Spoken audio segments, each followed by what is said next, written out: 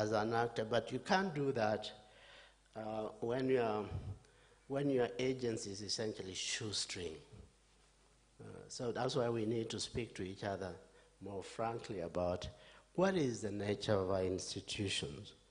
To be effective actors, we need leadership. This is a question of institutions, and it will save us from this quagmire of 54 African countries going to Beijing every other time. And the Chinese are like, what do you really want here? What is the African voice? I mean, we like the fact that we can talk to the Kenyans and whatever, but the FOCAC framework likes the African vision. And I'm saying, therefore, that it lacks the African leadership and the institutional framework. Why is this important?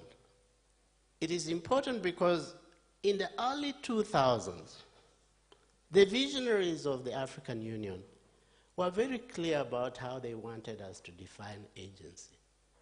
The Mbekis, the Abdoulaye Wade, and all these, what I call the Renaissance Club, they were tremendously optimistic about African agency following the formation of the AU and its very wide-ranging institutions and the normative frameworks in the early 90s, early 2000s. African peer review mechanism, NEPAD, a new partnership for African development. These were institutions that essentially spoke to African agency.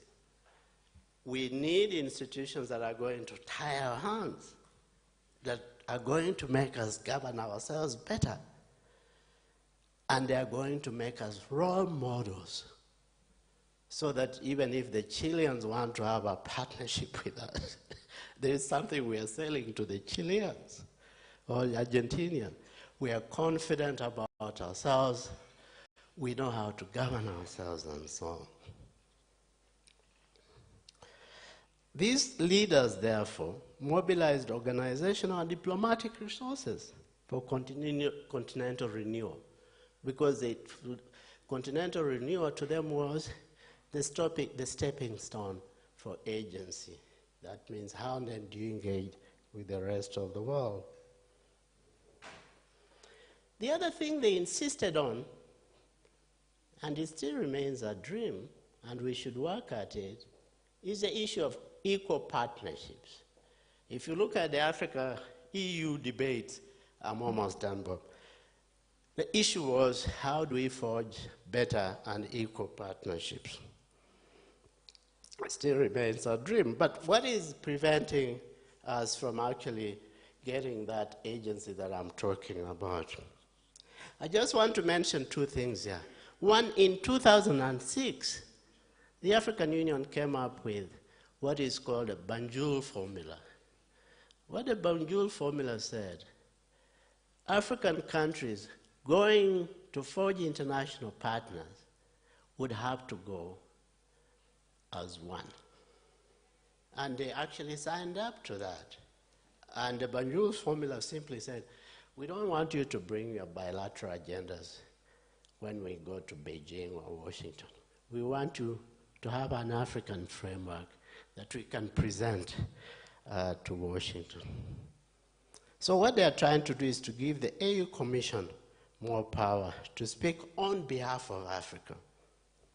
A year after that, in 2017, Paul Kagame again in the AU reforms, he said,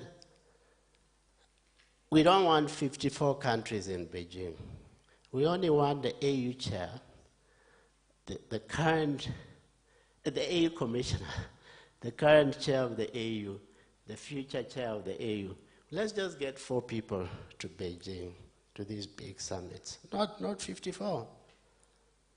That was trying to, again, galvanize African agency around what do we actually need to be doing. But you can tell from the current situation, therefore, we have not succeeded in getting any African voice. So my complaint, therefore, except for the G20, the anticipated G20 this year, when the African Union is going to go as a commission and a few other individuals. We haven't done that before.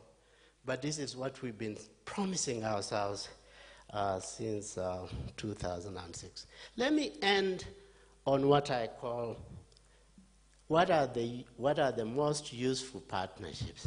They should have some key ingredients. One is the inclusion of the African Union. There are a lot of these partnerships that don't even speak about the African Union. The African Union is simply what? An afterthought. The EU did it very well. In 2000, they said, we have to rename our relationship with Europe to African Union, EU relationships. And it's more institutionalized, speaking to the fact that we need to work towards an African voice. FOCAC summits, AU has been acknowledged as a co-partner, but not substantively. So it's still a work in progress. The second typology is how much are civil societies and professional organizations, and this came out very well in the discussion yesterday, how do we get more voices around these partnerships?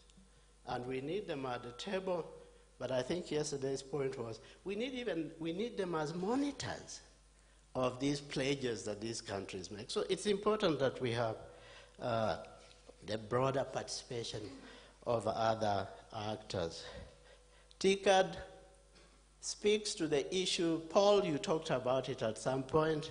Who else is at the table? Is it just the Chinese? Is the African Development Bank at the table? Because we need African institutions in these partnerships. And so the TICAD model is that you have African Development Bank, ECA coming and negotiating with the Chinese. And so it's quite a good model. The last part, who pays? Who pays for these African leaders to go to these summits? Are they paying for it, or is it the Chinese just dishing out dollars so that these guys can attend Beijing meetings? If they have the time to attend the real meetings, they are not shopping in Beijing. So the question is, how do we own our partnerships when we can actually pay for these partnerships? And I think it's an interesting area to research how responsible are we as we go out to the rest of the world. Because if they are paying for us to attend these summits, then we are in trouble. Finally, Bob, the non-useful summits, partnerships, I liken them to the one-night stands. You know, Italy, Africa, you have it once, it's not even well attended. You ask these guys, what were you doing in Rome? And then you never hear about it. Turkey, Africa, some communiques issued, but there is really no continuity. There's no substance to some of these summits. I'm sorry I've taken too much time, but I think I should stop here. And thank you very much for listening.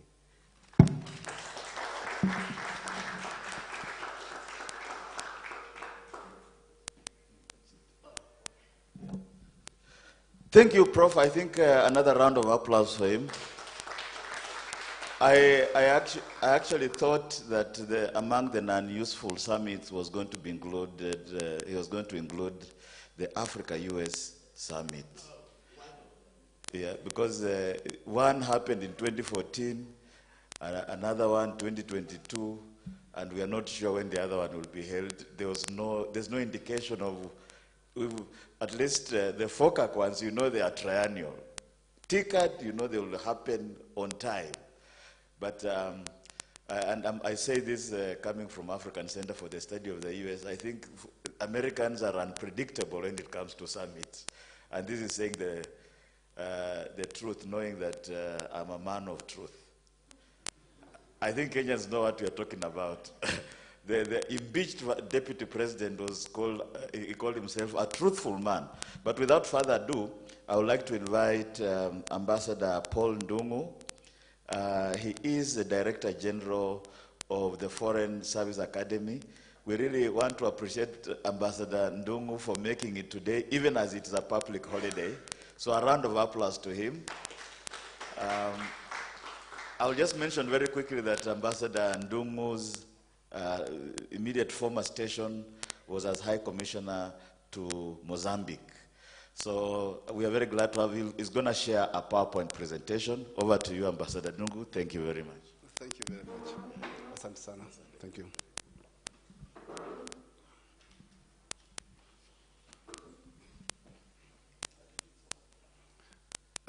Distinguished organizers,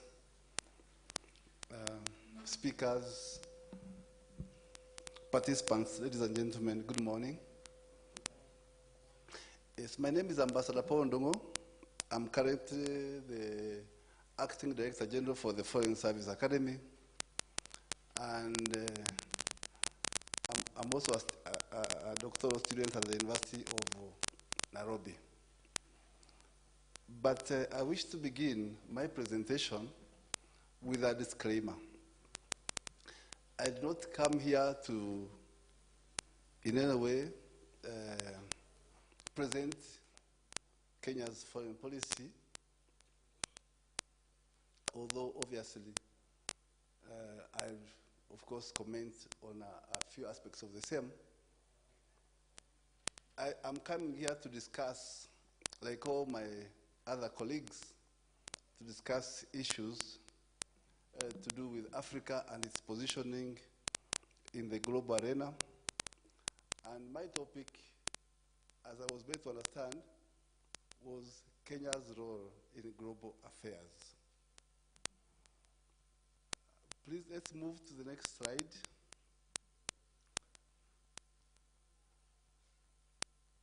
Yes, and my presentation will basically do a bit of background.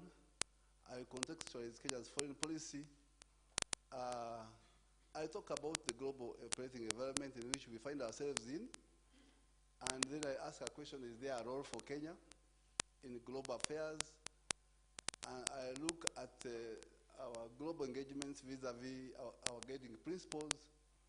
I look at the pillars of foreign policy as an anchor of our nation's pursuits, and then I look at the whole issue of championing institutional reforms, global institutional reforms, and then we conclude. Kenya's foreign policy since independence has been evolving. It has been evolving as expected with times, because we adjust ourselves or our policies or our pursuits and agenda to the global environment, but also to our aspirations, our desires, and our priorities. Let's move to the other slide, because I have to move fast. Our foreign policy has its roots in the session paper number 10, 1965. Somebody will find it very strange that I talk about 1965, or even that session paper number 10. But the truth is, there is no way you will ever make good progress in the future unless you are able to draw from your history, because it is history which informs, your future. Now, throughout the various administrations, you had the Kenyatta era, the Moi era, you had the Kibaki era, you had the Uhuru era, and now we have our current president. Now, this foreign policy has slowly been evolving. During the Cold War, of course, our foreign policy was really kind of affected by the realities of the Cold War. You had to be, you had to align yourself to where you thought that you better survived, where you drew resources in terms of your markets, your sources of tourism, and so on and so forth, your sources of technology, and so on and so forth. But then during the Kibaki era, we started going looking stronger partnerships in the East. And as of today, we are talking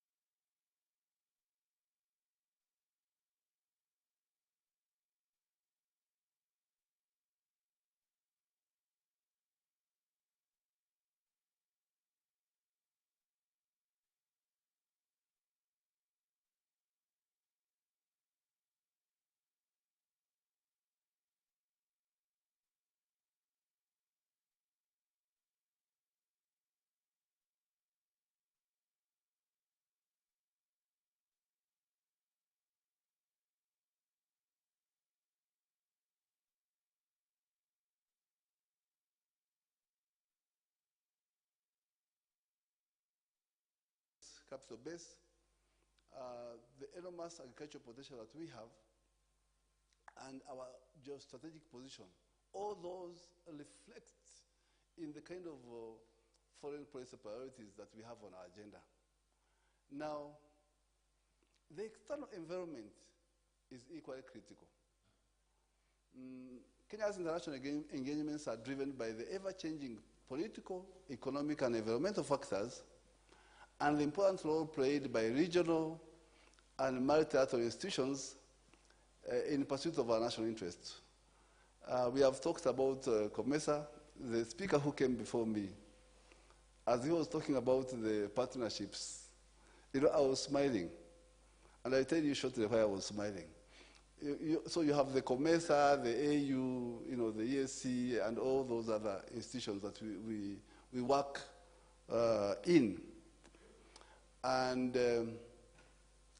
above all, of course, the UN system and all the organs that are related to that. Let's move on, please. Now, I asked a question, is there a role for Kenya in the global environment? Is there a role for Kenya in the global space? And I want to present to you, distinguished ladies and gentlemen, the global environment. And from there, then we are going to attempt to answer together whether indeed there's a role for Kenya. Now, I went to the UN website and I found a place where they had listed quite a number of global issues. And for me, they were very interesting. So, you see, they were listed under category. And, I was very, very surprised that the first category was Africa. Among the global issues, the categories, the first category was Africa. Okay? And Africa, the issues were poverty, disease, desertification, malnutrition, and regional conflict. And of course, they had their own directives, which they are, or initiatives, which they are expanding towards those issues. Now, the next issue was aging. The next category was aging. Not for Africa. Now, this aging is a global issue. So Africa itself is a global issue, according to the UN. So the next global issue, the next category of global issues is aging.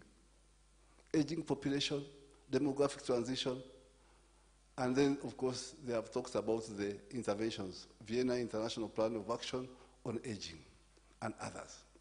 Then the next category of issues was AIDS, HIV/AIDS. Okay?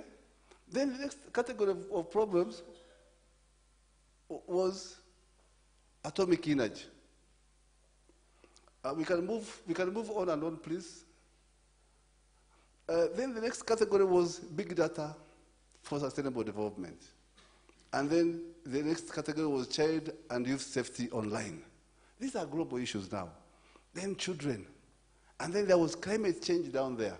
Let's move on, please. Then there was the issue somewhere there on decolonization. And then there was the issue of democracy.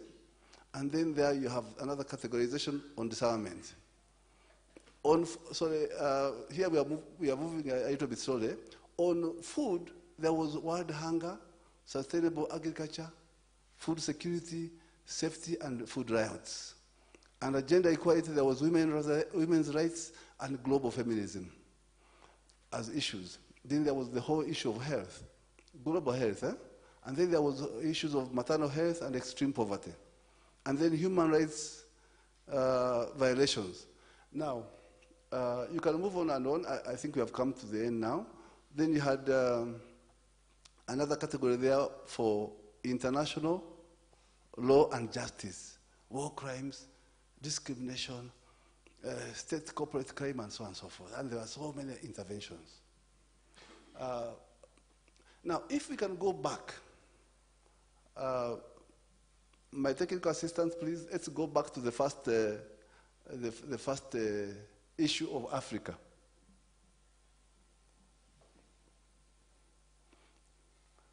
Please, let's go back to the first slide we began on these global issues.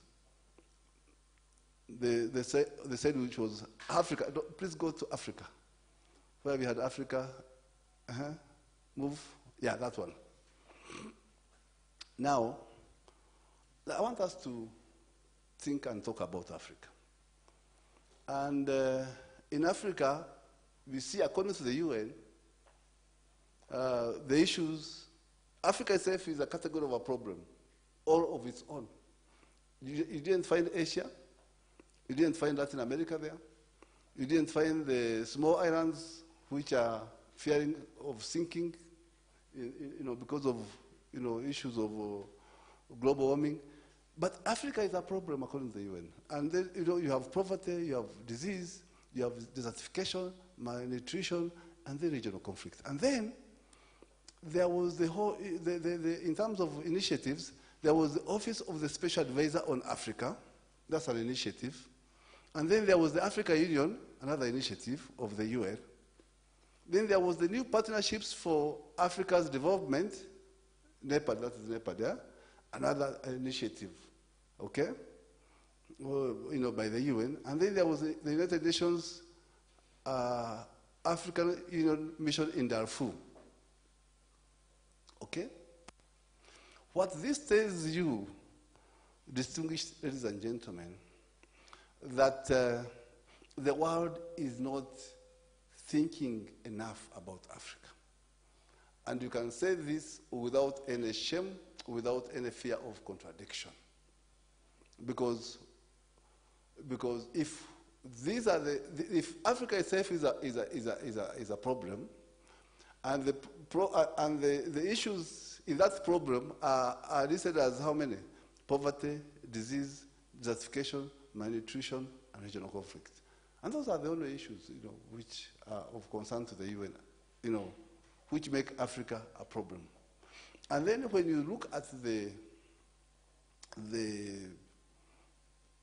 UN directives on how to deal with Africa.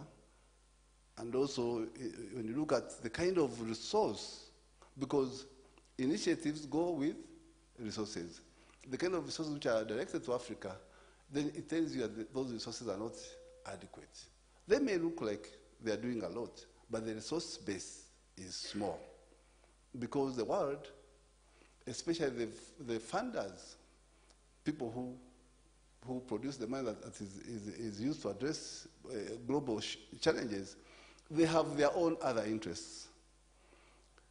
Now, and this is where Kenya comes in. And this is where the role of Kenya, like the role of any other African country, must be given priority. The initiatives that are undertaken at regional and international levels, those initiatives must be taken seriously. Why am I saying this? So I leave these challenges to show you something else. Please, let's move to the say that comes after this series of challenges.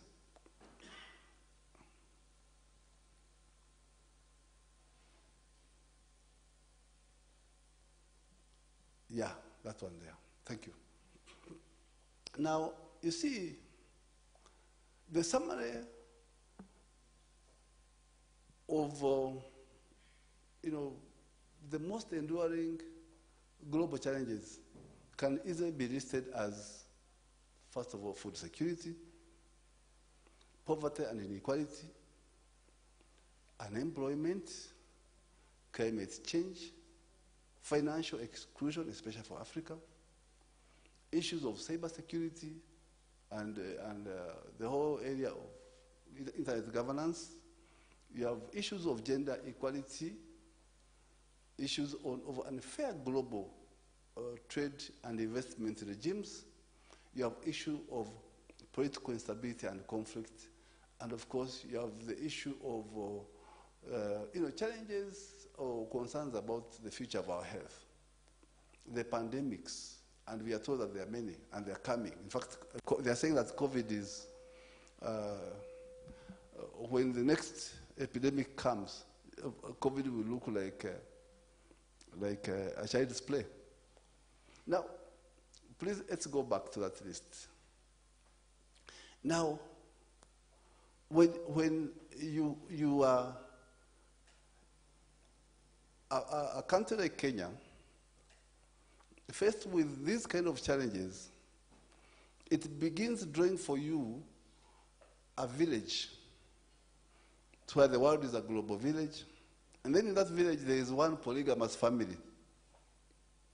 And in that polygamous family, in that global village, now, there is now one household in that family that is faced with serious concerns about food security, serious concerns about the, family poverty, about the employment of the children of this one lady, issues to do with climate change. Then you have all manner of hurricanes, and you have floods and so on and so forth visiting you every year.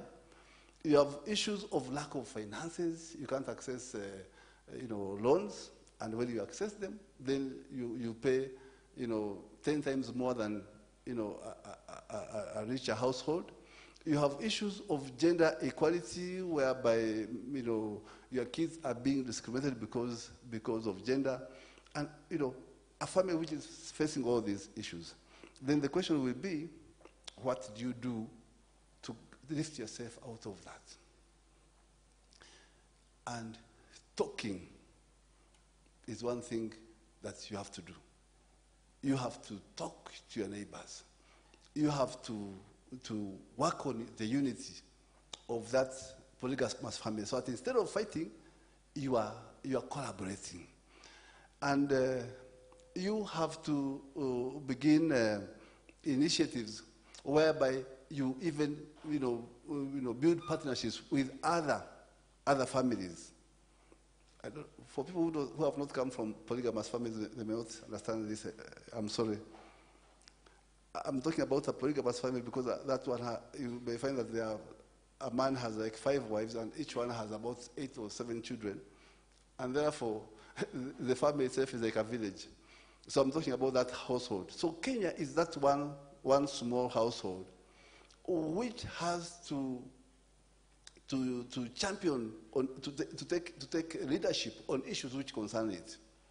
That's why we are concerned about climate change. That's why our president is today a regional champion on climate change. You have seen what has been happening here. You have seen what's happening in other parts of the world, in Latin America, where when hurricanes came, they hit America, America rebuilds very fast. When they come to South America, they crush everybody. We have a role to play to talk against financial exclusion. We have a role to play to champion discussion about cybersecurity. Because if you don't, we are going to be the people who suffer. Our economy is going to crash. The Friends of Sudan, was an experience we had the other day. So we have to champion engagements that help us to overcome these challenges. Therefore, Kenya has a role to play, first of all, within Africa, but also at international level. I'm told my time is up. And because I'm still here, I hope that we can engage further. Thank you very, very much. Thank you.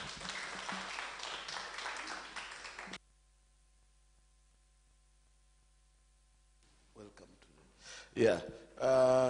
Thank you again, Ambassador Ndungu. My job is a difficult one. If you have to tell Professor Emeritus and Ambassador that your time is up, you kind of have to humble yourself, rise and say, Ambassador, and hoping that Ambassador is not offended. And that the people who are speaking next are also not going to be like, you ate into our time. But I wanted us to entertain at least 1 or 2 questions because, of course, Ambassador's presentation will be available, as Prof has mentioned, is doing about an 8,000-word cited paper on his topic, which will be shared. But in addition to interacting with their work when it's available, maybe we can just have 1 question each, one for Prof, 1 for Ambassador, so there's some interaction. So if you have any question for Prof, you can raise your hand. Rosemary, yours is for both. Okay, then, and Kabaso. So those 2. Unfortunately, we can only entertain those 2 because the next session, they must be screaming. They're like, what's going on? Okay. I'll start with Professor first.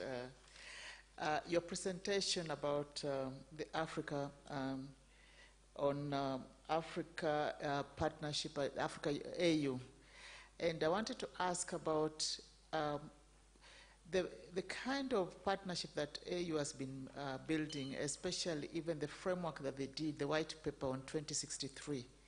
Does it inform how Africa should go in future, or is just a paper? And with that, how is it also the intra-Africa free trade being recognized as a key pillar, or when it comes to trade and when it comes to partnership and collaboration within Africa? How will that help in line with your paper? And for Ambassador, it's very good, it's very good that you've actually gone and look at the pillars of UN and saying that actually Africa is goal number 1.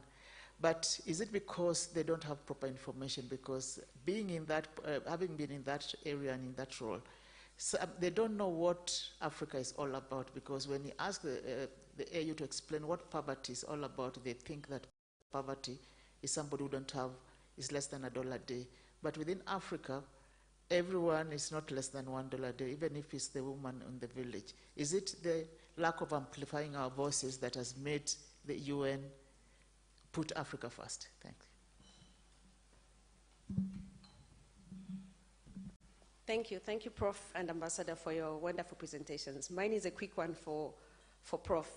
There are some arguments that one of the fundamental problems with the AU is that it's an organization based on membership just because you're on the continent. And it doesn't matter, you know, you can be faulty in many other areas, but because you're on the continent, you belong to the AU. So some people have proposed that there should be reforms to admit membership based on some sort of criteria similar to the EU. You are not just a member of the EU because you're on the European continent.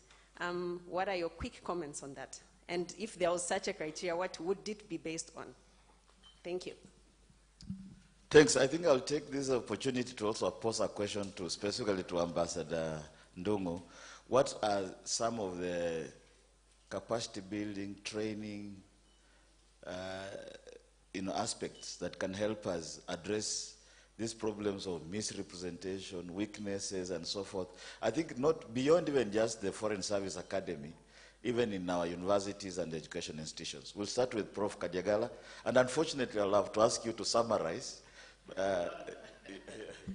No, thank you. I mean, those are excellent questions. I think the question on the 2063 agenda is a blueprint. We have to have blueprints that are going to help us shape our future. When the 2063 agenda was articulated, everybody was saying, what is new here? We've had the Lagos Plan of Action and all these other previous declarations and pronouncements. But I think there's a lot of work that went into the Agenda 2063, and it gives us at least a template to begin to look at where Africa should be going. And it's tied in also with your question on the African Continental Free Trade Area. I think it's a very big component that we have to work at, building the trading systems that are actually going to be owned by Africans. We're going to be a big trader with the rest of the world. And that's a big aspiration, but we should work at it. Because if we don't work at it, we are going to be in the same problems that we have today. On Kabaso's question, we don't want to be exclusionary, and I think that's the spirit of Pan-Africanism from the 50s, that we all have to get all African countries on board. So the AU is the epitome of Pan-Africanism because it represents all the African countries. However, what we decided, or in the 2000s, there was a way now to come up with new norms about how we govern ourselves. So you have like the Charter on Democracy, you have all these beautiful instruments that are going to help us strengthen that unity. So we are diverse, but we can try. And that's why you even have sanctions of states that change power through military coups. So that's a way to begin to think about how do we build norms that are going to make us one, and we are going to be in this same basket. So we are Africans because we have some principles that keep us together. It's still a work in progress, but I think the norms are there, and African countries have signed up to them, and they are good things that are going to make us uniform in the long run, hopefully.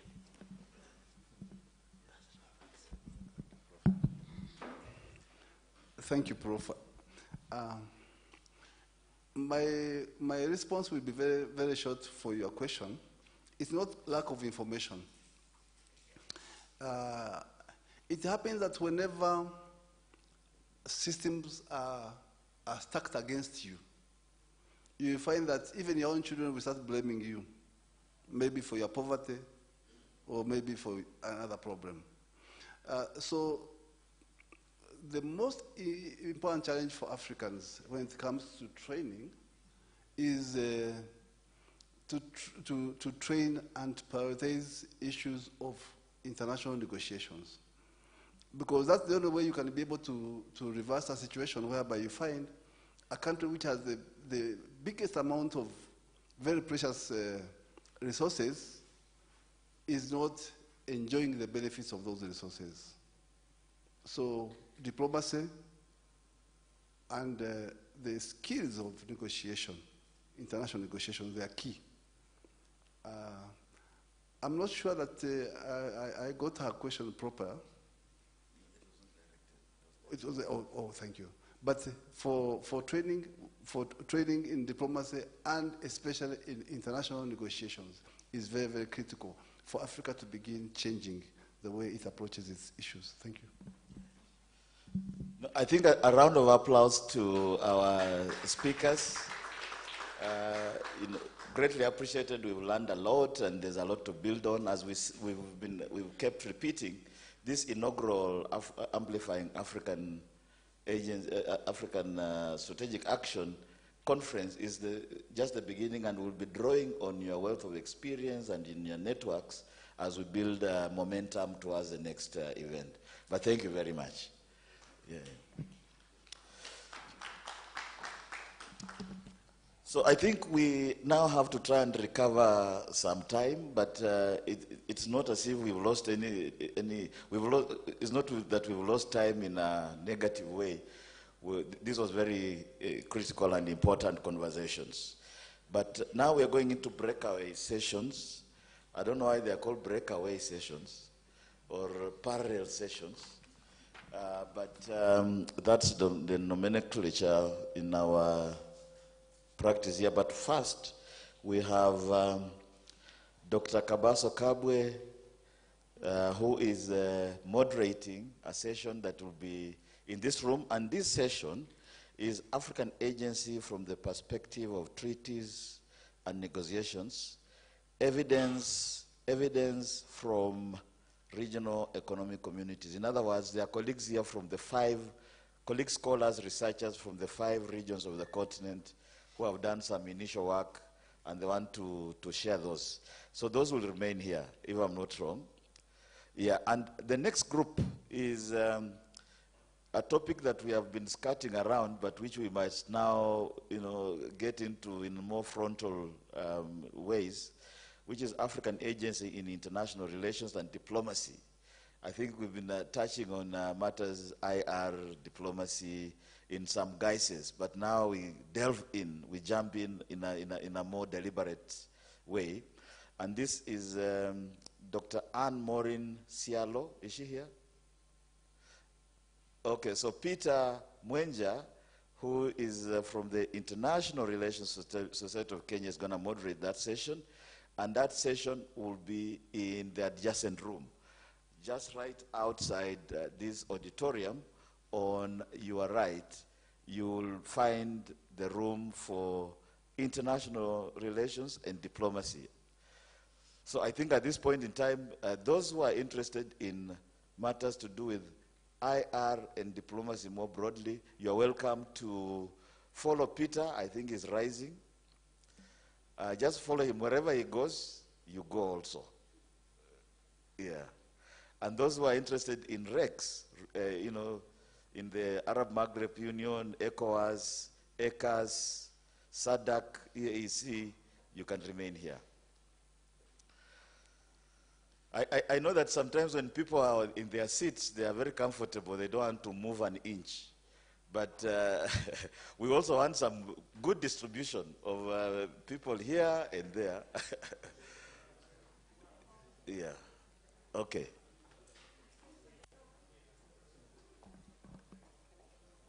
Thank you, Prof.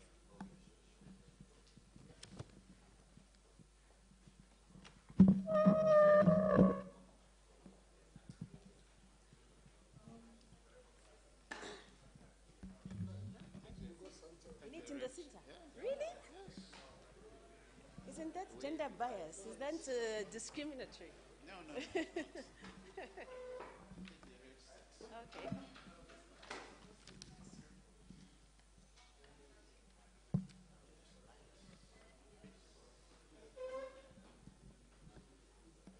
I don't know if we can start, please. It's a pity it feels like we just have one mic. Huh? Okay.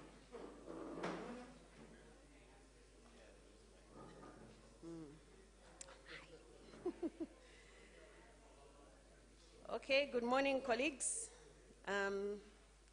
My name is Kabaso. Thank you once again for sitting in this session. Prof started us very well this morning with the speech on, strengthening the capacity of our regional bodies, not just the AU, but the regional organizations. And this panel picks up on that. As Africa, navigates an increasingly multipolar world, obviously our regional economic communities have a big role to play in that, in asserting African agency and going beyond just dealing in trade, but also promoting unity and development and ensuring that African interests are well projected in their interactions with various global powers. So with me today is a big panel, as you can see.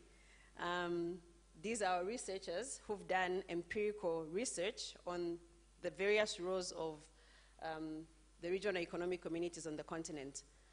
ECOWAS, ESC, SADC, the Arab Maghreb Union, and the Economic Community for Central African States. So with me today, I'll just briefly introduce them. I have Professor Moti, Gabriel Moti, who's here right next to me. He's Professor of Public Sector Management and Governance at the University of Abuja, where he's also Dean, School of Postgraduate Studies.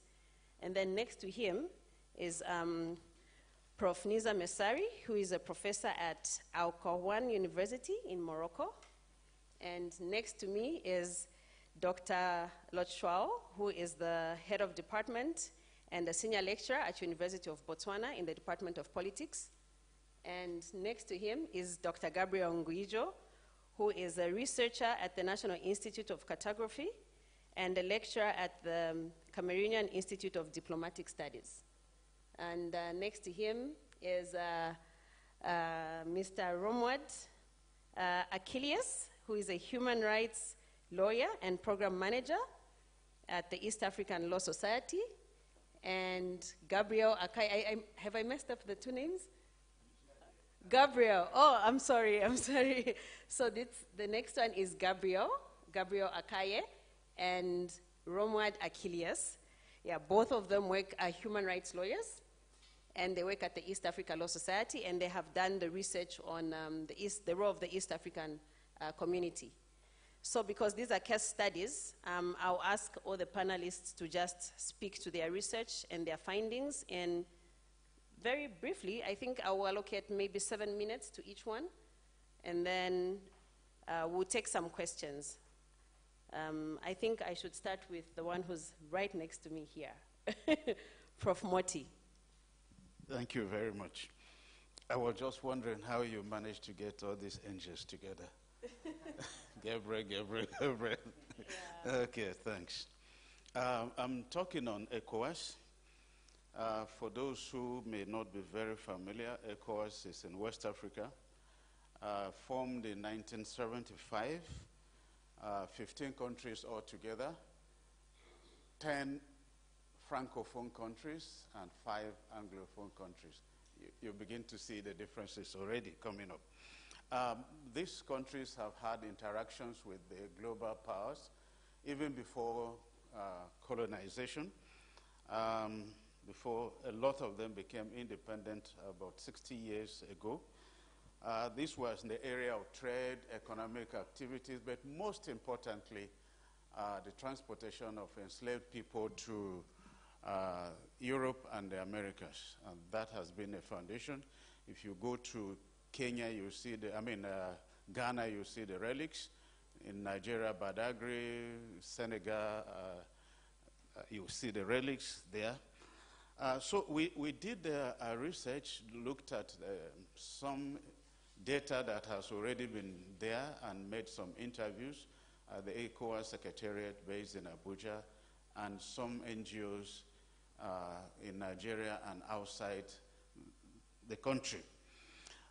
To understand what we did, we targeted 3 areas, which are the perspective of this ECOWAS: economic, engagement, political engagement, and security. Those are the 3 essential issues within the West African region.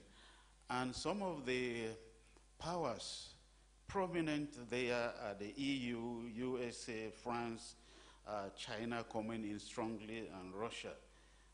The USA mostly with security issues, China mostly with infrastructure, and the mode of engagement we discovered are mainly in three areas: bilateral agreements, multinational forums, which we have been discussing since we came, some regional summits that have been held. The Cotonou Agreement, African Peace Facility, that has to do with the US.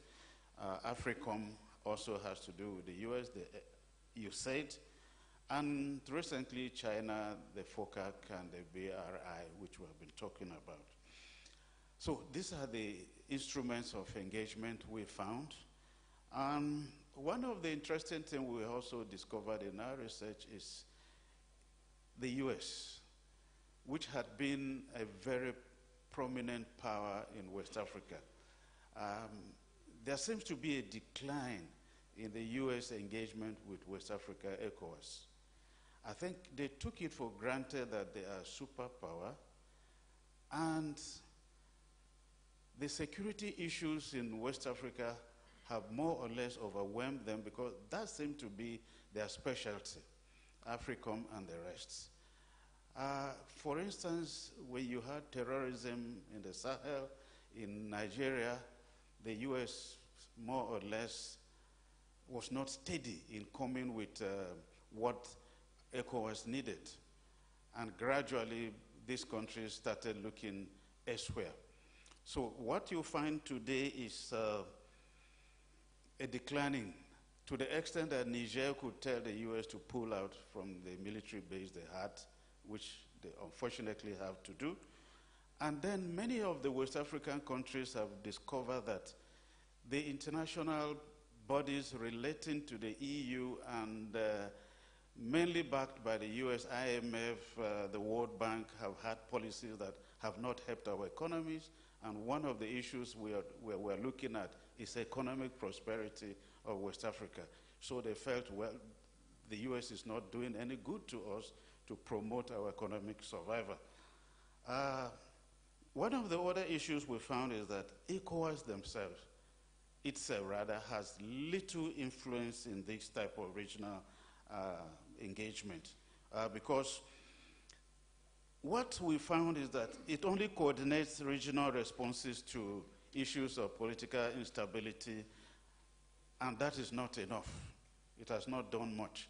Because recently, when you found that a lot of 3 or 5 of the countries went military, that's democratic backsliding, ECOWAS was not able to respond and bring them back, to the extent that today you are having an alliance of Sahel states who are being prodded by Russia to say that, look, military rule is good for you, liberate yourself from the French hegemony and stand on your own.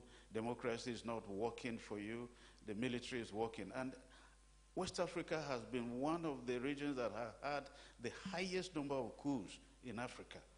And to perpetuate this against democratic principles of ECOWAS and the AU is a problem. So we find that. Again, ECOWAS benefits a little in terms of maybe capacity building initiatives that come from some of this engagement. But we also found that dependence on external aid has limited policy independence and the prosperity of ECOWAS. The challenges are the usual culprits we can find. Differences in public interest, power inequality, social and philosophical differences are there, limited resources, which has been highlighted in many of the talks we found, political uncertainty, conflict, terrorism. It's very strong in the West African regions. But we also found out that there are opportunities for engagement in ECOWAS. For instance, for the USA, AGOA is still strong, and now we have the African AFTA, which very good cooperation with the US can help. We have also found that issues of geopolitics, climate change, debt default, because a lot of the countries in West Africa are indebted to the IMF and other financial institutions. There is this problem of the pariah in the Sahel, the three countries we're talking about, the energy transition and so on and so forth. So these are opportunities for future engagement. But what is the word forward? We were thinking, is it possible that ECOWAS can focus on the pressure points? Can it adopt the principle of collaboration, that is self-interest? Can it look inward for funding some of the initiatives? Can it grow its SMEs so as to build capacity for people to grow themselves? So basically what we have found out that although the interaction seems to be driven by aspiration to thrive economically, socially, and politically, recognizing that isolation is not the issue in international relations, what basically is the bottom line is that it has not had the best in terms of this global interaction. It seems to be skewed towards the global powers. And this is one thing the regional body has to sit down, think about, and bring out some initiatives to have more partnership rather than what is happening today in West Africa. Thank you. Thank you, Prof. We'll take questions at the end. Please just jot them down. So I'll move to Prof. Niza Mesari. Just 5 minutes, key highlights, and then hopefully we can have an interactive discussion. I have my cell phone in my hand, so I'll try to stick to the 5 minutes. Okay. So we're speaking about when we speak about the Maghreb Arab Union, we're speaking about an organization that has been dormant for the last 30 years. Dormant but not dead, but it is a dormant organization. No meetings of the heads of state or of any other instance for the last 30 years. But a new Secretary General was appointed last June. I didn't manage to talk to this person because this person does not want still to interact with scholars and journalists. This person is very cautious in their interaction with the external world because they want to deal with the stakeholders at the Maghreb Arab Union before making any big decisions. So this is a very strange organization, dormant but not dead, and this is what we are talking about. Dormant but not dead for one main reason, and that is the rivalry between Algeria and Morocco. This rivalry has been a major handicap in the relationships among within the Maghreb Arab Union and in the relationship of the Maghreb Arab Union with the rest of the world.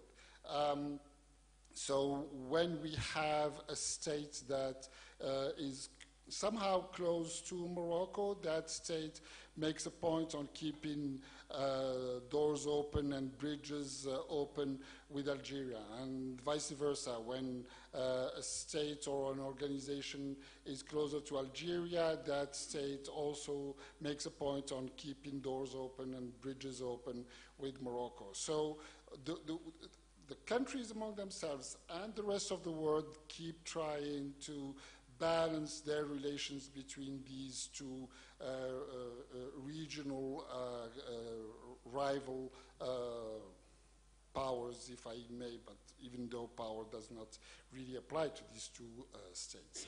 And this rivalry has been a handicap, as I said, in the relationship of the region with the rest of the world. What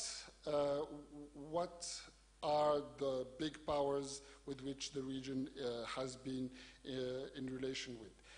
I would say that up until the last 20 years, France was the big other. France was the big partner. For good or bad, France was extremely present in the region. This has changed since the end of the Cold War and after the US became the only remaining superpower. This started to change. The US acquired more influence, so much so that when former President Trump recognized that the Morocco's sovereignty on the Sahara, Algeria did not seek any to challenge strongly the Trumpian decision. But when Macron, the French president, somehow recognized Morocco's sovereignty on the Sahara, Algeria called back its ambassador in Paris, and so France has been losing progressively its influence in the region, has its prestige in the region, as we see it in other regions of Africa also. So the U.S. has been rising, but the U.S. has been, we can see also an increase in competition from China. The Chinese presence in the region is important. Economically, more than anything else, it's an economic presence. China does not want to interfere politically, as they tell all of us in Africa, but economically, China has had a very strong relationship with Algeria and has been increasingly present in Morocco. One of the issues, for instance, are these cars, electric cars. So the huge taxes imposed by the European Union and the US on Chinese cars, electric cars, have pushed the Chinese companies to open plants in Morocco, because Morocco has a free trade agreement with both the European Union and the US and Morocco, so these companies can export to these two markets. So China has been present. So in the paper, and just before I finish my few words, in the paper I distinguish between powers, external powers that have an economic and political interest in the region, and from powers that have an exclusively economic interest and powers that have basically a military and political interest in the region. Turkey is the last one, Turkey and the UAE. Turkey and the UAE have had this presence mainly in Libya, but both of them also competed in Tunisia and in Morocco after the so-called Arab Spring because of the rise of Islamism in the region, and both of them were supporting different sides. So Turkey and the UAE started to play an unpredicted, surprising, but a significant role, political and in Libya, military role in the region. The others, for economic interest in the region, I would say that it's China, essentially, India, South Korea, and Japan. These have essentially an economic interest in the region.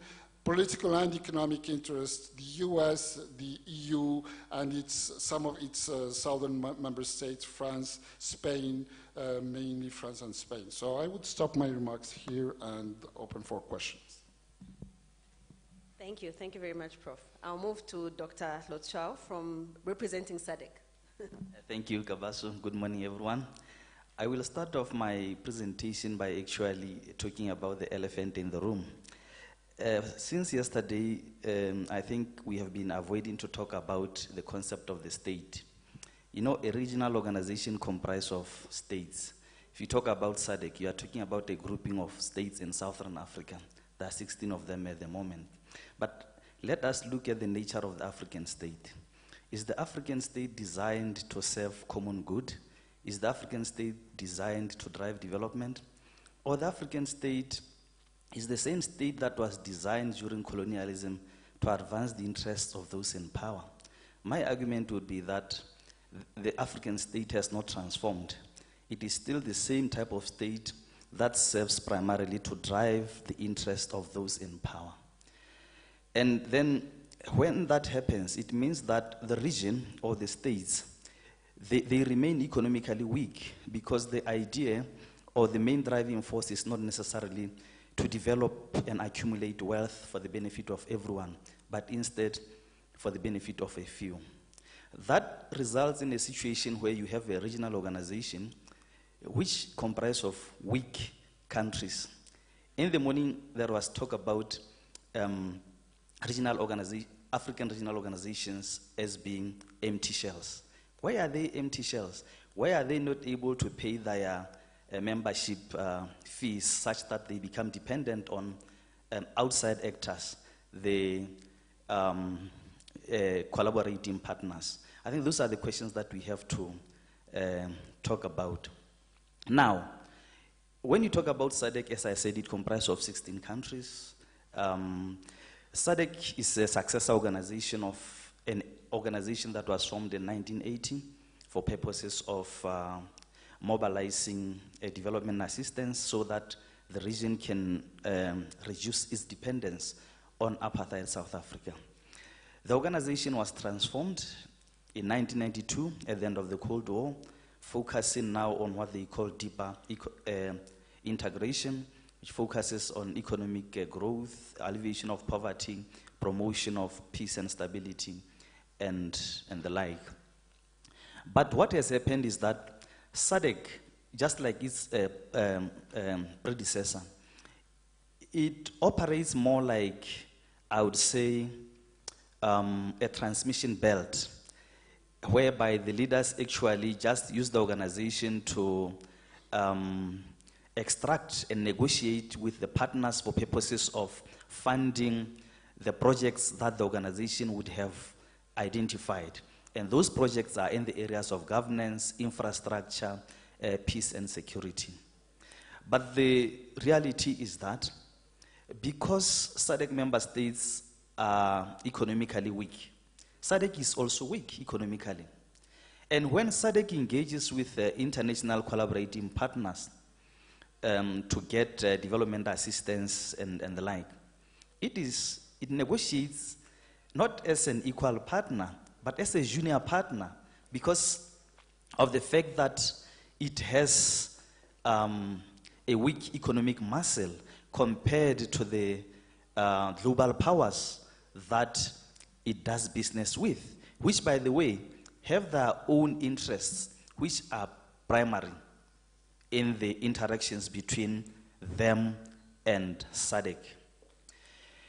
Now, at the moment, SADC is also pursuing what I would say a neoliberal agenda, which is driven from outside by the global partners. You look at the trade agreements, they're a good thing. But the trade agreements are not necessarily designed to drive economic growth, industrialization, for the purpose of generating wealth for the region. But most of them, if you take the Lome Convention and the Cotonou, its successor, they are more or less designed to actually continue resource extraction that has been there during colonial times, because there isn't much effort to actually drive industrialization so that the region, so that SADC can actually engage in trade with these partners on goods and commodities that are finished products. Instead, all these powers, what they seem to be interested in is just the extraction of natural resources to their capitals, where they are processed. Of course, we know who benefits more than the other at the end.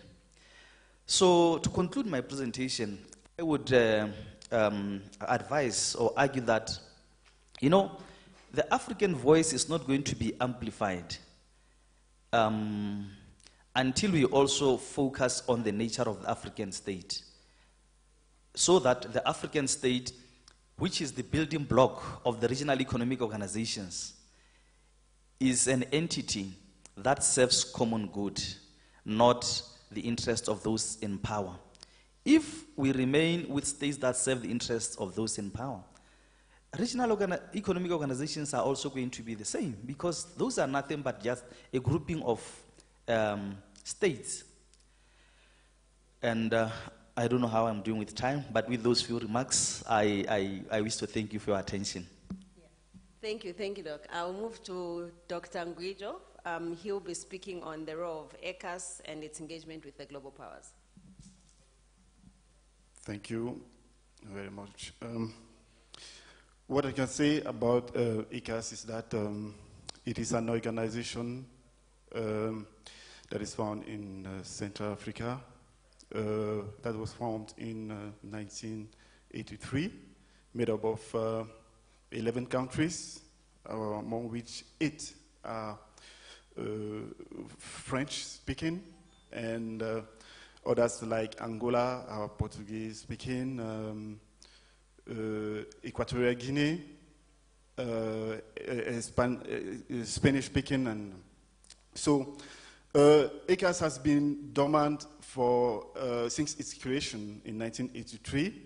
That has made some of its countries, member countries like Cameroon, anyway, 6 member countries, to create another institution, organization called CEMAC in 1984. Because in terms of economic integration, ACSUS has been very dormant. So these 6 ACSUS members has decided to create another organization to challenge or to promote their economic integration and better cooperate with international powers.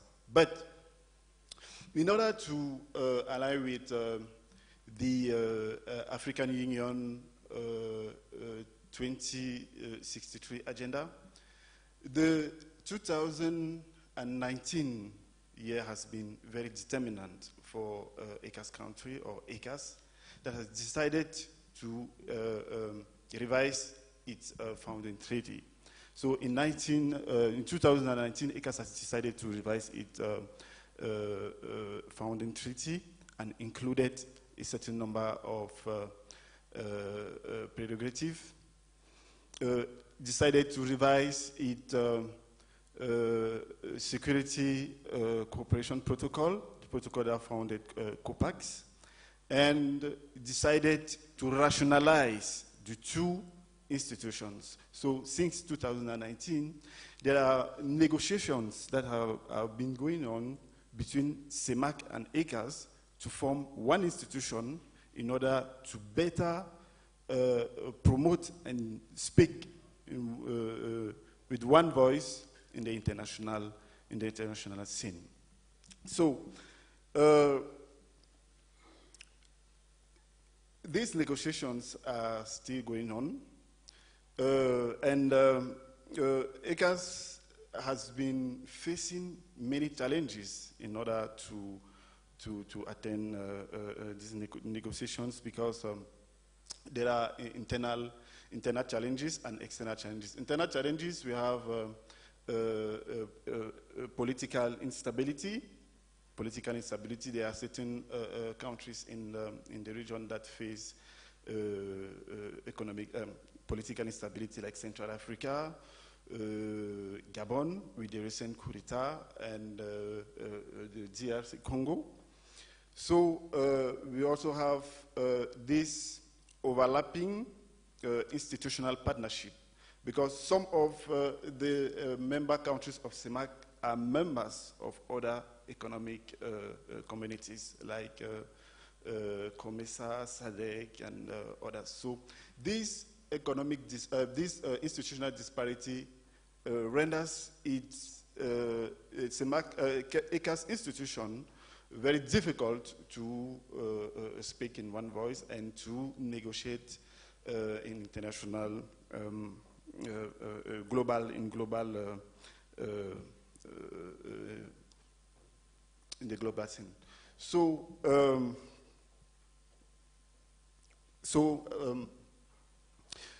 since ACSUS anyway have started negotiating with not only states, global powers, but also institutions. Last year, in 2023, ACSUS has signed a memorandum of understanding with Russia. This has not been done before. And, but there's not direct, agreement with other global powers. These agreements or negotiations are being done through the forums, the different forums, America, Africa forums, China, Africa forums, France, Africa forums. So directly, ACSUS is not negotiating with these global powers. Whereas with the main institution that operates in Central Africa, that is the European Union, ACSUS has been negotiating the economic partnership agreement since 2013, but yet this partnership agreement has not yet come to a serious conclusion because ACSUS, since 2019, want to align to the African Union agenda, but the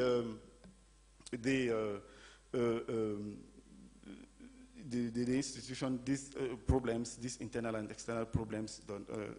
So some of the recommendations I can raise here are that, first of all, ACSUS and CEMAC should conclude these negotiations to rationalize and create one institution. ACSUS should participate in these different forums in one voice, because in these different negotiation forums, you see that ACSUS will participate, CEMAC will participate, and the different member states will participate. Cameroon will sign an agreement with Russia, France, China. ACSUS will sign an agreement with Russia, negotiate with China, negotiate with America, etc., etc. This poses a serious problem of ACSUS talking with one voice and promoting, the African agency efficiently. Thank you. All right, thank you, Dr. Kabaso and esteemed panelists. It's quite important that we are having this discussion at a time when Eastern Africa is having tremendous activities that are being influenced by global powers. For instance, 2 weeks ago, in a very surprise move, Uganda joined the BRICS, making it the first country in Eastern Africa to join that alliance for trade and investment reasons. So Eastern Africa comprises of 8 partner states, and it has a long history, partly sad, but then successes thereafter. It was formed in 1967, died in 1977 due to an array of reasons that included political reasons, but the key factor was the rise of Idi Amin Dada in Uganda and consequent conflict between the heads of state. And then again, conversations happened in the late 1990s, and we saw a new East Africa community coming into place in the year 2000, and it's since achieved quite a lot, and it comes now to focus on regional economic integration, and its theme is One People, One Destiny, and it's really tried so hard to keep up with that theme, and it's to this point that the African Development Bank in 2014 recognized it as, one of the regional economic blocs with the best integration ideals. So in about our organization briefly, we come from the East Africa Law Society, both I and my learned brother, and we are the Regional Bar Association of Eastern Africa, and we are one of the 2 organizations that have an observer status to monitor activities within East Africa community. So this observer status enabled us to ably execute this research and we were looking at interactions between East Africa community and partner states with global powers, and how it influences development and politics within the region. So in our findings, we found that we do have global powers, China, Russia, Germany, USA, Japan, and some few instances of India collaborating with some partner states on business within Eastern Africa, and majorly China has emerged to be more aggressive, undertaking infrastructural development within the region and tapping into the energy sector by taking on mega projects of construction of dams from both partner states, but also at the region. Interestingly, China has contributed to institutional development. It's donated quite a couple of cars at the East Africa community. So when you go to the ESC headquarters, you'll find some blue vehicles, double cabin pickups and buses that are graciously labeled in red ink, donated by the People's Republic of China, and they're being used by the ESC to move to different partner states. We also discovered that the Russians are also getting a little, aggressive in the region in terms of military aid to countries like Uganda that are slowly going down the path of authoritarianism.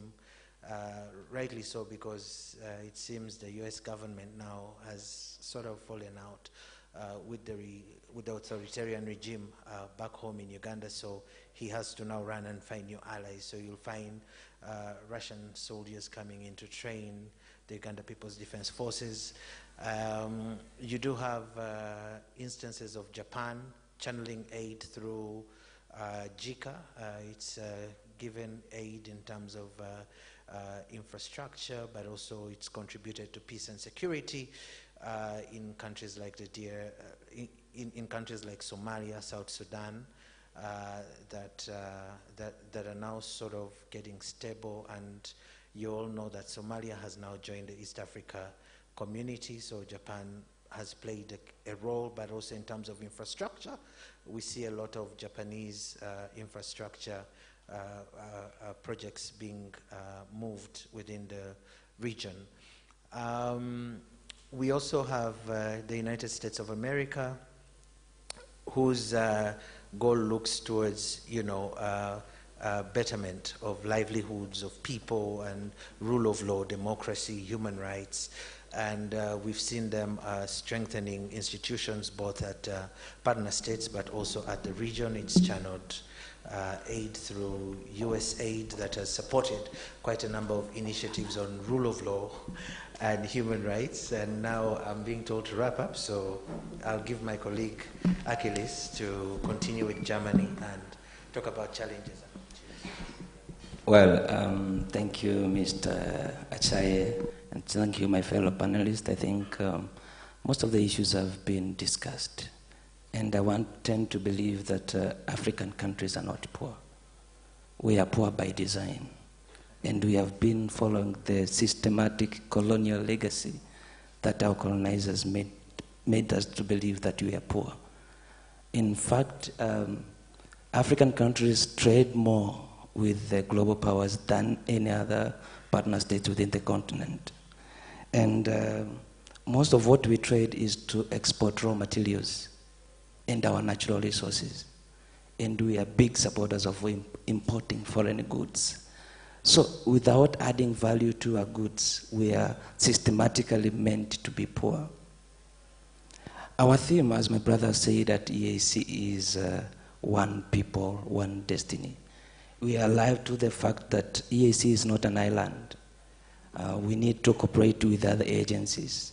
And that's why under the treaty establishing the community, we have Article 130, which recognizes that we alone cannot achieve the aspirations embodied in the treaty. And as such, we need to work with development partners. But we still have a number of challenges. You read the treaty, you will recognize that now we are 8 countries. Out of the 8, 6 of them are on the least developing countries. And we face similar challenges across: poverty, disease, hunger, financial exclusion, unfair global trade regimes. Those are the challenges that we need to tackle. But do we really understand what we need with global powers? Do we have proper infrastructures that will make our interests stand in the light of competing global interest? That is the question that we all need to answer. And we have seen some of partnership that EAC has built. And as the rightly professor said in the morning, what are the value, what the economic value of these partnerships? Have we created, have we strengthened our institutions that are able to compete for our interests? I look at institutions like the East African Court of Justice. It has been created by the treaty. But partner states are not funding it. It can take even 3 rounds without sitting because of financial challenges. So are we really in need of transforming what we have? I'm just winding up with the bilateral trade regimes that African countries, EAC countries have entered into. I remember our late Magufuli, when he was in power, he recognized that Tanzania is not poor. But we have been made to be poor by the contracts that we have signed.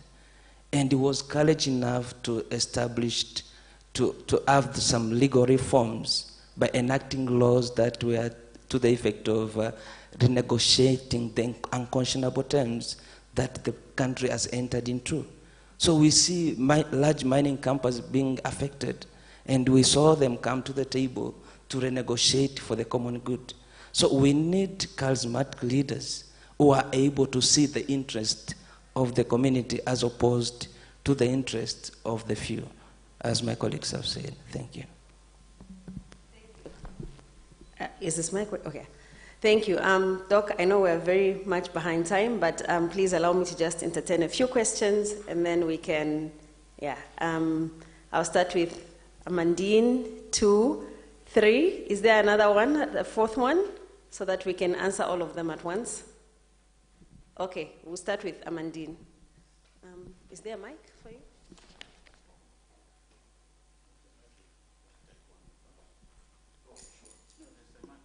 Okay. And you can address it to anyone, and yeah.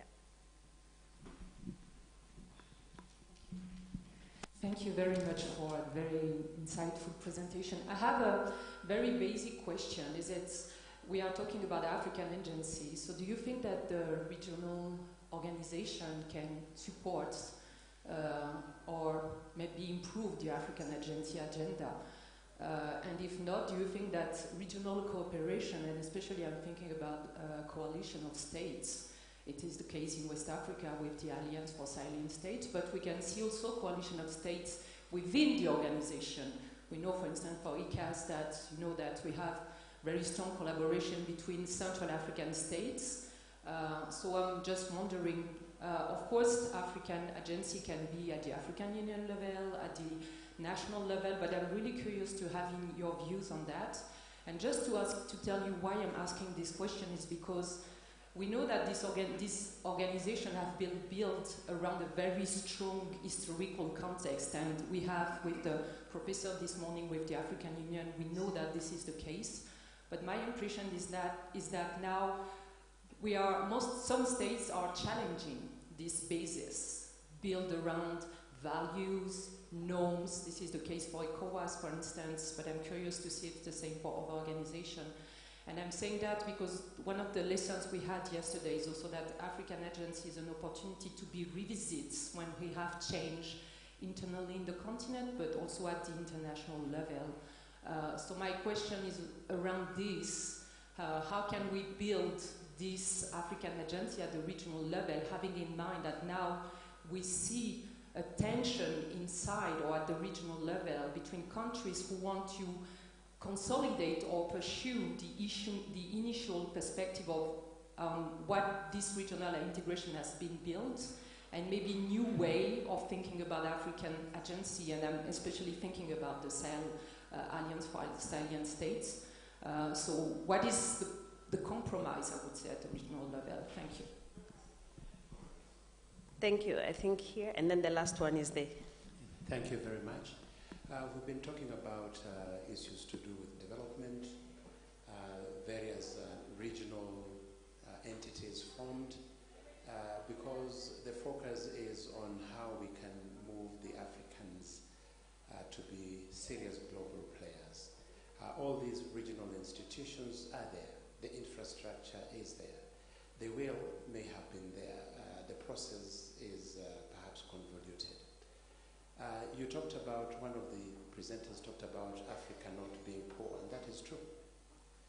When you look at what has been said about capital flight from Africa, up to about 2015, I think it's about in the region of 1.4 trillion US dollars. Then there's the other area of IFF's illicit financial flows.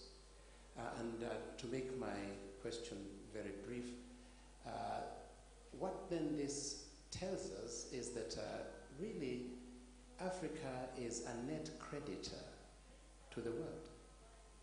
So what interventions, and out of your studies, could we do to stem this tide? Because really we have the resources, we have the money. We don't even need to begin engaging with these other entities because we are the ones sending out the monies.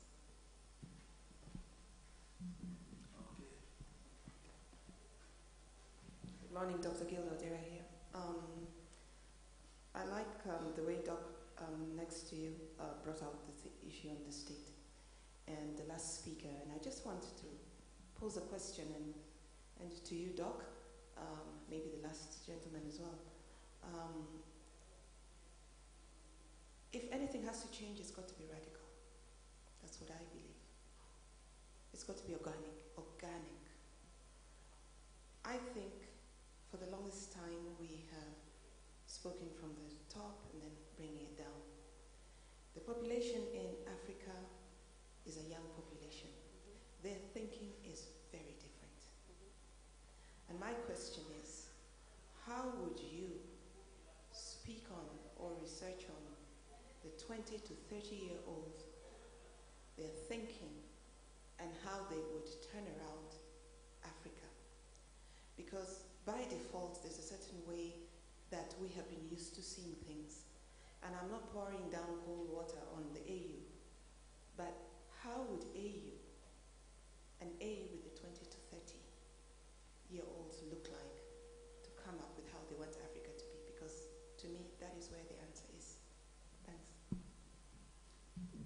Thank you, and we have 2 minutes to... Okay, so maybe to just wrap up, Doc, I'll just allow all the panelists to respond in under a minute. Your last words, and we should just wrap up the conversation so that you have a chance to just wrap up the conversation. Under a minute, and then you can respond as well. Okay, let me just... Okay. You know, there is a misconception that if the wealth was in the continent, it will benefit everyone. But that is not necessarily the case. Africa may be shipping out wealth to other countries, but the issue of the nature of the African state is an important issue that we should not avoid. If this money was to stay in our countries, it will still benefit a small group of people. There's no guarantee that the money will go to different sections of society. So the case of the state is very important. On the issue of age 20 to 30 years, it's said in the sense that we see the world over in Austria, all these countries, you mentioned them, New Zealand. You know, visions are made by young people. But in the African continent, elderly people, excluding the youth, they make decisions. Vision 2063. Somebody has said that they can say Vision 2063 because they know in 2063 they will not be there to account for that. So the point that I'm making is that it may be important to involve the youth in the decision-making processes of their states. Thank you.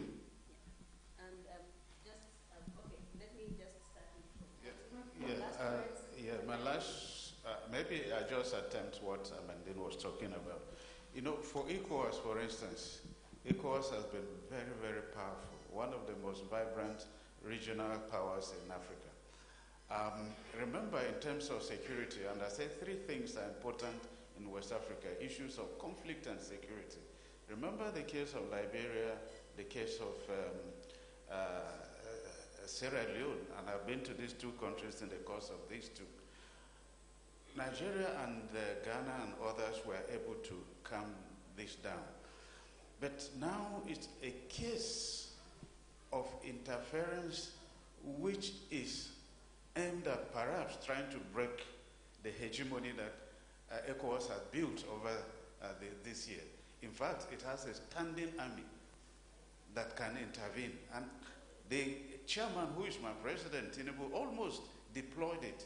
But he was warned because the Russians may have come in, and that could have been detrimental to the Sahelian states. And so they are having that as a cover. They have attempted this, but I tell you, it's not going to go nowhere. It will fizzle out sooner or later.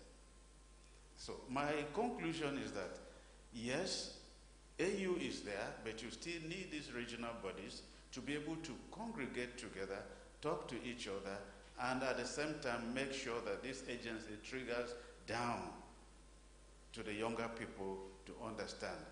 And at the core secretariat for now, there is a section for women and youth. And I think that is very important to have a buy-in for the younger generation who will eventually run these regional powers. Thank you. Thank you. Yeah, same kind of answer. I think that the Maghreb Arab Union is important. It's a very significant project. It has been a popular project. In 1958, it was not heads of states who talked about it. It was the independence parties that led the independence in the three countries that led the discussion about. So it is an important project, and that's probably why it's not dead. I think that we need the African Union, but I think we need these regional organizations to build the strength for the African Union to be more effective. Thank you. Thank you. For me, I think that, yes, these regional bodies can promote African agency if they are restructured and if they build, their institutional capacity, if they cooperate with institutions, universities, researchers like ACSUS and others. I had some difficulties in doing my fieldwork because of this bureaucracy, bureaucracy institution. You send the letters and things like that. I think they should restructure the institution so that they can respond to the population needs and aspirations. So we should change, as the madam said, we should change the paradigm, starting from the bottom up. Starting from the bottom up, from restructuring our countries. Our countries are politically centralized. So we have to decentralize the political institutions of our country so that the population aspirations will rise up to the states and the regional institutions. Thank you. Thank you. Akai, anything? Do you have any reactions? Just 30 seconds. 30? 30, even 10. Okay. All right. Under 10 seconds, I think Africa needs to decolonize, demilitarize, and democratize. Thank you. Thank you. I personally believe in economic inclusiveness and sustainability. I say so in the sense that we have not involved the people. The regs have not involved the people. For instance, under 1 minute, EAC has the thing called observer status, but it is only 3 institutions that have that observer status, which allows them to integrate with the policymakers. So where is the voice of the citizens if only 3 institutions have observer status? So inclusiveness in whatever we do is very key. Thank you. Thank you. Thank you so much, everyone. Thank you to my panelists. I know the time was not enough, but we have gotten what we may have. I think the discussion should still continue. This is a very passionate topic, as we can see, and I think just to summarize everything, the key thing here is our regional economic communities need to be very active. We've heard the word regurgitated, they are dormant. So we need to do a little bit more. Thank you very much, and I hope we enjoy the rest of the discussions today. Thank you very much, Kabaso, and also just to echo the sentiments of the moderator that time was quite limited. For people who have actually done empirical studies in these regions, but I think the blame, and we take responsibility for this problem, is that we were too ambitious and have had a very packed program.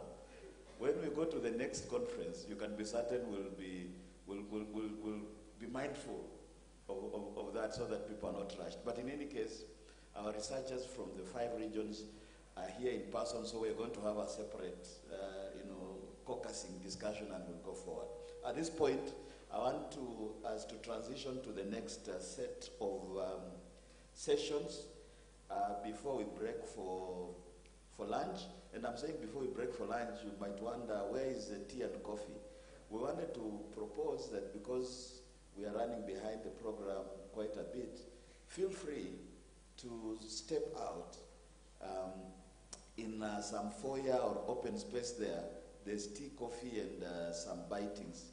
And you can, you can do that and just come back to, if your sugar levels get low, you can boost your caffeine levels, your sugar levels, and any other levels along the way. And then you come back so that we then percolate towards the lunch session. I think that being said, we now move to geopolitics and information rights in Africa. This is a session being moderated by our colleague. She stepped out or something? Okay, she's called Ivy Gikonyo. And I do not want to mention the speakers in her session because that's her job. So Ivy Gikonyo is right here. So this session will be convened in this space, in this room. And the next, the parallel session is Dr. Hassan Hanenje, Director, Horn International Institute for Strategic Studies. It will be in the parallel room. In fact, I'm grateful that Dr. Hanenje was telling me, keep an eye on the time, man. We can't just go on, endlessly. So this session is Amplifying Africa's Agency in the Engagement with the United States of America. And I've actually read your work that you produced not long ago. I saw Professor Mustafa here.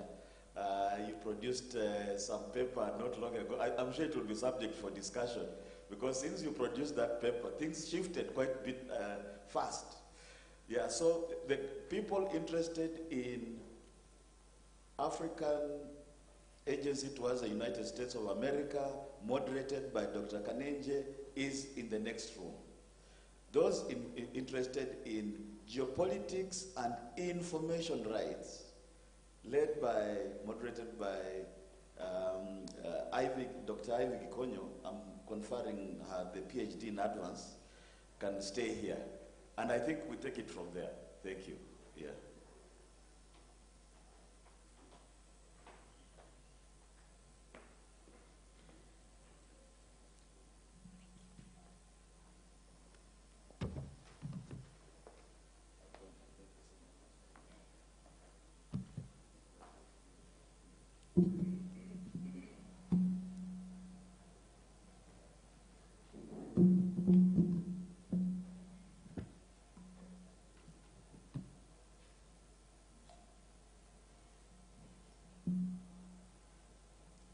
Good morning.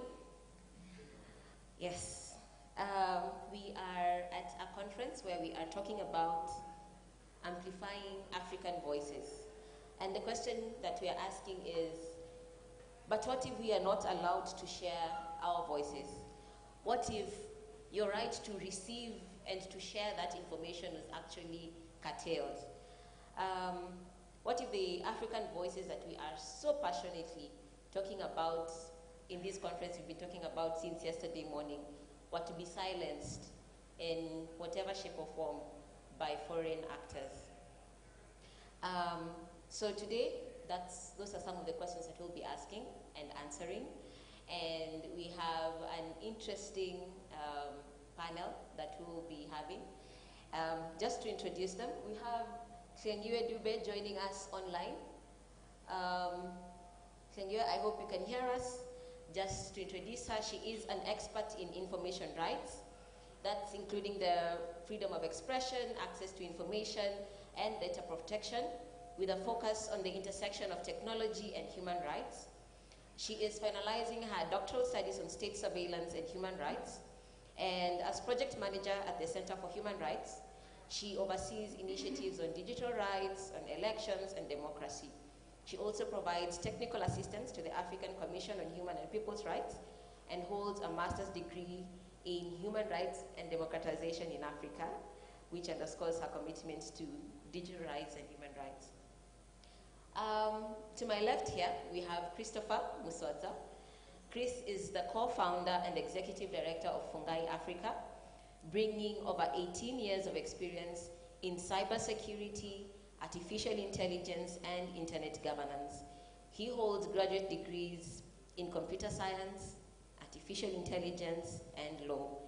He has served as a consultant for organizations such as Zimbabwe Lawyers for Human Rights, the Center for Human Rights at the University of Pretoria, the United Nations High Commissioner for Human Rights, and the Media Institute of Southern Africa. He also holds an advanced certification in AI and IT governance from the Center for AI and Digital Policy. Then next up, we have Wanjiro Gikonyo, a transformative governance advocate and founder of the Institute for Social Accountability, which is a leading Kenyan NGO that she led from 2008 to 2022. She played a key role in shaping national legislation on social accountability, devolution, urban governance, and debt accountability, including spearheading landmark litigation, such as the CDF public interest case. So Kenyans might know her and credit her for the good job. So Wanjiro's work emphasizes participatory advocacy, non-violent protest, and anti-corruption approaches. She currently serves on the boards of the Kenyan Human Rights Commission and Nairobi Revenue Authority with a focus on finance. Yes, and myself, I'm here, and a project officer at the Center for Human Rights, University of Pretoria,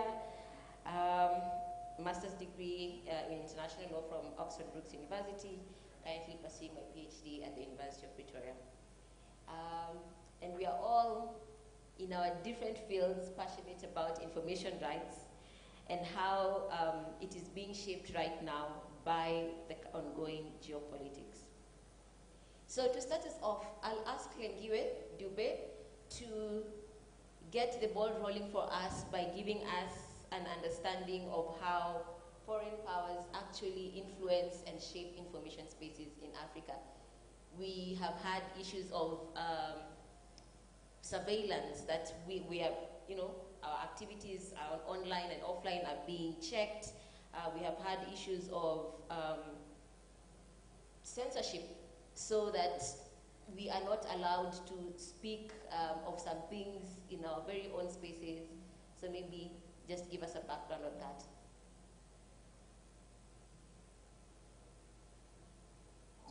Thank you. I can just confirm that I'm audible. Yes, we can hear you loud and clear.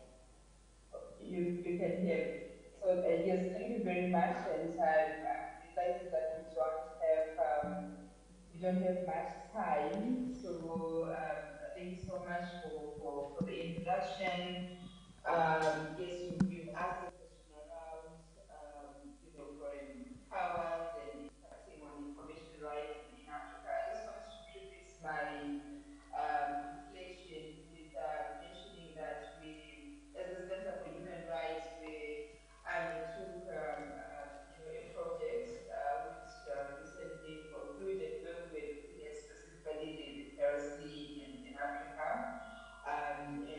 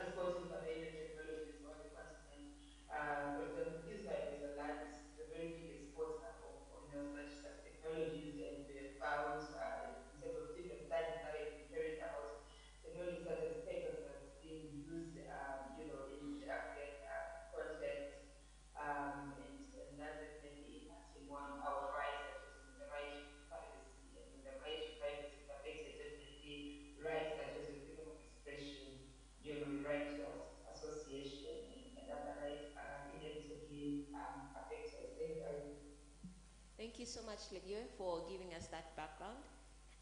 And she has traced the history from, how our relationship with these countries that are now influencing our information rights, where they started from, where we are at now.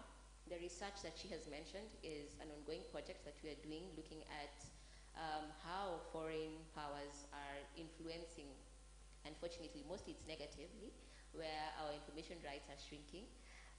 And so we started, because you have to start somewhere, by looking at the PRC, and what she mentioned was some of the findings. So, Chris, Africa is mostly an import of technologies, as Fingio has alluded to. So we are just taking it in, but what vulnerabilities do we have, especially when it comes to things like cybersecurity, and how does it, how does it interplay with geopolitics? Are we safe? Is it compromising us? Is it giving us a better standing, or putting us, taking us even further in our standing with global powers? Thank you, Ivy. You raise an important question here. Maybe let me start from the fact that the infrastructure that we use for connectivity is not ours, it's not from Africa. Right from the gadgets that we use, the phones that we use, the applications that we use are not from Africa. Our data is not stored in Africa. Percent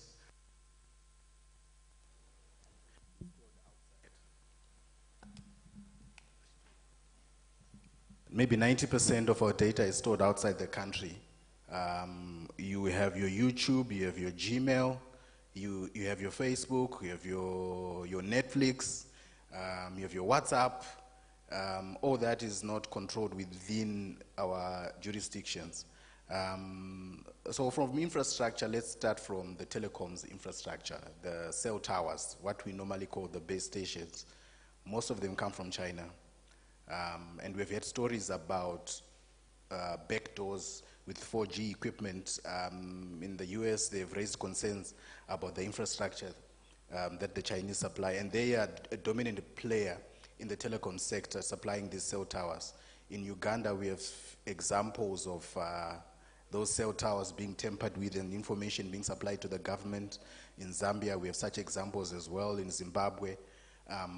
And so it extends to even CCTV equipment, active CCTV equipment. One shocking example is in Zimbabwe, where it was reported that there was a deal with one of the AI startups called CloudWalk, which wanted to supply face recognition equipment to the government of Zimbabwe.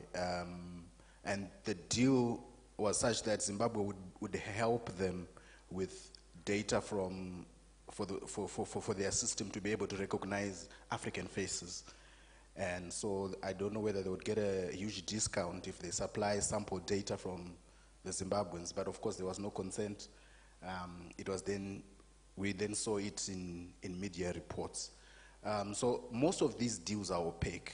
Most of these deals are announced as mega deals, and there's not much detail. There's a lot of secrecy around how these deals are made. But so the question starts from who owns this infrastructure, who supplies these devices, who supplies these gadgets.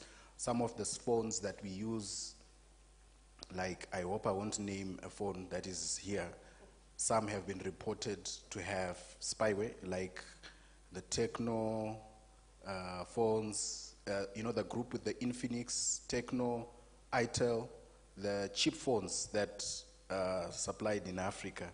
Some have been detected to have spyware built in within the phone system. So we have an issue that stems from infrastructure. We don't know what happens in the background. And then the next issue starts from the data. Most of our data, I would estimate to over 95%. Because if you ask everyone who's in this room where your email is stored, your device is an Android device which has a Gmail account. Your YouTube videos are uploaded to some foreign server. Your TikTok video, your your tweet, okay, now X, so all our lives, all our stored data are not even on the continent. And so when it comes to the decisions on what to do and how to protect that data, it's other laws that determine what happens there. For example, if I commit a crime on X and there's evidence that's needed from X, they have to liaise with the governments where X is licensed. And if free speech laws in that country don't agree with the laws in Africa, guess what? You will not be successful in bringing them. And because we are so isolated, we are fragmented, our voice is not as big. Our voice is not AU, it's not African Union, it's the individual countries. Yeah, so those are some of the issues that affect us in terms of our privacy and data security. That's where it starts from. Then Israel also has reportedly supplied, as Hlengwe alluded to earlier, Pegasus software. That is one of the most dangerous pieces of spyware. When we grew up, when we were learning computer science, we were told, don't click on these links. Don't go to these websites. But now you don't even need to go to that website. With Pegasus, you don't even need to respond to a WhatsApp message or a WhatsApp phone call to prevent the spread of Pegasus. It spreads through even a missed message that you have not read or a missed call that you have not read that's targeted. So it's zero-click kind of install, and it has access to all your phone, your contacts, your different cameras, and so that has been supplied to some African governments. And so all these tools that I'm talking about are not even produced there. So I come back to the fact that the infrastructure, the software, the systems, the servers are not even here. So for us to begin to talk about this, we need to really look at the infrastructure question. Thank you so much, Chris, although you're not giving us very good news. If we had time, Chris could demonstrate just how much information he could get from your phone without, without much of your approval. And now that is all data that is actually being collected by another party about you. We shall get to that. We shall give you another opportunity to speak a little more about that. So now to a more positive note at least, what we can do about it. That, you know, at least we have avenues, legal avenues in our countries that allow us to bring issues where we are, to defend at least our information rights to some extent. And with us here we have Wanjiro Gikonyo, who mentioned she's an activist, you know, a governance expert. And one thing she has done for this country is that she has filed cases, both within the country and outside, asking the government questions. And one of these cases she has filed recently is to the East African Court of Justice. And I would like you, Wanjiro, to just, oh, and also her name is Wanjiro Gikonyo. I am also Wanjiro Gikonyo. No relation whatsoever, but I am happy to be confused for her. You know, when someone is doing great things. Imagine if my name was Wanjiro Gikonyo, who is, you know, #1 criminal. You know, so this one is like, yes, happy to be confused and happy to share this platform with you. Please tell us a little more about why maybe you went to the East African Court of Justice. Why didn't you go to the High Court? We're actually very close to the Kenyan courts here. And what information are you seeking? Thank you very much to my namesake. And it's an honor to be here speaking today. And this case was crafted by Afronomics, who are part of a group of, and you may know them, are part of several movements that are working towards the restructuring of the international, of the global financial system. So Afronomics is monitoring very keenly the debt situation, the debt structure and framework. And this project is under the Africa Sovereign Debt Justice Network. So my starting point, as Ivy has said, is positive.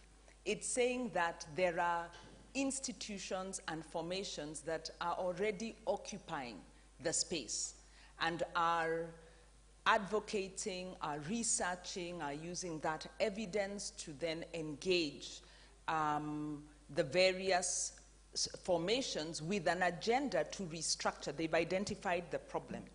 So Afronomics curated the litigation, and it's a debt swap case.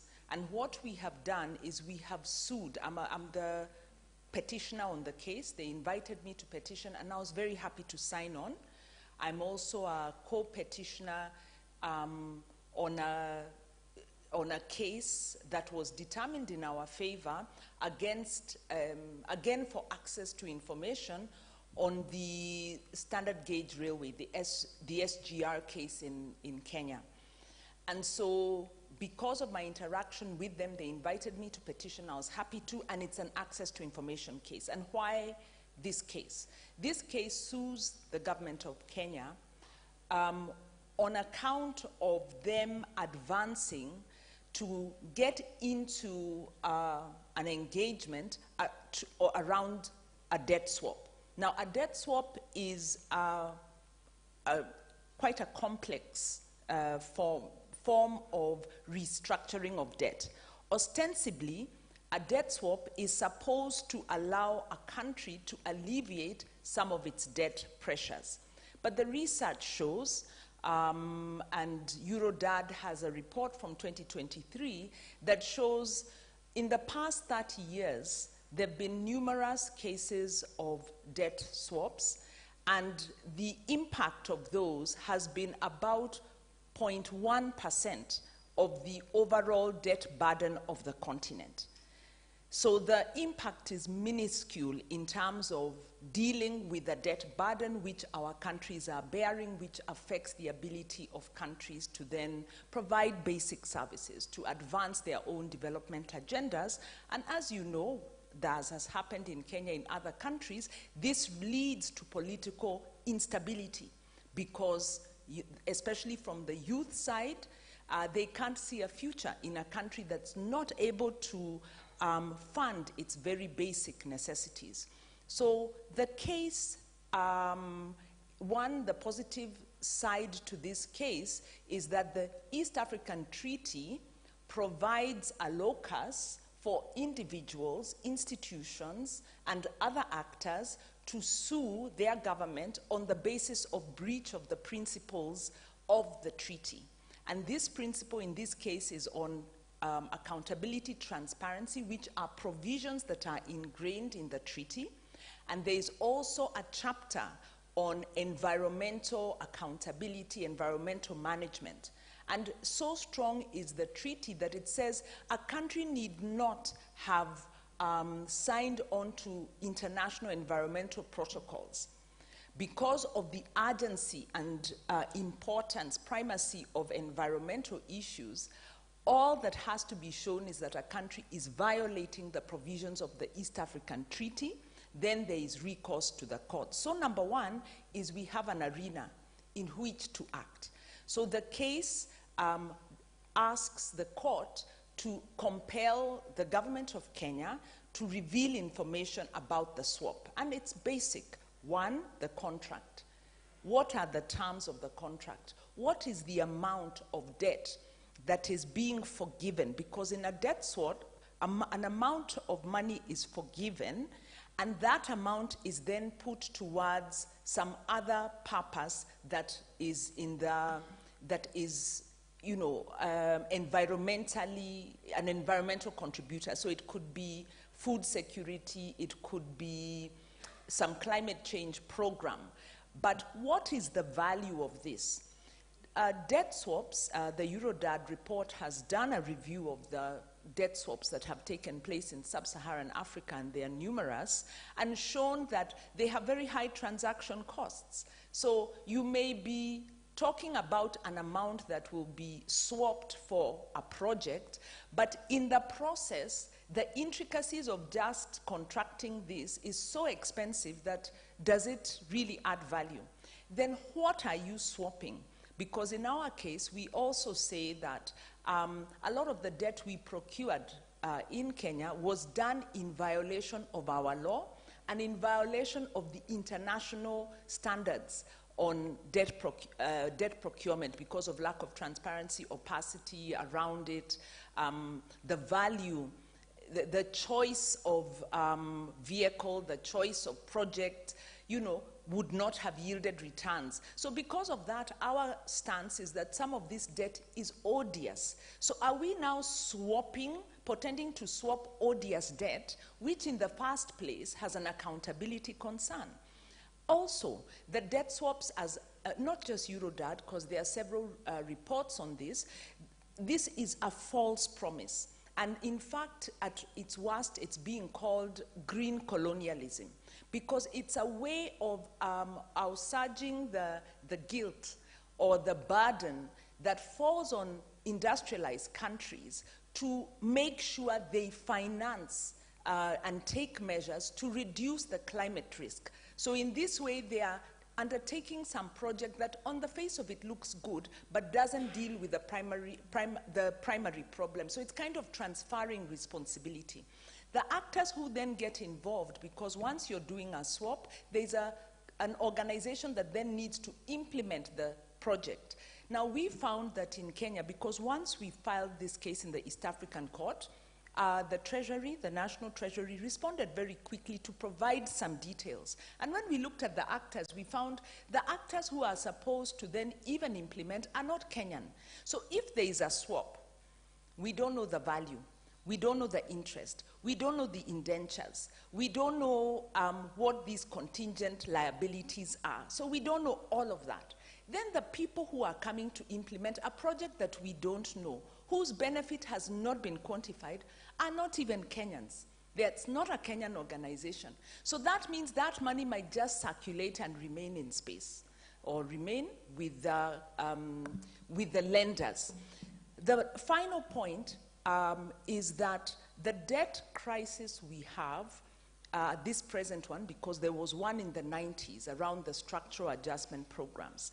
We then had Paris principles that were drawn up to place responsibility on lenders to ensure that they are accountable as creditors. But then came up the commercial lending. After the global crisis, there was a lot of liquidity in the Western markets that needed to find a home, and Africa was growing, China was growing.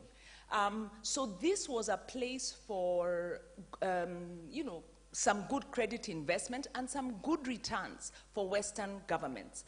At this point, the African Development Bank issued a report together with the World Bank justifying, talking about the infrastructure gap and the need for large infrastructure projects. So this is a conflation of issues. One, you identify a problem. Two, you're coming to a place where the economy is growing. And three, you have high liquidity that needs to make a lot of money. So this is the genesis of the debt crisis we are in now, and what we are seeing is different type of instruments being crafted which get through national approval processes without public participation, without evidence that they will work, and at worst are forms of Western creditors really benefiting from the debt crisis and kind of replicating the process. So we are really saying it's a form of green colonialism, and in going to court, we want to highlight this issue, and we want to talk about the importance of really stopping these kind of fake and these processes that are undermining our ability to resolve the core problem, which is we need to resolve the inequities and the injustice around the international global financial system. We are actually talking about debt cancellation at this point, but let us not forget we need accountability, and we need accountability on those creditors who have violated international requirements in the way they've advanced predatory lending. And of course, like we said, our local systems, our political accountability is the foundation of successful growth and us being able to get out of the debt problem. Sorry, Ivy. I went on a bit. Thank you. Yes, I needed to maybe tell you time, but this is a conversation I could go on with for a long time, especially when talking about sovereign debt, because that's my area of focus and of research. And the challenges that I face with mostly having to redirect the course of my research because of lack of access to information. And so you don't want your research to, at the end of the day, look like a newspaper article. It needs to be well-grounded with, with evidence, so you can keep changing your focus. And the issue that you're bringing about, is complex. It's because, first of all, we don't even know the agreements that our governments are getting into with foreign governments to procure debt. So you don't know how much was borrowed to begin with, you don't know the repayment terms, and then suddenly we are faced with these agreements called, Kenya has entered into a debt swap agreement. Debt swap agreements, which again we have evidence proving, they amount to nothing. If anything, it's just, unfortunately, another way of putting money in other people's pockets, but saying like some debt has been forgiven. And we cannot know what debt has been forgiven because we do not even know how much we owe. It's terrible. And Lingiwe, just because now we are talking about the law, why is it so hard? Many of these countries have access. We're talking about Kenya, for example.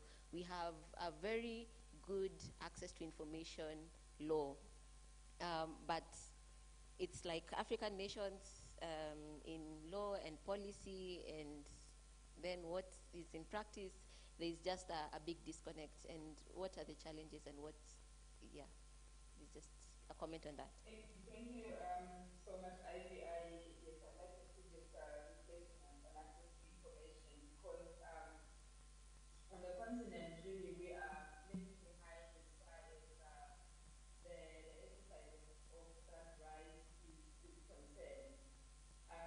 If you look at the whole continent, we have 29 countries so far that have adopted some access to information legislation, including the best one in that 29.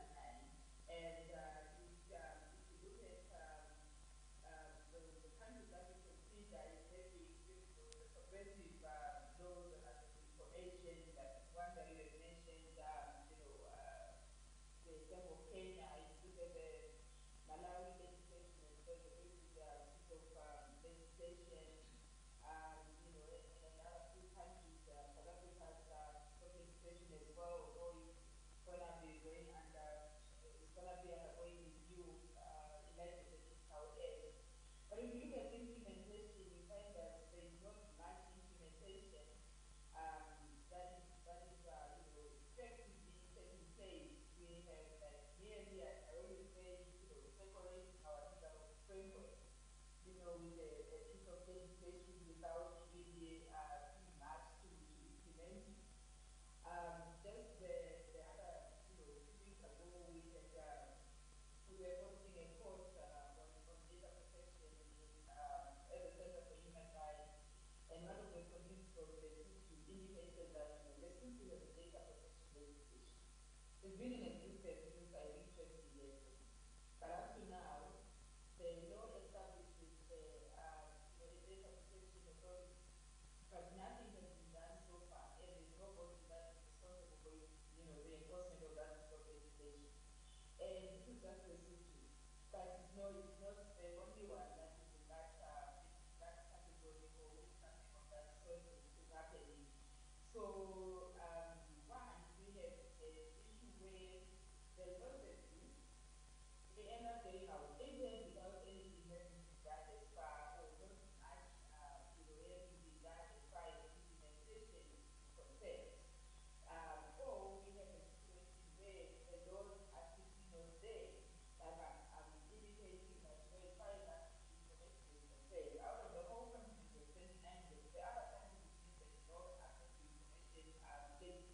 place. And now when you are raising issues around the importance of access to information, whether it's in government, whether it's in matters related to investment or in any other matter, we are found wanting because we don't have a relevant piece of legislation that promotes transparency, because essentially that's what an information legislation is supposed to do. So that's a challenge on the continent. So we don't have mechanisms for promoting transparency, and at the end of the day, we end up with a very huge accountability and transparency deficit. But also, the other challenge I feel that we have on the continent is that we have a number of countries, a lot of countries on the continent that gravitate towards authoritarianism.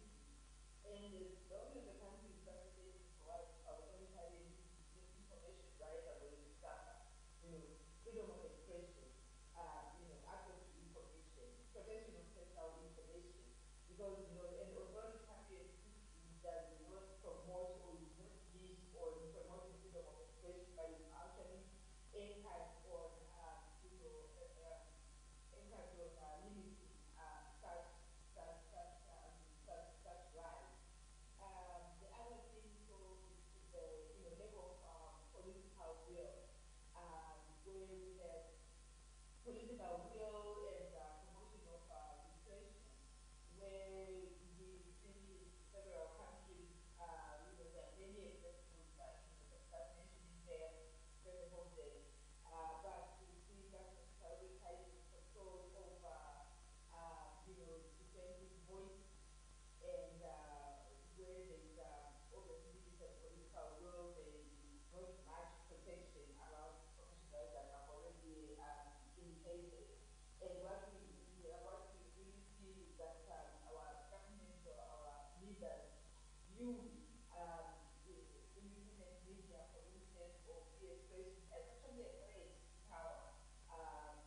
For at the end of the day, because of this kind of attitude, you end up adopting legal frameworks that limit this right. Right now, when you look at the cyber laws that have been adopted, in South Africa, you will find there are provisions within those cyber laws that limit information rights and free expression. If you look at Kenya, for instance, cyber legislation in Kenya, there are a lot of litigation around certain provisions that were just to limit the expression. You look at the Zimbabwean cyber security legislation as well. It also has a provision that has the potential to limit freedom of expression as well, and you find this in other countries, I think the Botswana provision as well. In South Africa, there was an attempt, but because of NGO activism, that provision did not make its way into the final piece of legislation. We also have issues around resource constraints. Chris alluded to the fact that there's a lot of technology that is coming in, but as far as responding to the actually managing or navigating the whole technology spectrum, you also need financial resources. And as far as our laws are concerned, the laws need to be in place, but beyond having a law in place, we also need to put in place mechanisms to ensure their implementation. And this also requires resources, which may sometimes, or in most cases, be limited. So it's only an issue of political will, but it's also an issue of resource constraints to also consider. Just recently, reviewing an article that was looking at the performance of the information regulator in South Africa, and was mentioning that one of the issues that hinder its effective operations is the budget constraints that it faces. So as a result, it can only go so far in promoting information rights in the country. But also, when it comes to this piece of legislation, you should just ask colleagues in the room attending that conference whether, if they were not working in this space, would they known the pieces of legislation, such as your access to information law, the cyber security law. You will find that if you're not working in that space, you probably not going to entertain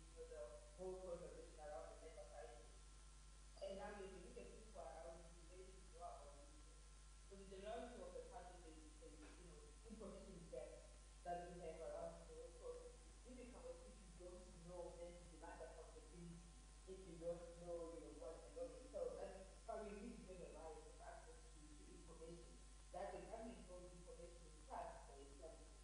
But also when it comes to legislation that we are talking about as well, it's a very good avenue, but also we need to consider that the knowledge gap that exists, especially as it should become more technology-based, more technical.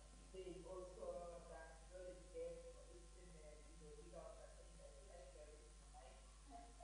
Yes, the lawyers themselves, knowledge gap, those that are leading the investigation, the judges that are presiding over the cases of AI, surveillance, access to information, transparency, and many of those things. I know there are initiatives that have been undertaken to build the capacity, but more could be done. But yes, also the issue of judicial independence is always very problematic in most countries.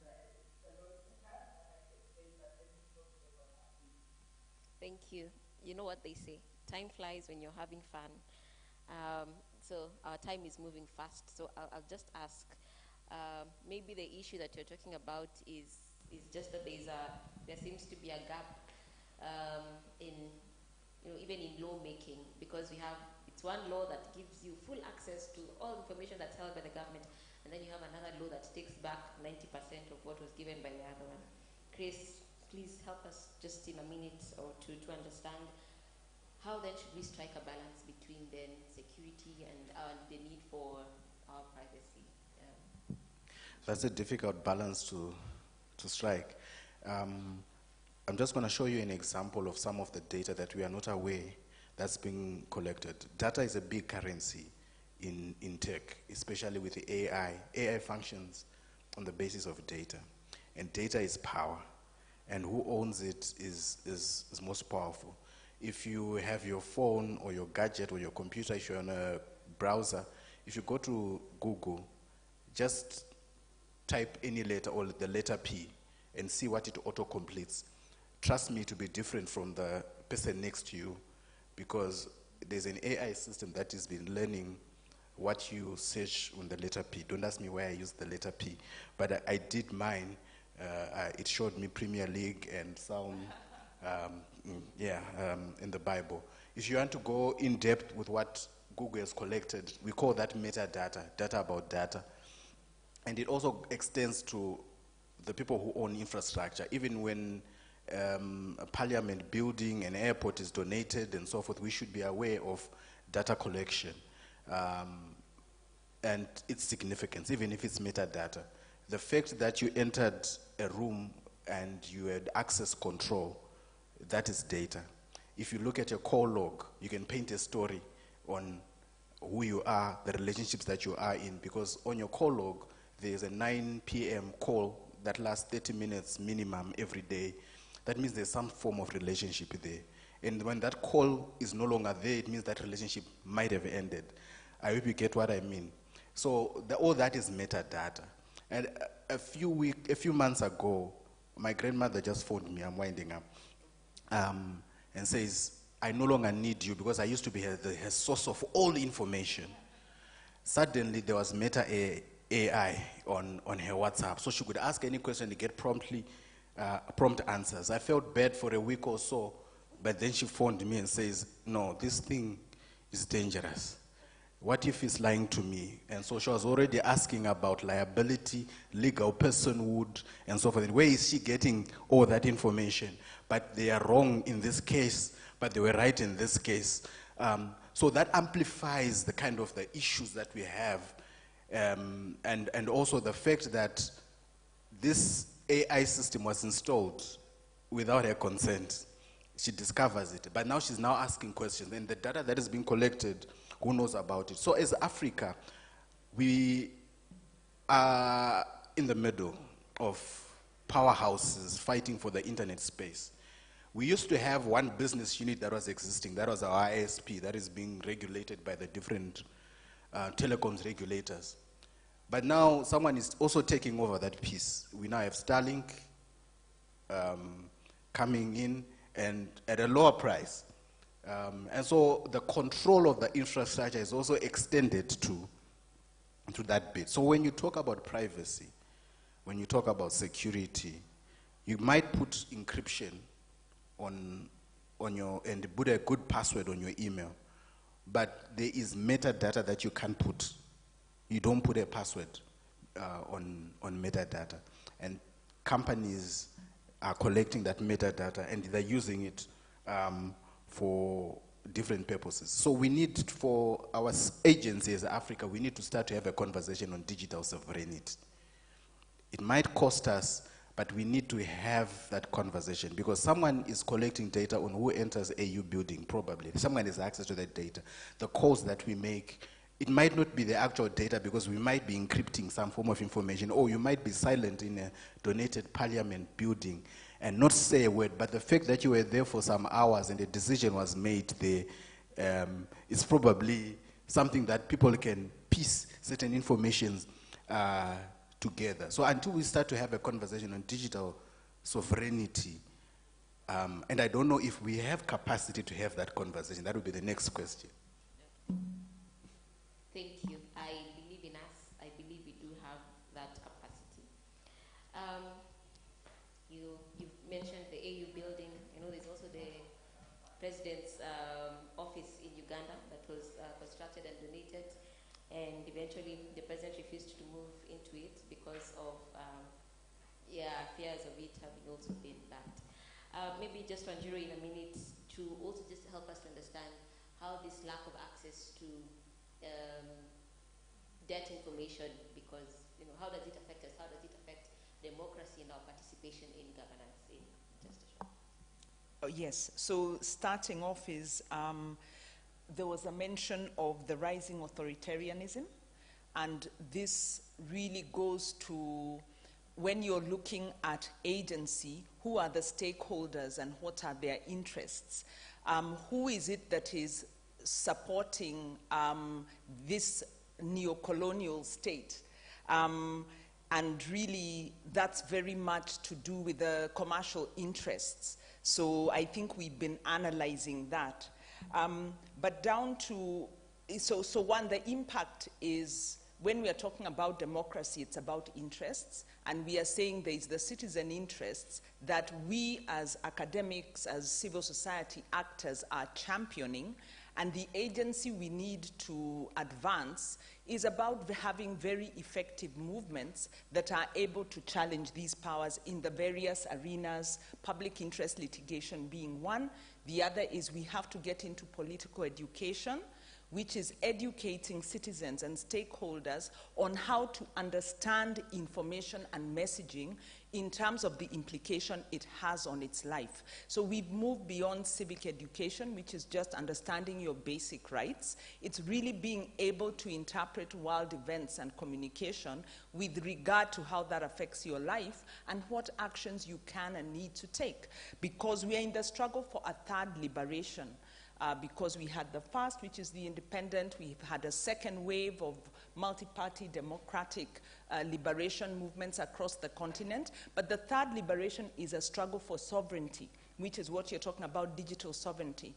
In our case, when we look at this, it's a relatively small case on debt swaps, because it's a relatively small amount, but the information we got from the Treasury is that it's a swap for food arrangement. So it comes to the question of food sovereignty, because the organization, the US International Agency for Development is involved. That means US money is coming in here. What is their interest with regard to our smallholder farmers? Because in Kenya and most of Africa, majority of our agriculture is with small shareholder farmers. What is the interest of this big corporation? What are they advancing? In Kenya, we are fighting a crops bill, We have GMO legislation that has recently come to light in terms of, how, of course, seed regulation and things like that. So we are talking about, when we are talking about food sovereignty, where is the farmer? Where is our biodiversity? Who decides? What vision does the government have for Kenyans? And here is where we link the issue of the neo-patrimonial state, where we have political actors getting into bed with large overseas investors to cobble up development approaches that continue to benefit a few at the expense of a majority. And that is what we are fighting. And the opportunities we have are in academia, in civil society. There are models, like food system models, that are sustainable, that show how you can make sure your food system is empowering the farmer, is sustainable, is ensuring biodiversity, is ensuring sustainability of the soil, is green and friendly, is not based on fertilizers and other chemicals that destroy the soil and the environment. We have the models. So we need to move towards very action-oriented advocacy so that we are able to frame a narrative around the systems we want to see. And I'll end by saying, we need to remember that development is local. And whereas we do want to aggregate profits, at the end of the day, our food is grown by that farmer. And we need to aggregate the farmer, we need to strengthen the farmer so that we change the economic model into one that is sustainable. Now this, we have the literature, we have, possibly we've got some of the evidence. What we don't have is the coalition of actors who think like this. And right now, the financing might be in favor of the big industry. So we need to sharpen our advocacy. We need to sharpen the partnerships that we build so that we can really pull this narrative towards a future that's sustainable for us. So moving away from problem diagnosis, moving away from, yes, the law is important, but what is important is how do we move this political agenda? What strategies do we employ? And then, of course, the civic space comes in because regimes are cracking down, regimes are killing, they are disappearing people. That's a reality. And that's why human rights defenders have such a crucial role to play. So let's get off the comfort zone and let us engage in the real discussions that need to happen and recognize we're in a liberation struggle. We're in a sovereignty struggle. Thank you. Thank you so much. We have covered a wide array of issues because the intersection of geopolitics and information rights is quite intricate. And so we just looks like we've moved from one thing to another, but it's just that geopolitics is also multifaceted. Maybe from this discussion right now, if there could be any comments or questions at this point that you could take and answer as we give final remarks in the interest of time, because yes, please, Kabaso. Any other hands so that we take it also together with Kabaso's? Okay, thank you. I think I have to bring you this. Yeah.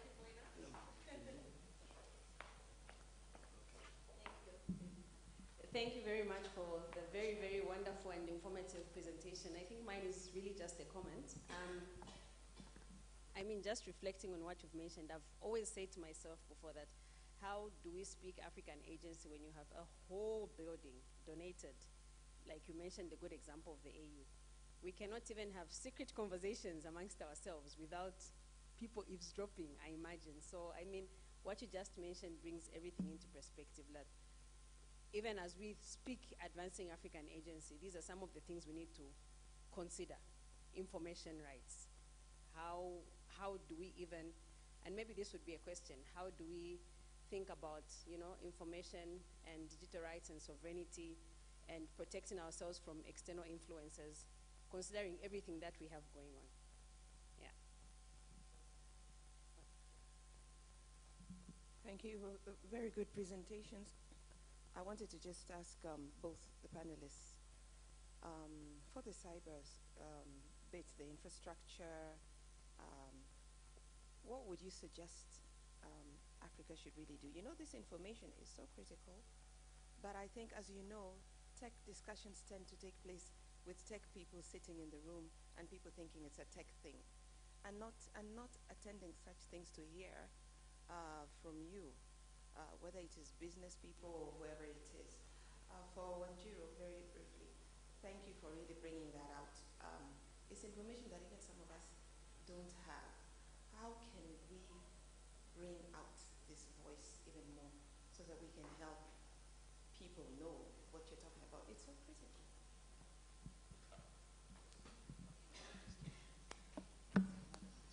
Yeah.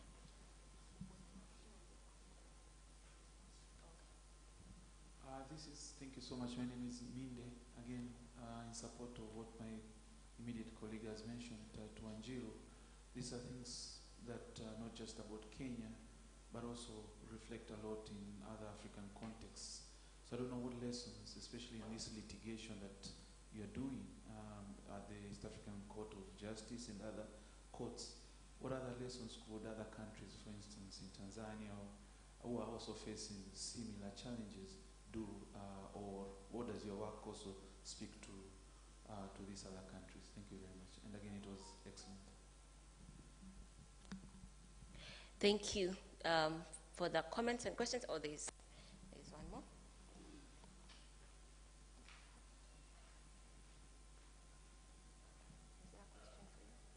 Hey there.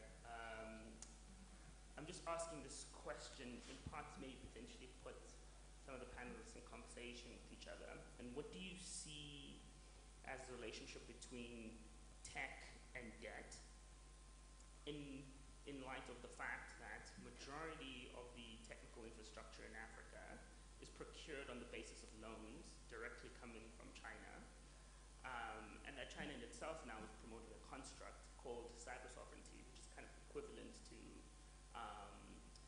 like digital sovereignty, but the basis of it is basically to consolidate political power within the states to dictate cyberspace, juxtaposed to a more like an American posture where power is really allocated at the corporate. Obviously, in the context of, say, Africa, consolidated political power at the state is not necessarily political emancipation in any real sense. It could actually lead to more predatory outcomes. And so, again, trying to, I guess, get you guys to speak to each other on these topics of debt and technology. That sounds like someone should take it up as a PhD topic. Thank you for the interesting questions. Shangiwe, I don't know if you've had a question that you'd like to respond to, and then before we come to the ones here in the room. I think it was a bit hazy. I couldn't quite get all the questions. But as I close, I just want to emphasize issues around the importance of information rights when we are looking into the question of African agency. We cannot fully have a conversation around African agency when we have not addressed issues related to information rights. Information rights are very important. I think I had a bit of, what Kabaso was saying around how we really have a conversation without eavesdropping.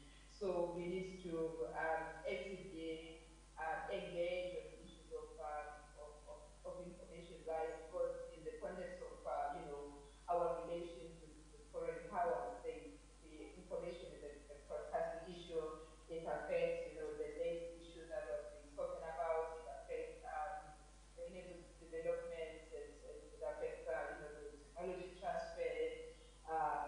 That's what we have also referred to. And also we need to unpack things like what is information sovereignty, what is data sovereignty, what is technology sovereignty, what does it mean under the circumstances in the African context? How do we take practical steps to ensure that we have control of our information, control of our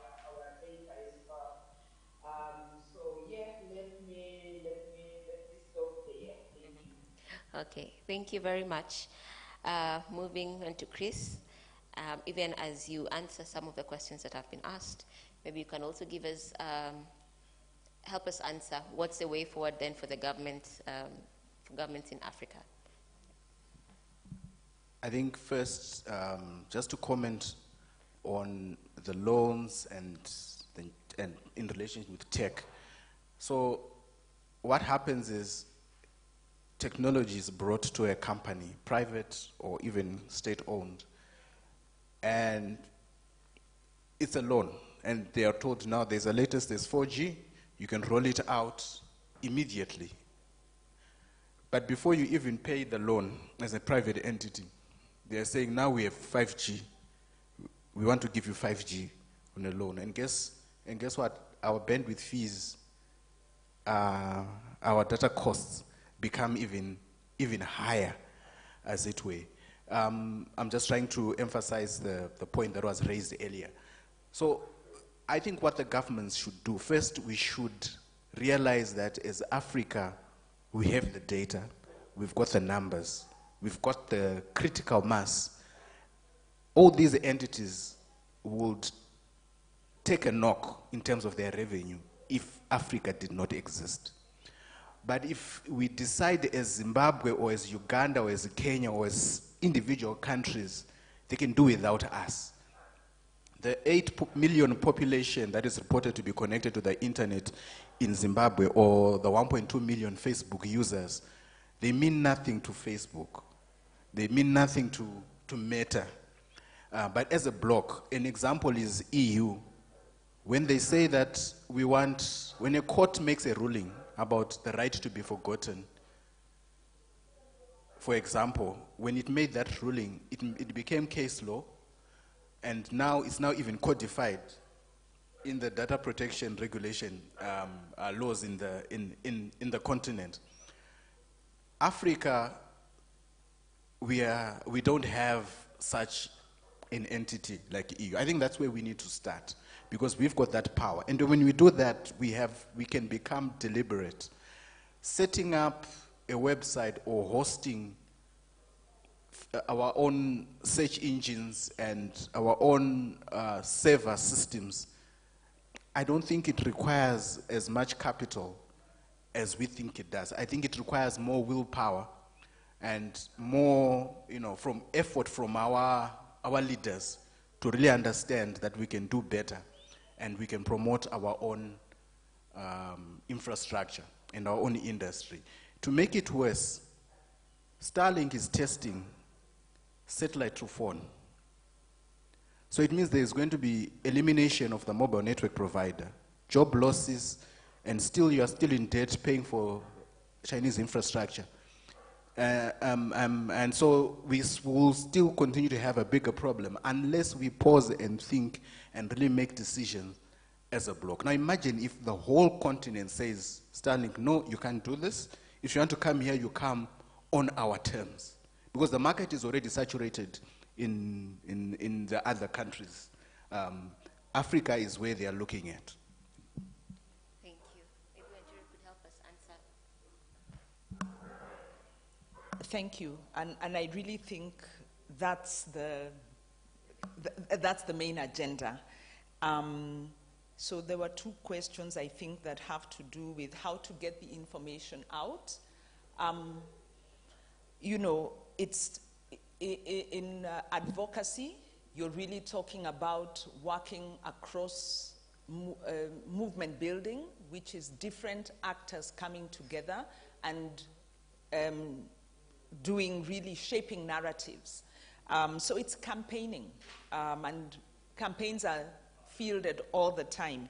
And maybe out of that question, it's saying that there are so many, we are possibly working in a bubble. People who do debt advocacy speak to each other and cut the certain corridors and think the message is going out.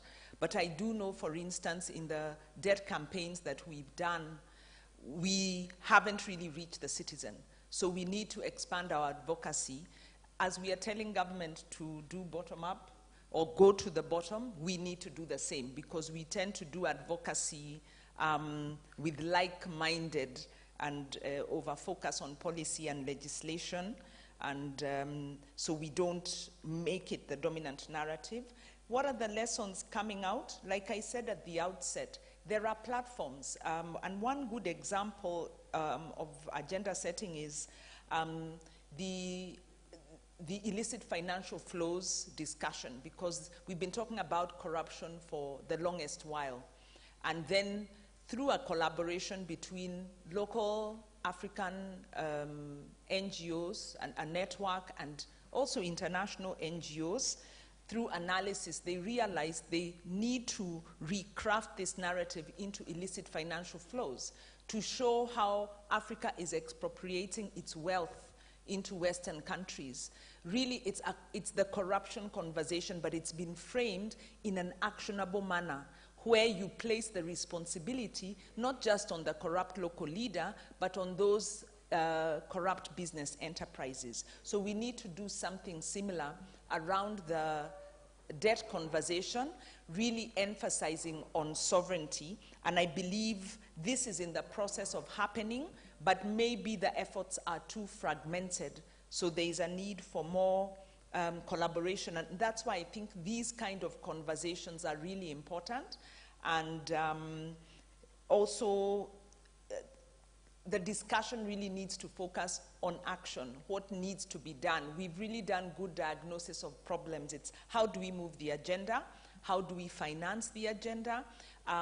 Maybe the last point I'll say is this. In the advocacy space, there is a lot of volunteerism. So if you are an academic and you have information, then connect with one of the networks and give. You have to contribute. There's not enough money and there's not enough interest in removing this apple from those who are enjoying it at the expense of citizens. So it calls for, you know, there are experts in this room, in fact, that I'm listening to and thinking we need to speak to our ICT guys, because I know in the movements that we do, we don't pay enough attention to this. So we could easily be neutralized through just digital infiltration. And maybe we are not because of the commercial interest. Government doesn't want to be seen to be impinging commercial interests, but when things get very hot, we need a good strategy. So we need to be proactive, we need to work across the movements, and then recognize that whatever your job is, wherever you're working, make sure you are contributing to the movement with your expertise. Thanks. Thank you. We have come to the end of that session, and just closing remarks is that a reminder, human rights are not negotiable. By the very fact that you're a human being, you have human rights. And it all starts with information rights, that you can't enforce your rights without knowing about them, and that's why we say information rights are essential. It's essential for you to know what your government is doing because it's supposed to be working for you. The government is supposed to respect those rights, to protect those rights, to promote those rights, to fulfill its obligations to you in lieu of those rights. And so information rights are key, and I hope we have provoked your thoughts in one way or another, and we hope to continue such conversations. Thank you for the opportunity. Thank you, Bob. Thank you very much, Ivy. And as with the previous discussions, this is research-based work. And so these colleagues know what they're talking about. They are not doing guesswork. They have done empirical research. One of the things that perhaps Ivy didn't mention is that Ivy and Klengiwe Dupe and Chris are actually working on a project called Fungai Africa, which is an AI initiated project with the support of University of Pretoria. And I think the second thing that I must do what Americans call a shout out, although I'm not shouting, but they call it a shout out, is that the Center for Human Rights, University of Pretoria, is committed through the University of Pretoria's PULP, it's called, Pretoria University Publishing, to do an edited book volume on the topic. Ivy, did you mention that, or okay, no. And this is to confirm that at some point in the near future there will be a call for proposals for book chapters on geopolitics and information rights in Africa. So look out for that, so that we go beyond talk shop and do what the overused phrase of walk the talk, as it were. I think at this point, I know that colleagues in the other room are wrapping up, but I can see Dr. Sabala here. You have wrapped up. So I think we go straight into the next session, which is also an interesting one. It's led by Dr. John Mwangi, Head of Research, Mashariki Research and Policy Center. Is John here? Yeah, please welcome and take over the session. I think you'll introduce your panelists, and I think they can then proceed to make a presentation.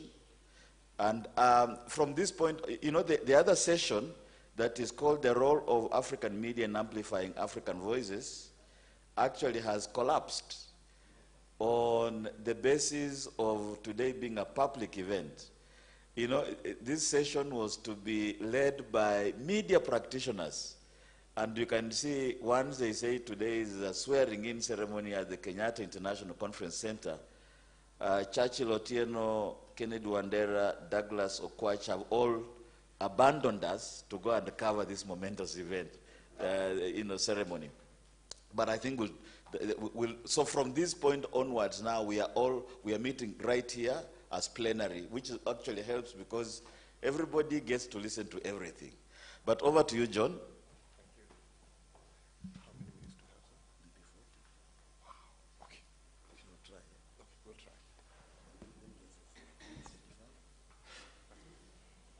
I think it will be also remiss of me not to mention that this session and the work, the research work and the teaching work and the public engagement work that will continue is supported by the Social Science Research Council, particularly the Next Gen initiative. I know Professor Kadigala is very familiar with this initiative, but I just wanted to recognize the Social Science Research Council as a partner in this.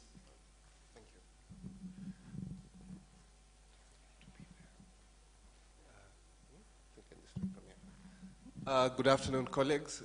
My name is John Mwangi, currently affiliated with Mashariki Research and Policy Center. I'll be moderating this session, but also making a little intervention. So this panel is titled, as in the program, Global Powers and Regional Organizations, Peace, Security, and Development in the Horn of Africa, as has been mentioned by Dr. Bob. It's sponsored by the Social Science Research Council. You can hear me? Okay, thanks. So there'll be 4 papers in this panel, and in the interest of time, I'll allow every speaker 5 minutes to just make some quick interventions to their work. So in the panel, I have Dr. Kizito Sabala, Dr. Nicholas Minde, and to my right, Dr. Mario Nauma. So I'll start with Dr. Mario Nauma. Maybe you can start with a quick introduction of yourself and the discussions for this session. My name is Mario Noma. I'm a research associate with the South African Research Chair on Social Policy. And so my work looks at social policy making processes in Africa. And I use, for this session, I'm using social policy to demonstrate how Africa's agency as a continent, but also as individual countries, happens in for social policy, the policy-making process, but also how that agency is subverted both internally and externally.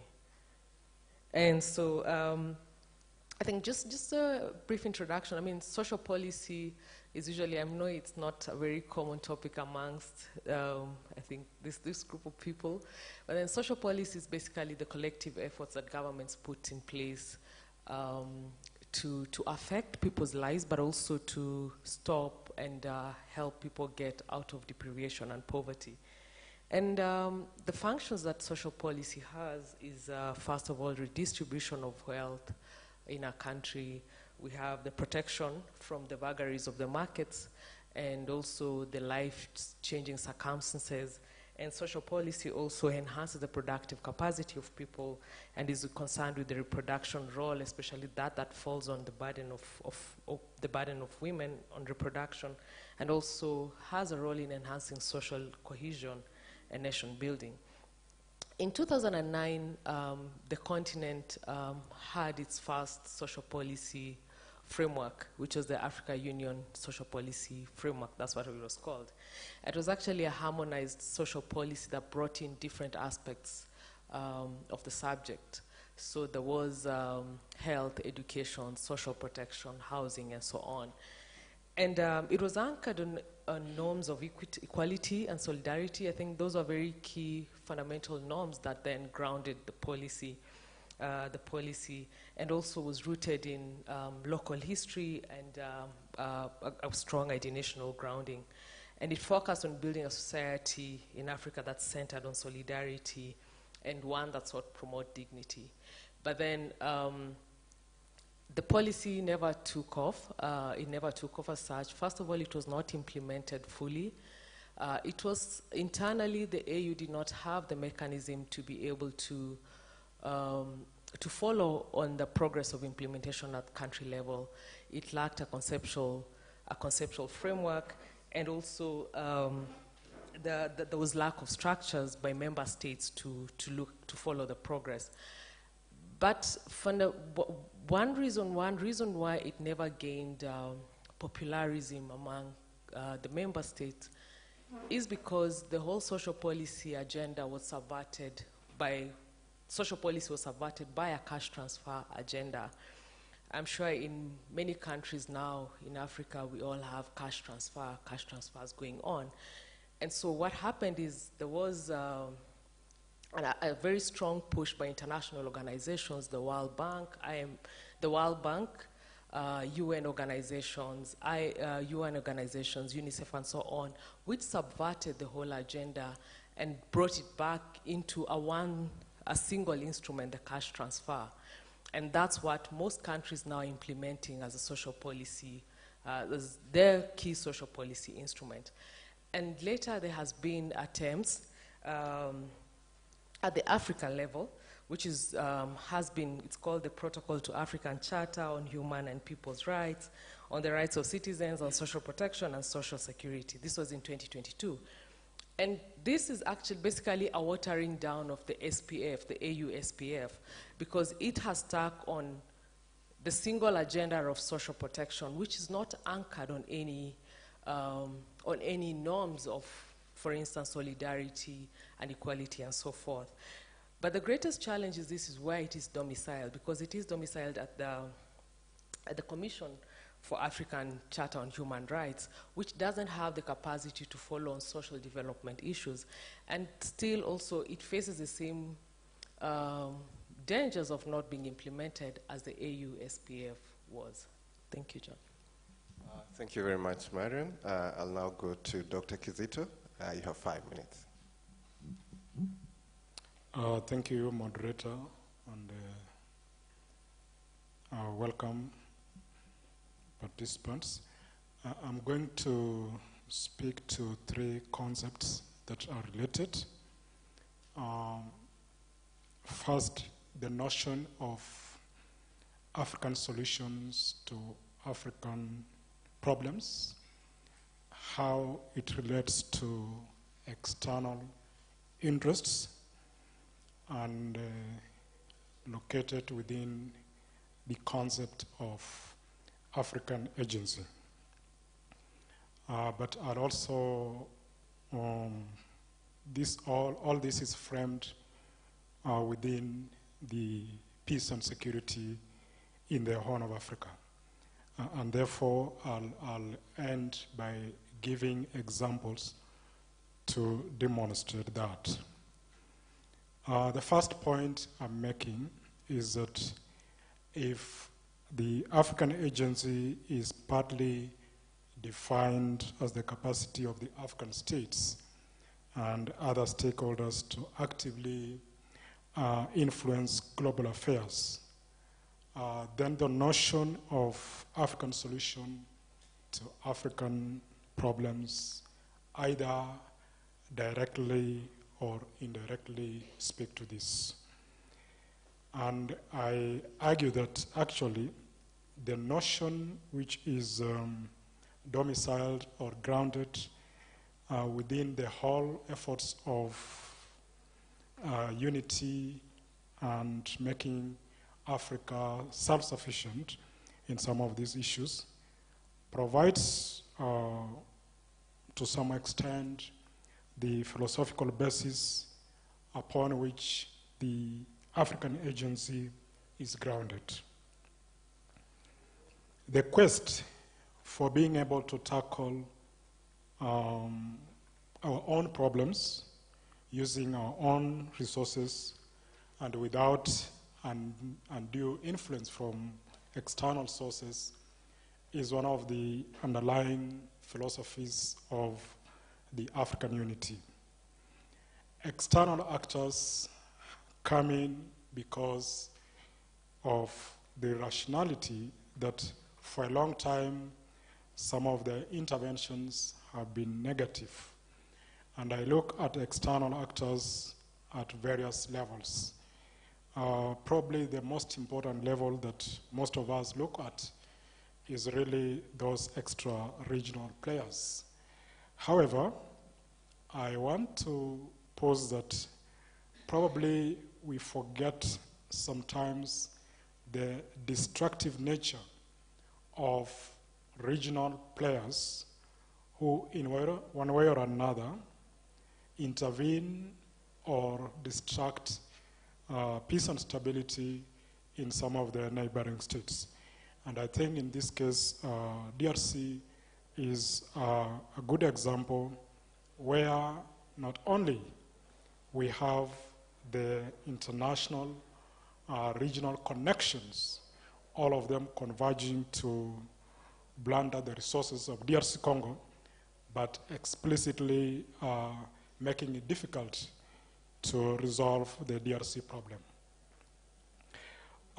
And therefore, the regional and extra-regional interests provides the link to the notion of African solution to the African problems in the quest for the African agency.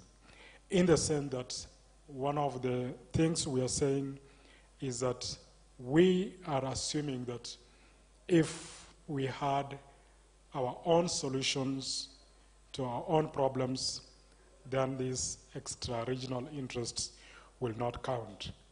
However, I also want to challenge the participants here to think deeply on the fact that assume the African nations and states are able to have the resources to deal with their own problems and their solutions. Will that end the interests question in Africa? Will they also be as destructive as the external interests? I think that is a question to ponder about. Few examples can exemplify this, particularly in the Horn of Africa, on the question of peace and security. And I just want to go back a little bit on the peace process in Sudan, the process that ended the long-standing conflict between SPLM and the government of Khartoum. Almost 70% of that process was financed by the West. South Sudan in 2013, when it broke out, when the crisis broke out there, almost 70% of the peace process, both in Addis and in Nairobi, was purely financed by the West. Talk about the peace enforcement. and I'm very sure there are colleagues here from regional organizations. Look at the AMISOM in Somalia, moving to ATMIS, and now the stabilization mission. Who is funding this? The EU has been funding the AMISOM for a long time with very huge resources.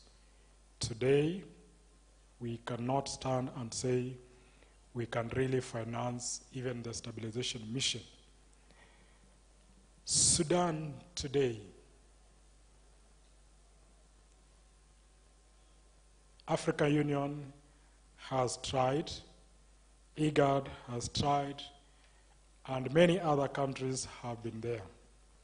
But the problem continues. Who finances those Middle East peace processes? The Qatar, the United Arab Emirates, and Saudi Arabia. Where is the African Union? And where is IGAD?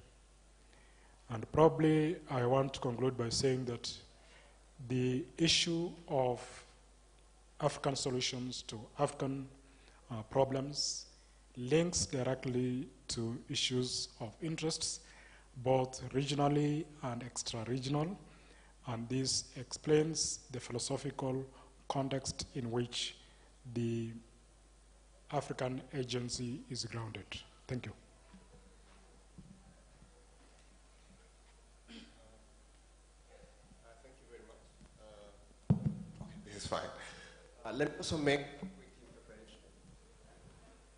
If we can use that. Let me make a quick intervention to this conversation. So I'd prepared as well to speak for a few minutes on the case study of IGAD, now that we are also in the context of looking at African agency. So I'll spend a few minutes and then allow my colleague to round off, and then we can open the discussion.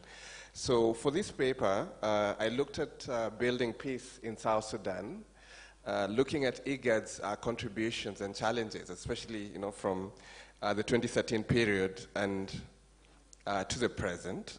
So in summary, also what Dr. Kizito has spoken about, peace in South Sudan has remained elusive for a bit of time.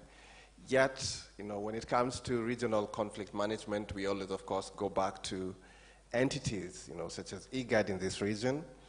And so IGAD has, of course, was very successful to the resolution of the conflict between Sudan. Sorry. Thank you. So IGAD was instrumental, of course, with the support of external actors, the Troika, for example, in resolving initially the South Sudan, or the Sudan question, and of course the eventual secession of South Sudan. But 2 years later, after the independence, a couple of challenges emerged, and so this paper, the larger paper, is looking at the successes and of course the challenges. In terms of the successes, you'd say that the interventions that initially halted the conflicts after December 2013, and of course the other interventions that came with power sharing and approaches like that, were useful in stabilizing this conflict. Of course, conflict reopened again in 2016, and then in 2018 there was the revitalized peace agreement on South Sudan, and I believe that's the context in which we are in.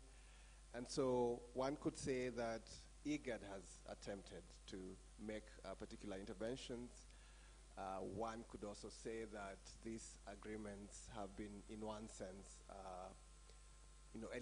elite-driven. So if you're thinking from the political settlement kind of theory, stabilization would need to come from, pacifying the elites and giving them positions. But of course, that also opens other challenges about, how do you, rebuild a state that is in conflict? How do you go beyond the elites? They're important, and all the interested actors. Yes, IGAD has specific norms that also constrain its working, institutional norms and structures. This could range from the respect for sovereignty, so sometimes it is seen as reluctant in responding to some of these questions of territorial integrity, non-interference, and so on.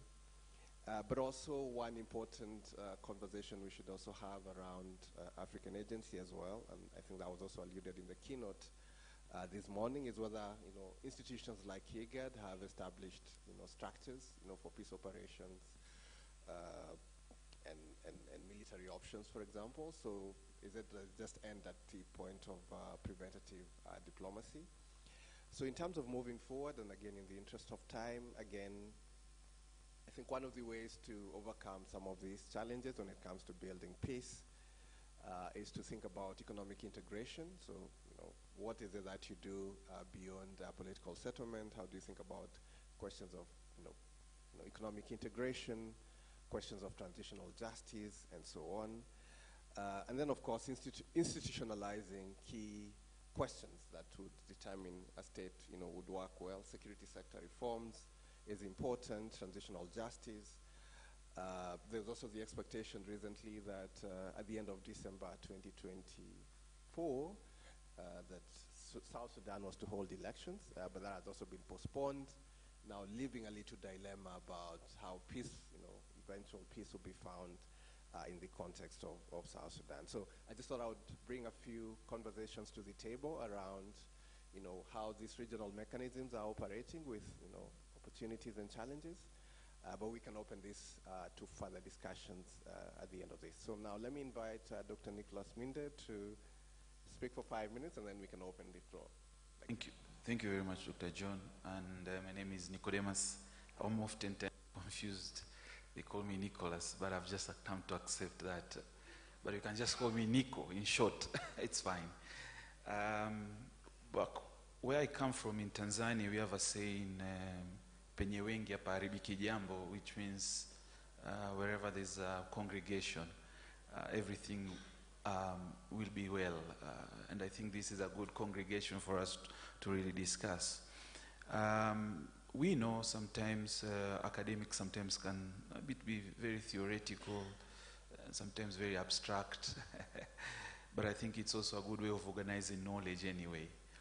Today I'm going to be speaking about the East African Community Regional Force and its intervention in Eastern DRC. And early this morning in the lecture given by Professor Kadiagala, he spoke about the role of regional organizations and institutions in building this form of agency. And for me, I look at these regional interventions such as this ICRAF, what we call the East African Community Regional Force, as a shift away from traditional peacekeeping to a more regional proactive approach. Of course, it has had its challenges, and this is what I'll be speaking about. But for me, I think such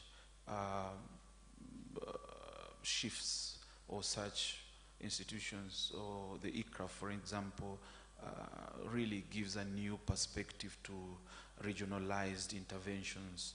Of course, there have been a number of them in the recent past, but I want to speak more about this particular regional force. For us, for a bit of background, in 2022, in what was called the Nairobi process, led by Kenya under the auspices of the East African Community, came up with this regionalized intervention force, what was known as the ICRAF. And it was in response to the conflict that has been happening in Eastern DRC for quite some time. And of course, for a little bit of background, we know that conflict in the eastern part of DRC has been persistent due to armed groups such as the M23, which has affected both the DRC and neighboring countries. And these efforts by the ICRAF and the East African Community again was in response again to DRC joining the East African Community in 2022. So this was a form of regionalized intervention that would help resolve the conflict in the eastern part of the DRC. So this ICRAF force was formed again by members of the East African Community countries, with troops being contributed from Burundi, Kenya, South Sudan, Uganda, but somehow Tanzania participated in the process, but eventually did not send troops. And there are reasons for that, which we may not want to get into them right now. So in terms of theory explanation, a theoretical explanation to all this, as an academic, again, I tend to have used the regional security complex theory, which has been developed by security theorists Buzan and Weaver, which offers some form of analysis of how interconnected security issues have an impact on neighboring states, which sometimes necessitates interdependence and collaborations. So once security really impacts the security of a neighboring state, especially in a very regionalized context such as this very turbulent region that the East African community, or the East Africa and the Great Lakes region. So in terms of the actors who are in this complex web of conflict, we know of DRC regional actors such as Rwanda, which has oftentimes been accused of supporting the M23 rebels. But again, we can see that it's not just these two countries that are in some sort of confrontation. It has also drawn other actors, Tanzania, Kenya, Rwanda, Burundi, and of course it now brings this very complex web of both state and non-state actors. But that notwithstanding, so the ICRAF was sent to Eastern DRC, led by the Kenyan contingent, but again it faced a number of challenges.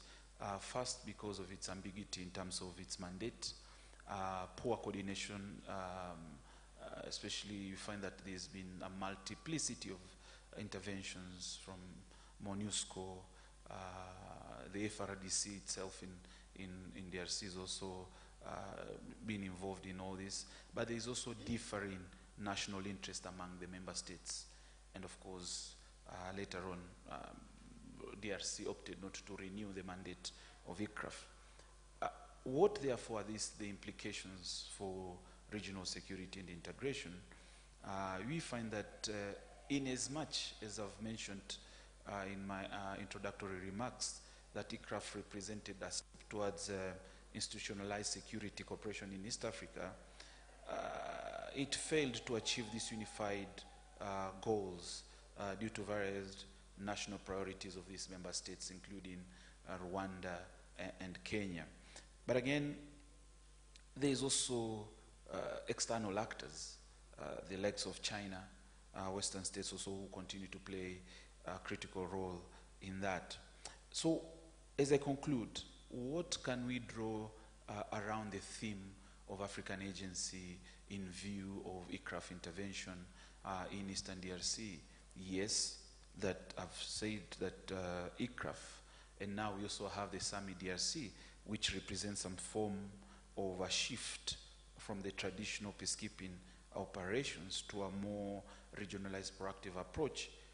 I believe this could also be an important step towards dealing with these issues that are affecting regional specific areas such as the East African regional context, which can really be of help in terms of intervening in this conflict. Yes, it failed, but it was also able to achieve a number of successes. But again, we saw political interference, geopolitical complexities really affecting the success of this regional force. Thank you very much.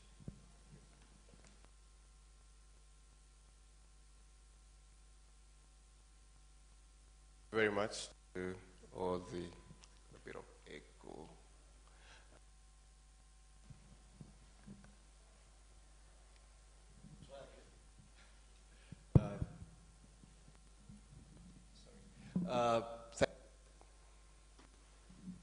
So it's quite high. Okay, I'll keep going. I don't want to out at your ears, so that's why I'm being sensitive.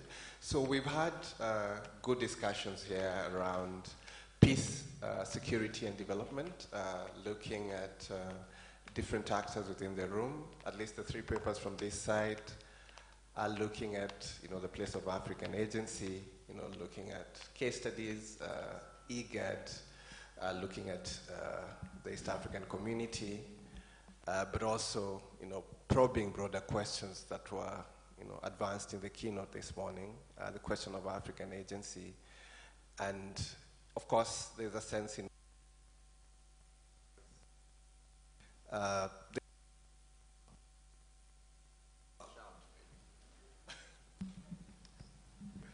there's a sense in which these papers are, of course, evaluating the successes of these regional mechanisms when it comes to peace, security, and development, but also highlighting different challenges, key among them, of course, being questions of national interest, questions of sovereignty, but also the other external hand that sometimes we don't get to see in the room, the extra-regional actors, and how they're implicating the achievement of peace, security, and development.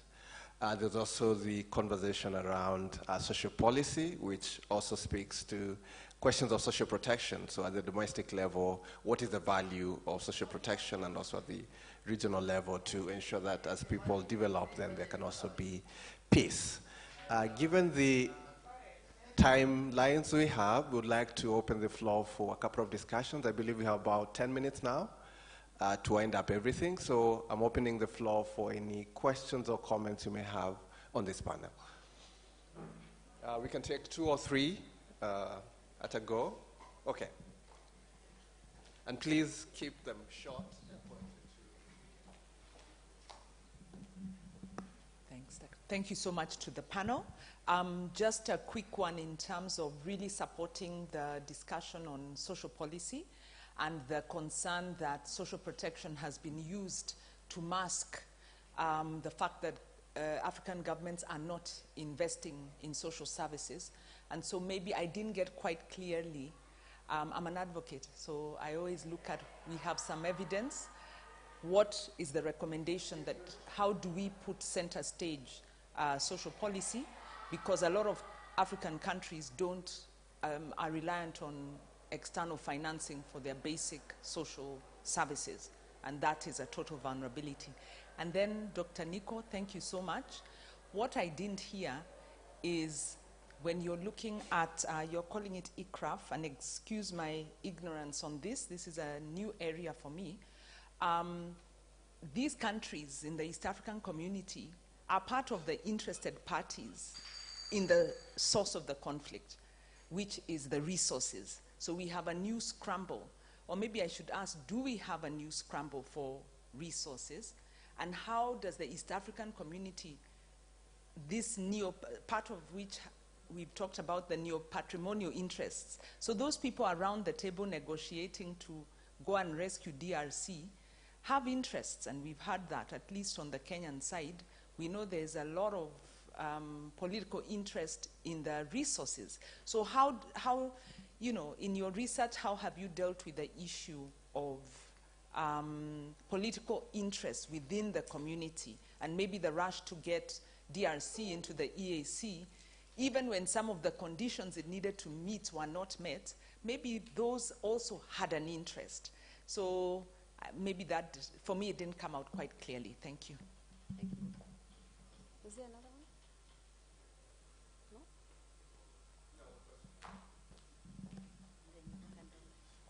one? No? Thank you very much. My question goes to Dr. Nicodemus. Thank you.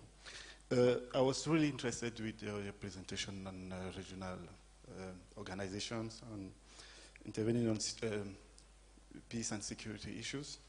You raised a question on the new regional or regionalized theory developed by Barry Buzan and Ole Weaver. Please tell me, to what extent do you think the rise and proliferation of new regionalism, new regional bodies, which take the forms of ad hoc security organizations, such as the G5 Sahel, or the multilateral joint tax in the Lake Chad Basin, and even in the intelligence field, we have new regional bodies that are arising to respond to the new security challenges, because we know that these traditional regional bodies were created in order to respond to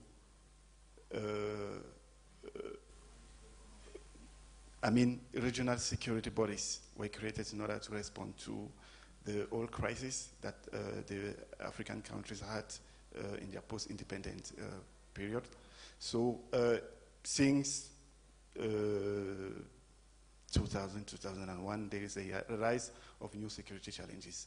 And how, to what extent does these new regional bodies challenge the all security bodies in responding to peace and security in the African continent? Thank you. Are we missing any question from this side? No? Okay. We'll allow the speakers to respond. Mariano, would you like to go first? Thank you so much for the question.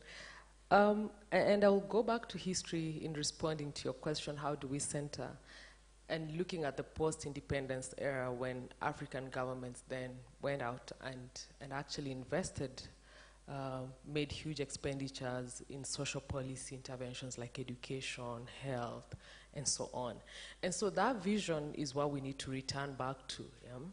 Because the vision was lost along the way due to a couple of reasons. We get after independence, and then there is huge investment in building the capacity of people, of citizens by countries. You see that across Ghana, Nigeria, Kenya, and so on. And then we get to a place of structural adjustment programs, and the state is forced to roll back there's the rollback of the state, and the state is asked to be a night watchman state, to create an enabling environment for markets to operate, basically. And that's where we start losing the vision of social policy and social development in Africa.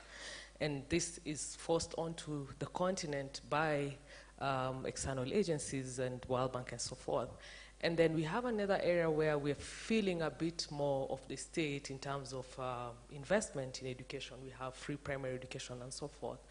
And right now, Africa finds itself in what I call structural adjustments 2.0, a choiceless democracy, what Thandika Mkandawire called a choiceless democracy, where you have elected governments, but due to the place they find themselves in, a place of debt, crippling debt for many countries, then you have the World Bank and the IMF dictating once more what kind of social policy they want to see in these countries. And we are feeling the rollback of the state once more, yeah? And so there is the vision that was sown post-independence of a nationalistic state, an interventionist kind of state, which has been lost over the years, and the rollback is continuing. What do we know? How do we need to get back there? First of all, policy making is really a sovereign national process. And African countries and the continent needs to come to the place of policy autonomy and policy sovereignty, that they can determine what kind of policies work for them that are relevant for its people in terms of social policy. We can't have social policy instruments that are individualistic, for instance, cash transfers which are very individualistic, social policy that is very market-oriented, and what it does is actually, it creates a lack of cohesion, But then Africa has to be able to fund its own social development and social policy. The moment you have somebody who's putting in money in whichever way, whether NGOs, through NGOs, the UN agencies who are supporting the social policy architecture of any country, then Africa will never, countries, the member states will never have the policy sovereignty and the kind of policies that they desire. But the vision was sown, and so there is hope to that. I think those of us who were born a bit early, we remember when we could go to hospitals, government hospitals, and you would get treatment, yeah? I know now, and you would not pay a single thing. people don't, maybe younger people do not remember, but there was a time when you would go to hospital. I would go to hospital and I wouldn't pay anything.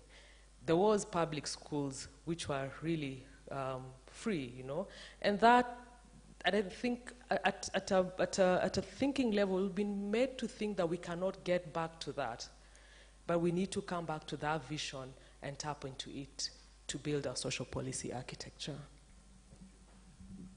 Minde? Thank you so much, and I think these questions can also be responded also to from my colleague here, Dr. Kizito. Thank you, Anjiru, for that, for those questions about, you know, the political interests that these such interventions find themselves in. And for sure, when I'm speaking about these actors and both state and non-state actors, we see that the motives and influences vary, and they really influence the security landscape in the very countries that they want to intervene in. You have spoken about the new scramble. This is something that is pretty much spoken in undertones about what role probably Rwanda plays in that particular conflict. And of course, your guess is as good as mine. And of course, it has really impacted the stability and cohesion of regional efforts, which is a big challenge. And probably we could also end up by saying that the failures of ICRA for DRC so that it is fit maybe to move towards the Southern African interventions, and that's where in December last year we saw an intervention by the SADC mission, the SAMI DRC, which was made up of composed by countries in the south, including now Tanzania, which joined Malawi and South Africa. So you can understand some of those regional geopolitical dynamics. On the question raised by my brother here about the changing nature of these regional organizations, without a doubt, I will tend to agree. The earlier formation of these regional organizations were either based on political or economic perspectives, but we are seeing more and more security aspects are becoming an issue, and of course the dynamics are also changing, and you have cited you know, the G5 in the Sahel and then the Lake Chad Basin, and this regional, complex regional security complex theory, probably that's one of its deficiencies in trying to understand new security dynamics, which are ever evolving. What, therefore, can these regional economic communities do? Most of them have peace and security protocols or components which continue to be improved or amended to reflect these new challenges. And I think by doing so, it will be important to respond more effectively to these new security dynamics. In the interest of time, we will wrap it at this point. We had 45 minutes to deliver this, but we're happy to engage a little further in the discussions. So please join me in thanking the panelists on this side. Thank you. And Bob, back to you. Thanks very much, colleagues, and I think that was quite, again, the running thread here is that we were ambitious in trying to squeeze in many topics within short hours, but I think our colleagues have been very effective in distilling the key ideas from the long papers, the extensive research they have done into a couple of minutes. And I think the running thread, again, throughout this session has been that we are not just a talk shop, we have a program of action. And so you are going to see some of these papers in one form or shape, you know, either through some virtual engagement or publication, either the entire paper or what is now called impact publishing, which is that you distill a short piece out of a very academic abstract paper so that the public can also consume and understand. And in fact, that then helps us to segue quite nicely into the next speaker, and this is Ms. Sandra Macharia. She is the director of the United Nations Information Service. Most welcome, Sandra Macharia, and a warm welcome to her. I'll be remiss not to say this. I've known Sandra since the early 2000s because we are all media colleagues. So when I was looking around for who to represent the entire UN system, I was like, oh no, Sandra fits the bill. And I think my colleagues from the media and communication space will attest to this. But over to you. Thank you, Sandra. Thank you. Thank you, Bob. And good afternoon, everybody. And a huge thank you to the panel just before that. That was quite interesting. Thank you. I learned a lot. And then about impact publishing as well. So thank you. So good afternoon, ladies and gentlemen, distinguished guests. It is an honor for me to address you at this Amplifying African Voices for Strategic Action Conference. I would like to start by thanking the organizers, to Bob as well, for inviting me to be part of this conversation that is dear to me as a former journalist, but also because it's what I try to do in my current professional life. As he mentioned, my name is Sandra Macharia, and I'm the director of the UN Information Service here in Nairobi, which is part of the UN's Department of Global Communications. And as a department, we aim to tell the UN story across multiple platforms, both digital and traditional, to build support for the aims and work of the organization. And through our global operations and offices in 60 countries, we reach millions of people with trusted, objective information and an inclusive message that enables the public, civil society, private sector, and member states to engage in the work of the United Nations writ large. And so the United Nations Service, Information Service that I lead is one of three, the other two being in Geneva and Vienna. Those are the other UN headquarters outside of New York. And we, at the UN office at Nairobi, we are the only UN headquarters in the Global South, and we invite you to visit us at our beautiful campus out in Gigiri if you have some time, and you can find us online. It's a beautiful campus. Now, on to the business of the day. On the UN's communications mechanisms, alongside our aspirations for enhancing African representation in global conversations. So, ladies and gentlemen, we gather here this Friday, barely 6 weeks since world leaders, heads of state and government, convened at the UN headquarters in New York for the once-in-a-generation Summit of the Future, where they adopted the Pact for the Future and its two annexes, the Global Digital Compact and the Declaration on Future Generations. And I would like to acknowledge any Namibians and Germans in the room, because together Namibia and Germany served as the co-facilitators of the year-long negotiation process on the Pact for the Future. Now, through this pact, leaders set out a clear vision for a multilateralism that can deliver on its promises, that is more representative of today's world and draws on the engagement and expertise of governments, civil society, academia, and other key partners. And it is a roadmap for a renewed multilateral system designed to meet the demands of today, the aspirations of tomorrow, and speaks to what we want to achieve for our future generations. And so how did we get here, ladies and gentlemen? As you know, and this was alluded to, I think, in the panel before, that the United Nations and other international financial institutions were founded in 1945 at the end of the Second World War, and we know that the world has changed significantly since then. The United Nations turns 80 next year, and when it was established, it had 51 member states. Kenya and many of our own countries did not exist at the United Nations then. Today, there are 193 member states. We have also seen that global problems are moving faster than the institutions designed to solve them, whether it be the climate crisis or conflicts and violence. We have unmet climate financing commitments, and we all recall the challenges that Africa faced in accessing vaccines during the COVID-19 pandemic. COVID also saw a regression in the progress we had made towards the Sustainable Development Goals. the global extreme poverty rate rose for the first time in over 20 years because of COVID.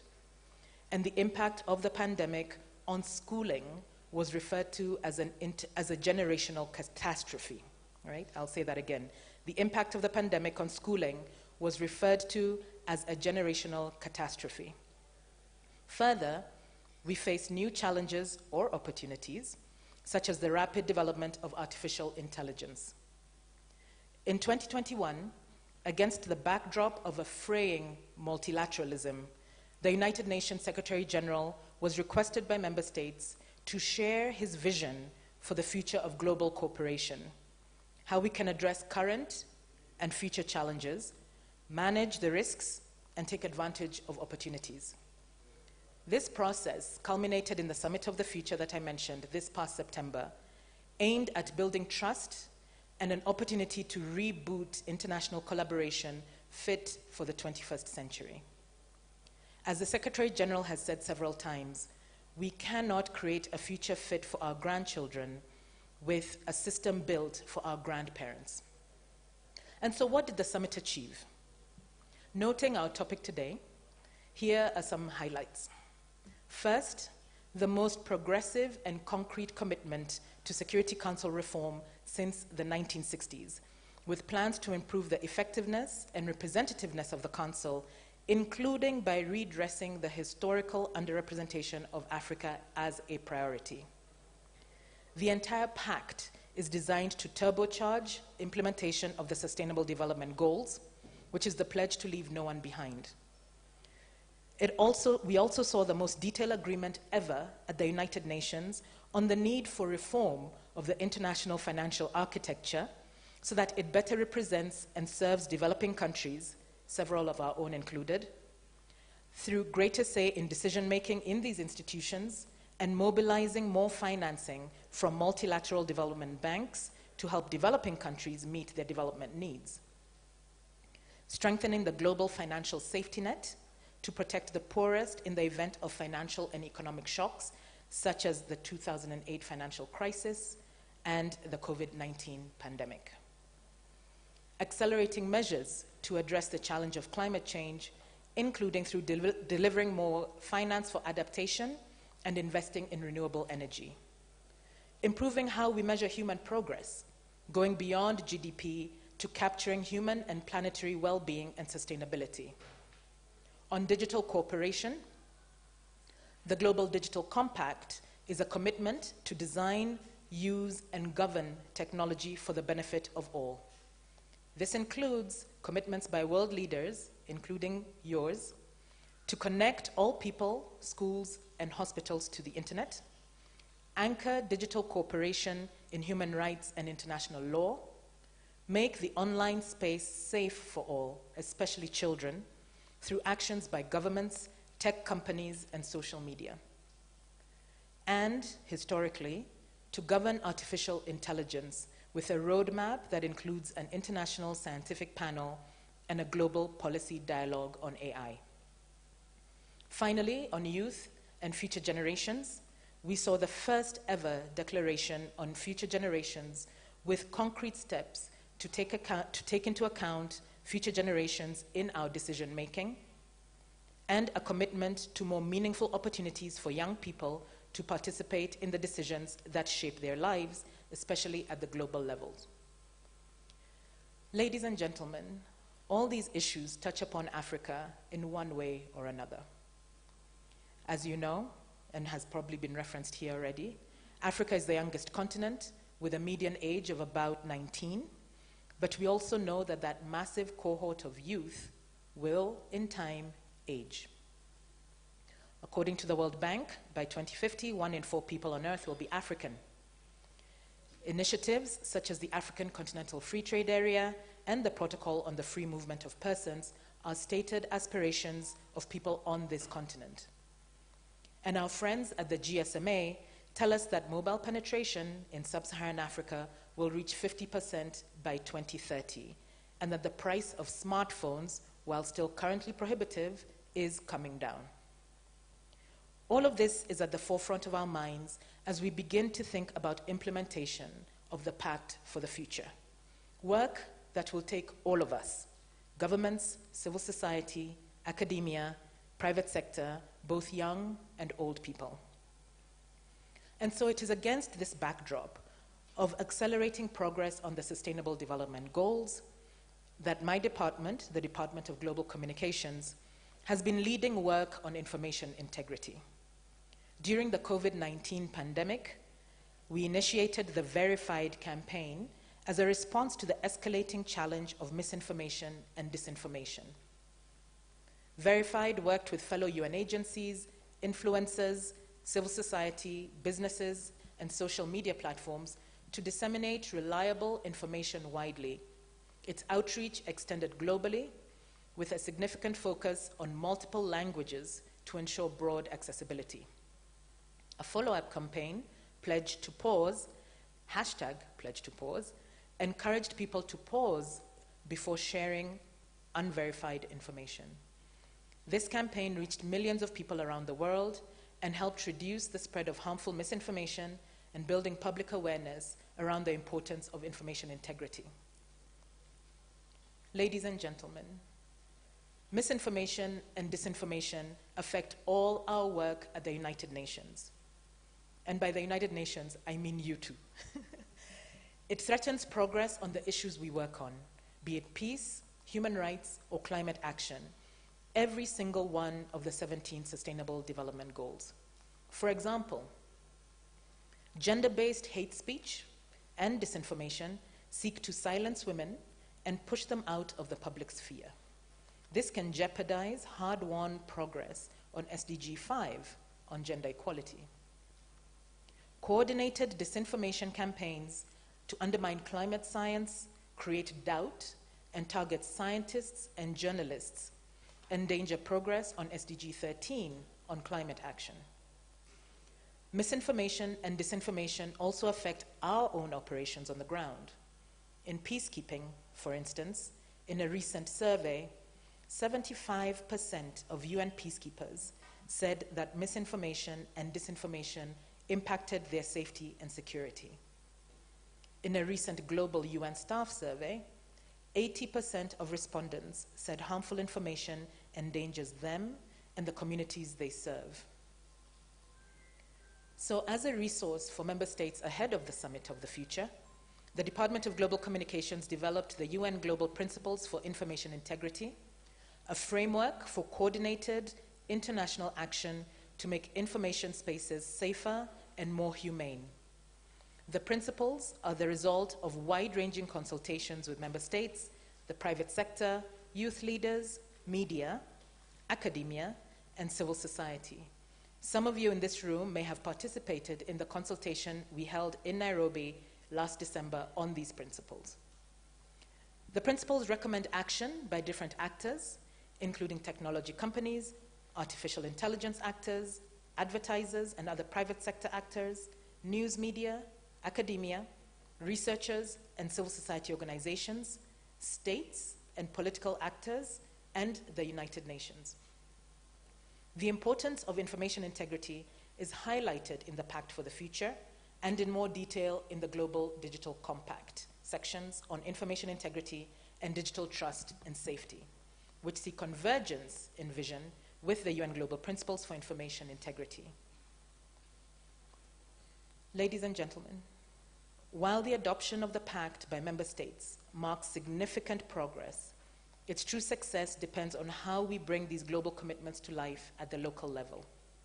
Here in Kenya, for instance, we are working with different stakeholders, including government, civil society, and private sector, to raise awareness about the Pact and promote its implementation.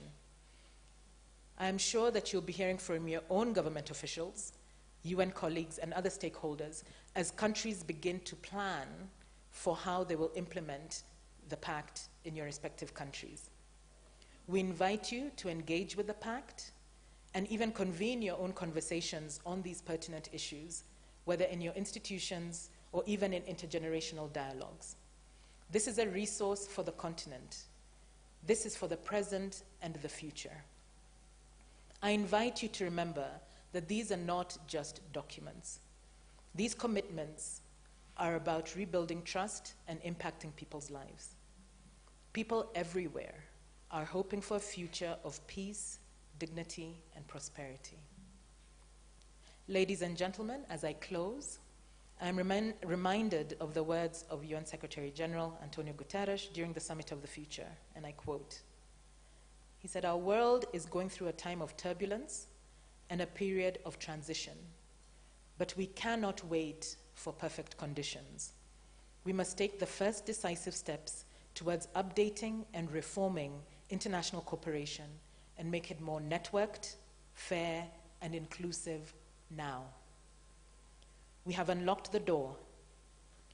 Now it is our common responsibility to walk through it. That demands not just agreement, but action. I challenge you to take that action," end quote.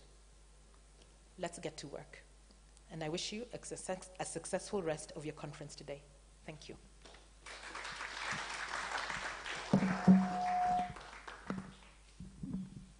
Thank you very much, Sandra. I think another round of applause for Sandra. I think one of the key points she's pointed out is that the Pact for the Future was promulgated only 6 weeks ago. So it is very early days. Those of you who missed the SDG bandwagon and are in this room, you now know that it is time to launch straight into this, whether you want to do teaching, research, public engagement. And Sandra, I think, is a partner with UNIS, the United Nations Information Service, through whom we can tap into. But I think we start by reading the pact. I have read it. I don't know about you. So I think we might need to do that.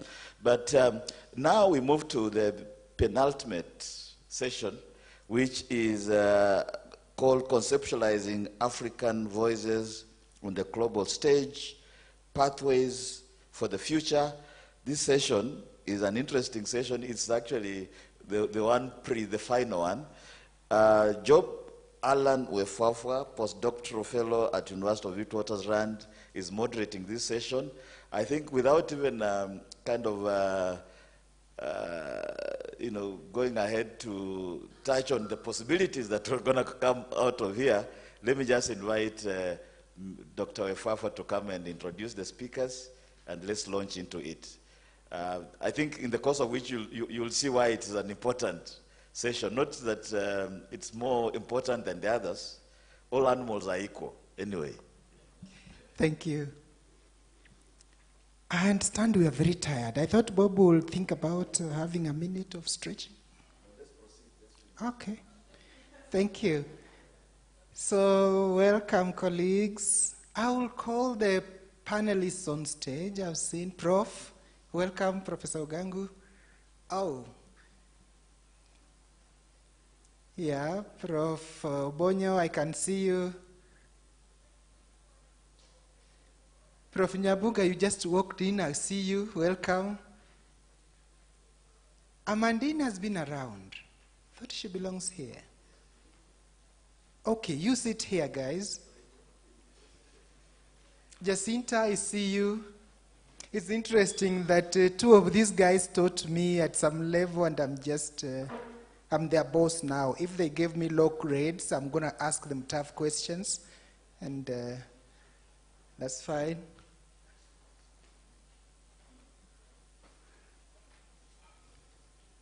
Thank you very much. We have one more.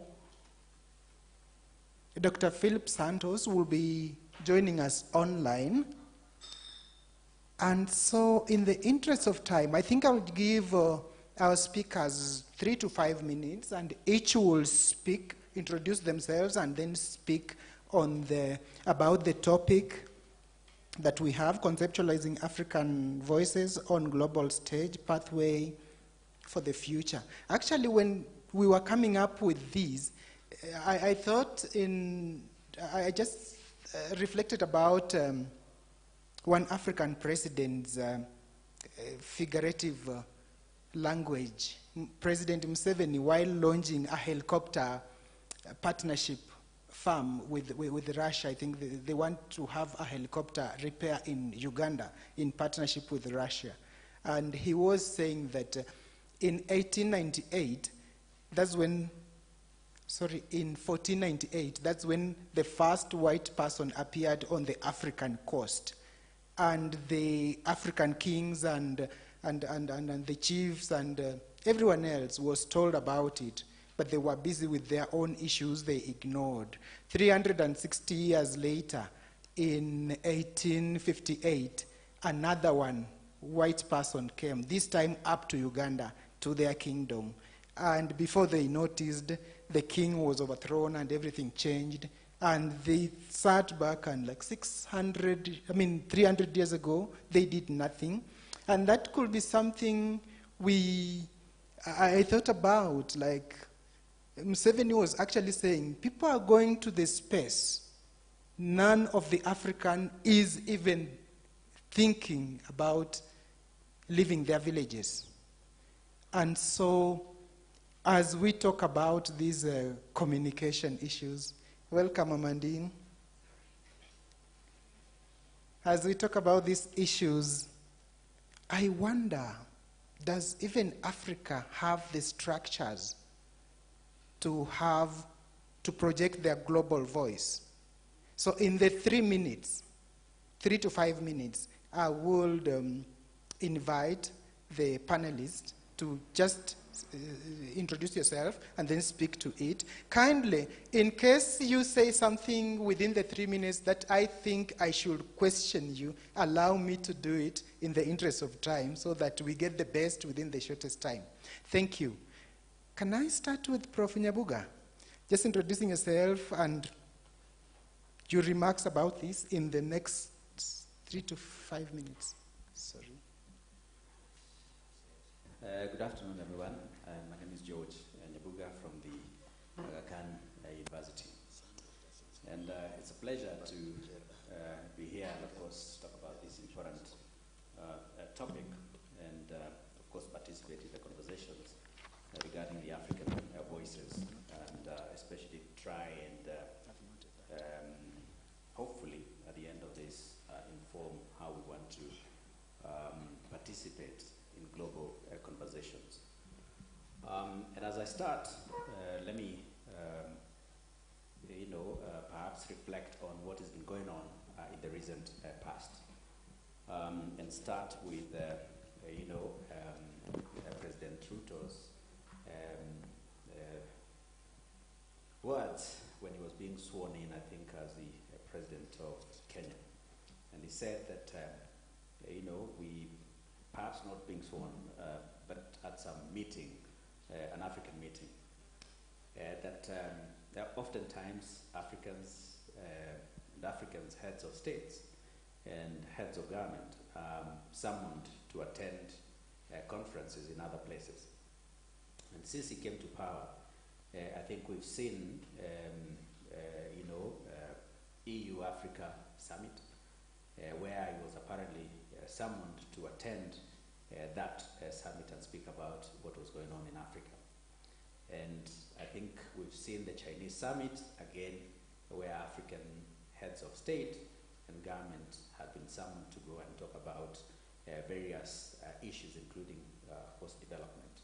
And American summit, Russia-Africa summit, and the various other, whatever Africa summit. And the reason why I, of course, raise these issues is the fact that we've been unable to resist not only the urge to attend those summits, but go there with a common agenda and advance that agenda, and of course ensure that the voices of our leaders and the voices of Africans are heard loud and clear, particularly with regard to development and of course other issues that we face as a continent. Unfortunately, and I think maybe it's going back, and President Ruto was being interviewed once and asked why is it that he's refused to attend those summits or those convenings, given what he said. And I think his response was that it was important to attend this because those were important forums for discussion of relationships between other countries and, of course, Africa. And the question then that arises is, how can we make our voices heard if we are being summoned to these summits without a common agenda?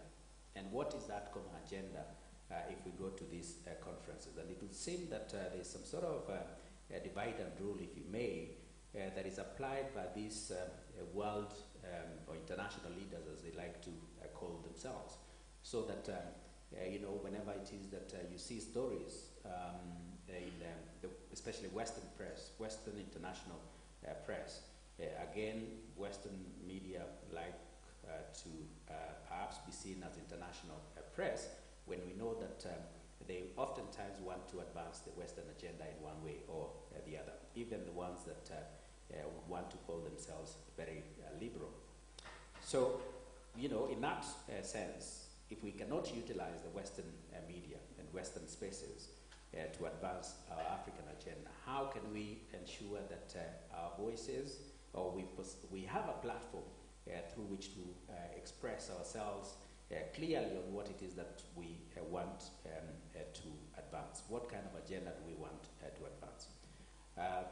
So other than perhaps having a platform through which we can express ourselves, it is that we must develop some sort of agenda to ensure that there's some sort of equality or equity in this international space, so that we are not being summoned to attend those conferences without the ability to resist the urge to go to those places.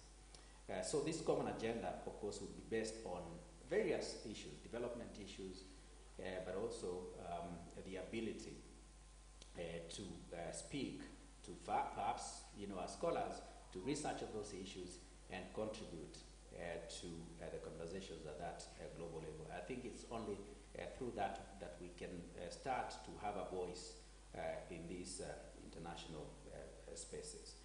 But also, perhaps as Africans, to try and have some sort of unity of purpose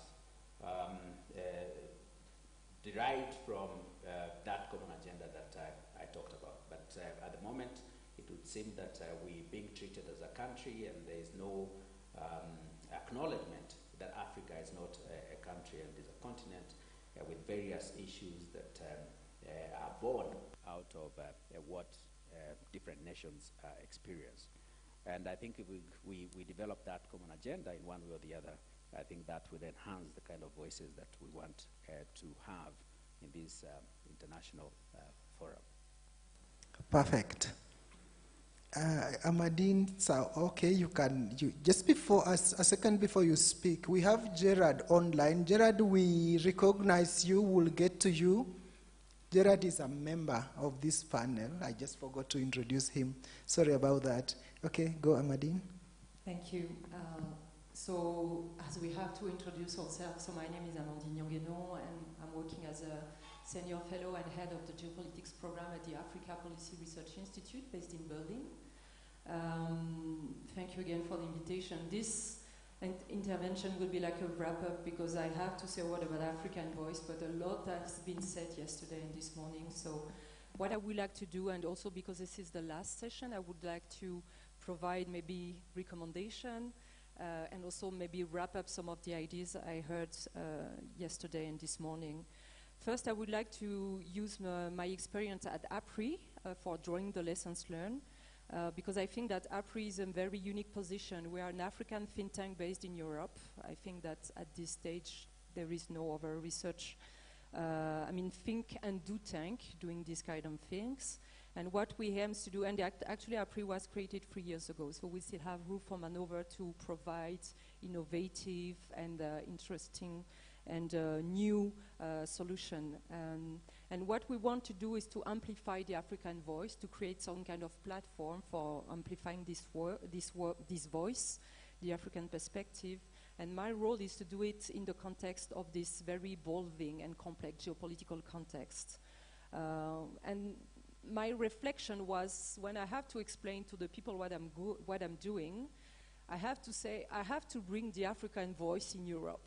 And then I start thinking, and I ask my boss and saying, do we really think about what this means? Because we need to be consistent. If we want to use this as a buzzword to show that we have an added value in the current landscape in Europe or in Africa, we need to think about what this means. So what I would like to do here with you is to share some of the questions I asked myself about what this means for APRI, or for a think tank to bring African voice, especially in Europe. So the first question the key question was for me, what facilitates or constrains African voice in this evolving geopolitical landscape, and especially when you are a think tank. So I won't go back, I will not go back to all the definition of African voice. A lot has been said already. But the question I'm asking myself is that, are there some voices more legitimate than others? Because we need to distinguish, or at least we can ask the question, is there authentic African voice? Usually we say that who's from the continent or from the diaspora, and should we distinguish this one from external voices that claim to speak for Africa? And I was asking this question because sometimes the foreign perspective can offer valuable insights, but they should not replace the African voices. And I think that's also important because we have very good experts, and my background is peace and security, and in the Sahel, for instance, we have very good French experts working on the Sahel, but their voice should not replace the African voice when we talk about the Sahel issue, the local issue. Because in this case, this diminished the authenticity of the voice, of the African voice. The second challenge, I think, and I'm also asking myself the question, is balancing between unity and diversity. And we also talk about this, especially this morning. And because we have Africa's many countries, region, which have unique histories and realities. So we need to take this into consideration. Because otherwise, the risk is always to have not African voices, but one African voice, which is much more monolithic, single African position that should be embraced and that should cover global issue.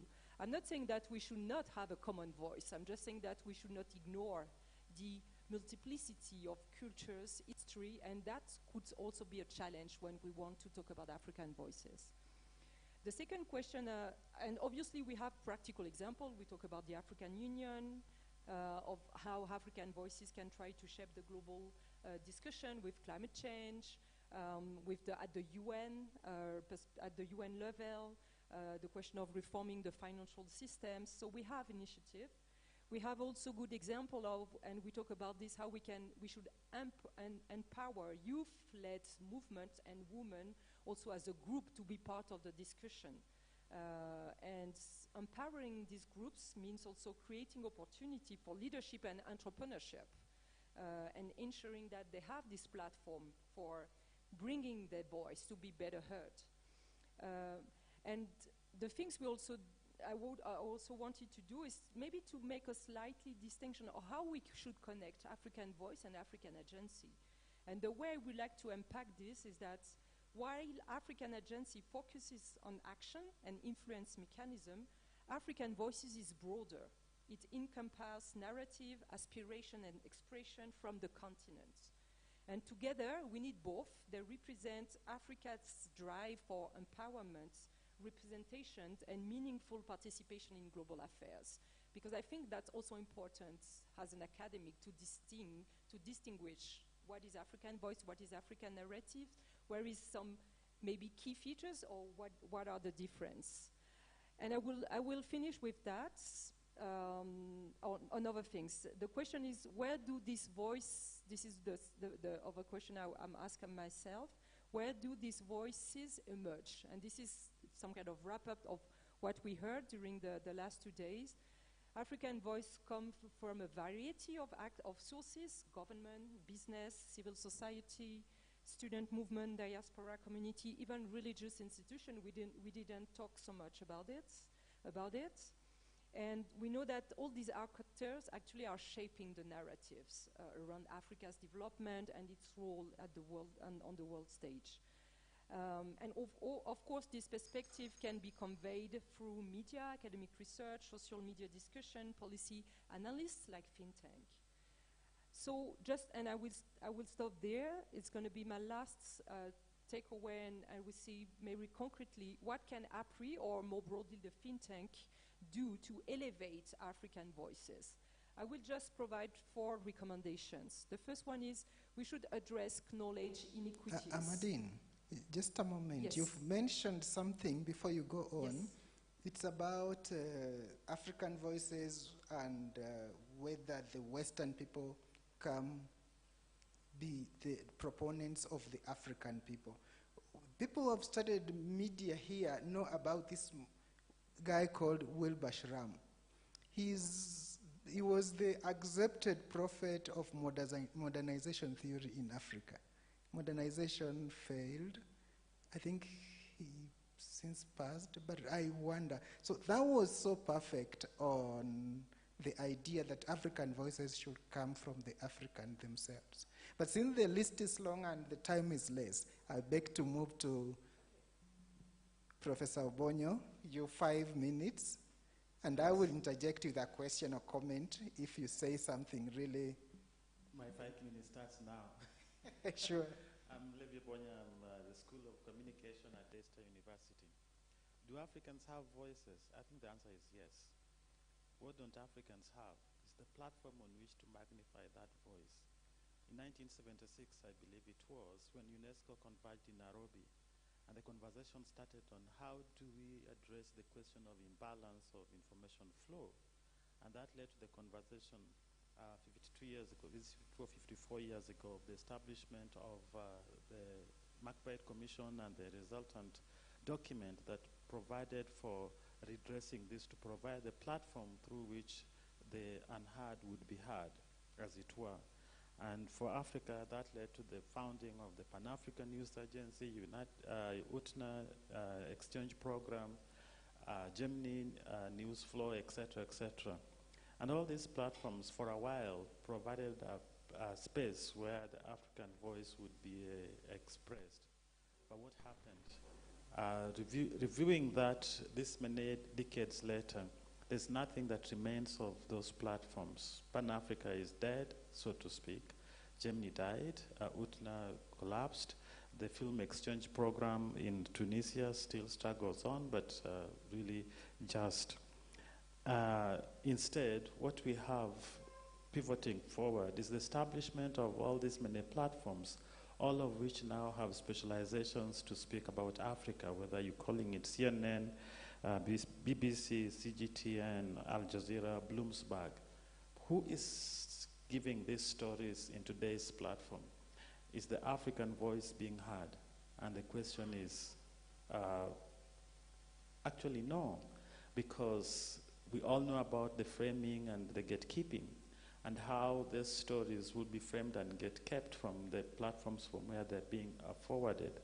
The question we probably should be dealing with is, why would CNN, CGTN, and all these stations be interested in Africa? It's not for the Africa's interest, it is for their own interest. But why did we let all these other platforms, Pan-Africa, UTNA, and the rest of them collapse? And the answer lies, and I think the conversations that were taking place earlier were very helpful, was the strength of the African Union, of the regional bodies in terms of building the capacity of these platforms. Because part of the reasons that Pan-Africa, Gemini, the rest of them collapsed was because, one, the remissions, and I think that has been discussed earlier on, that the African countries were not remitting their support to these bodies. Number two, all the African presidents, as it were, tended to look at these agencies as not platforms for the transmission of objective news transfer, but rather public relations, and with all respect to public relations, platforms on which the good stories of the presidents and the countries would be told. And that, as we all know, does not necessarily translate into stories that will be of interest into the other countries. And so all of that led to the collapse of these platforms. Doesn't the answer then to the amplification of the African voices still go back to African Union in Addis Ababa, to the rest of the other platforms, organizations that we have. What reforms can take place at these regions that would then speak to where we need to go in order to have these voices to be amplified across the globe so that Africa will occupy its substantial place in the days to come. And I think the conversations that we were having earlier, for example, when you begin to look at the spread of our population and the bulk of the youthful population, where they are, but look at this from the right at the domestic level. We're increasingly having a situation where our own media houses are collapsing across the board. In Kenya, some of the media houses that only 10 years ago were vibrant is now on the back pedal, tells the story. And the story of Kenya in this respect is the story of Africa. And so unless we are able to see how we can able to transform these things. So what role would, for example, technology play, the emerging technology that's supposed to be an equalizer? Is it really an equalizer when we still have the disparities in terms of access? And particularly given the fact that the software and the hardware of this technological revolution is still a design of the North. If you look at, for example, the emerging technology in artificial intelligence and face recognition, the African face is missing, the black face is missing, and so today on the streets where face recognition is implemented, as an African you are non-existent. In our terms of our stories being part of the software that's developed is non-existent. And again, in order to play a critical role in these spaces, what is the function of the AU, of our regional bodies in this? I appreciate the contribution of our immediate former speaker, talking about, for example, the conference 6 weeks ago. But that, when you still have the representation of African countries at the Security Council, still limited to, for the most generous proposal, to just being sitting in there but not holding the same rights as most of the other organizations, then it means that we still will be dancing at the periphery. Thank you. That's perfect, Prof. You remind me of a Nigerian author whose name I forget. He penned down an article arguing that, colonialism has taken place in Africa in 4 phases, and the first, we know it was through missionaries, the second was through military, the third has been through economy, and now we are into sports, but using technology. That's why in everyone's village there is a primary school going kid with a Messi t-shirt and some player with them, and they know all the team members in the European teams, but they don't know their local leagues, if at all they exist.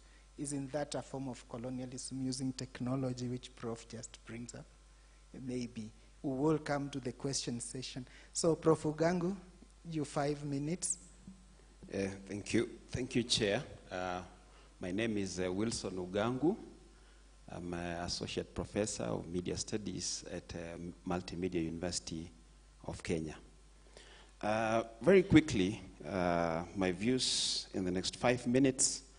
You have asked us to speak to the broad topic of conceptualizing African voices on the global stage, and then suggest pathways for the future. I look at this topic in the context of many things, and I think that those things have actually been addressed in most of the presentations that have been made here since morning. I particularly remember one thing that was mentioned, I think, by the diplomat, the ambassador who spoke earlier, and the diplomat said, Africa must talk, Africa must collaborate, it must build partnerships. I think that is part and parcel of the process of projecting, finding, and placing the African voice on the global stage. But then again, Professor Kadiagala had also mentioned earlier, perhaps in passing, that the world is not really thinking about Africa. Yet the issues that face Africa are many. So this is why we need to be thinking about and, you know, imagining or creating an idea about where and how to project the African voice on the global stage. My intervention will start from the point of view of policy. I think that if we have to get a good idea about really placing the African voice in the global context, we have to think about policy. Policy especially, so right from the national level. Okay? I think Professor Levi Obonyo alluded to the idea of UTNA and the history that went into the creation of UTNA in the mid-70s. And UTNA was this supra-regional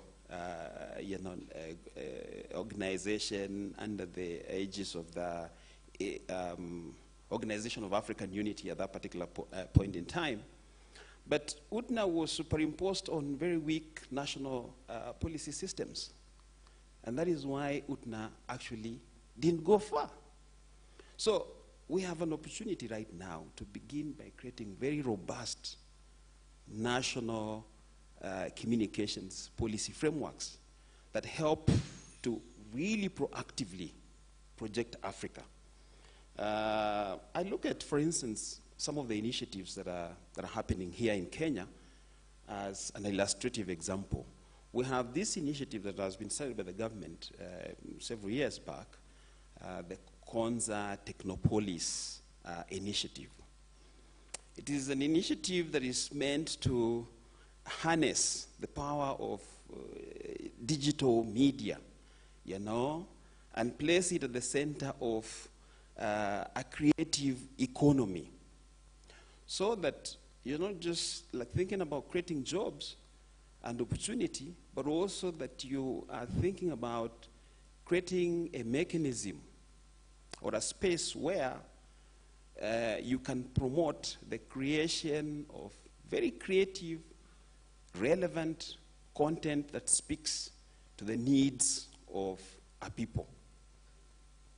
And here, implied is a question of framing, which I think also Professor Obonyo spoke about. You know, as you think about now creating that African content that is relevant, the question of framing comes into mind. How is that content reflecting the African reality? How is that content speaking to the needs of our people? And then following up on that is a question of mechanisms for what? For distributing and making that content available to a much broader audience. Okay? So all those things must be built into some kind of policy framework that looks at the future. So for me, I see the salvation of Africa as lying in that very deliberate process of thinking and harnessing the power of digital technology and bringing it at the center of what we are doing. Bring youth into the center of the creative process. There are many young people. If you go downtown Nairobi on Sundays, you find many, many young people, especially in the afternoons, shooting videos all over the place because they're excited about putting these things on TikTok and having a presence, elsewhere. Fine, but that this process can help to structure those energies in a very creative and productive process that is beneficial not just to the youth themselves, but also to the country and the continent of Africa. The other question to look at is the question of access, which is, again, a policy-related question. So as we think about bringing all these voices into the center, we also have to ensure that through deliberate policies, that the people who need access to information flows have that access. But more importantly also, that they also have access to the technologies, the relevant technologies that will help them to access that particular information. I think this is always a weakness in terms of how resources are allocated across the board, so that you find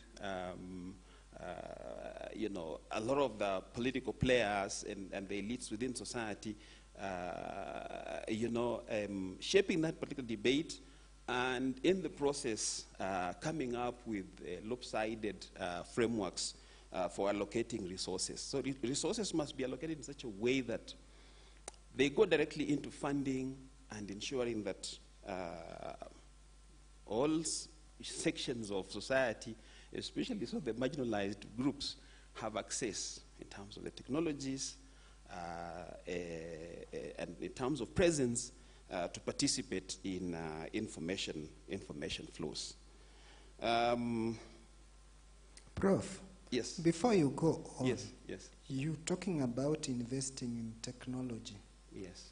You will answer me this, but I would wish to know if there is any African country that can afford satellite dishes or any other that will enable us to get to a global stage with that.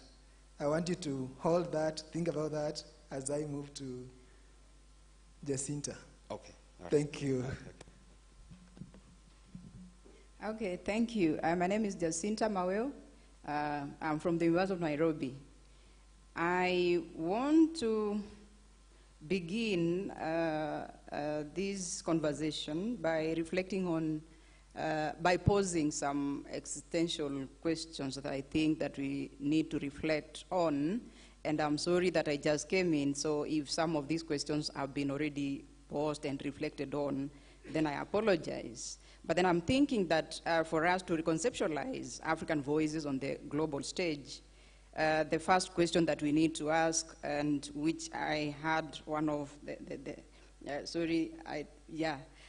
she posed, what is this African voice that we want to conceptualize? What defines it when we talk about this African voice on the global stage? And what does it mean for Africa to have a voice on the global stage?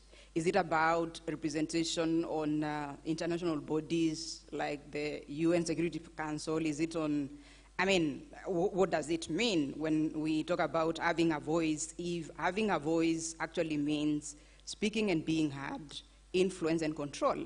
So is it possible for Africa to have representation in these international bodies and still not have a voice?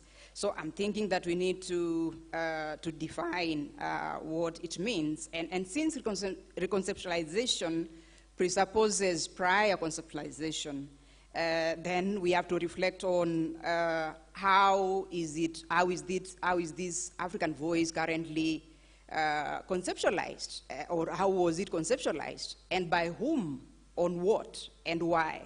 And I think that for us, we need to be able to answer these questions, because understanding if there is an African voice as we speak, Professor Obonyo said, yes, Africans have voices. So this voice that we want to amplify, this one that we want to conceptualize, who conceptualized it in the first place? How did they conceptualize it? And it's an African voice on what? When we are talking about African voice on the global stage, is it on security? Is it on climate justice? Is it on everything? And why was it conceptualized the way it is conceptualized? And why do we even want to reconceptualize it?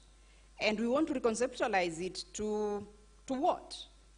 And the reasons why I'm asking these is because I think that if we answered these existential questions, then we probably will be able to avoid probably missteps that led us to be here still talking about the African voice so many decades after most African states got independence. And I'm also thinking we are talking about the Pan-African News Agency and the fact that, we don't have a platform, but I'm also wondering, so supposing we were given a platform today, supposing the world gave Africa an hearing today, and that we even had a platform to wear that, what would we tell the world? What would that voice be?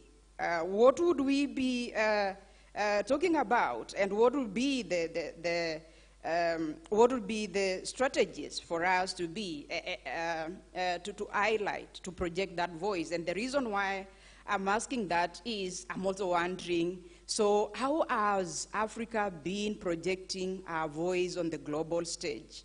Have we, as Africa, probably been projecting ourselves, and our voice has been presenting ourselves as a problem to be solved rather than a voice to be heard? And most importantly, whose voice are we talking about when we talk about the African voice? Who represents it? Is it through regional organizations like the East African Community, like the AU? I'm sorry that I missed the keynote. But then I think we also need to define who represents this voice. Whom do we want to represent this voice on the global stage?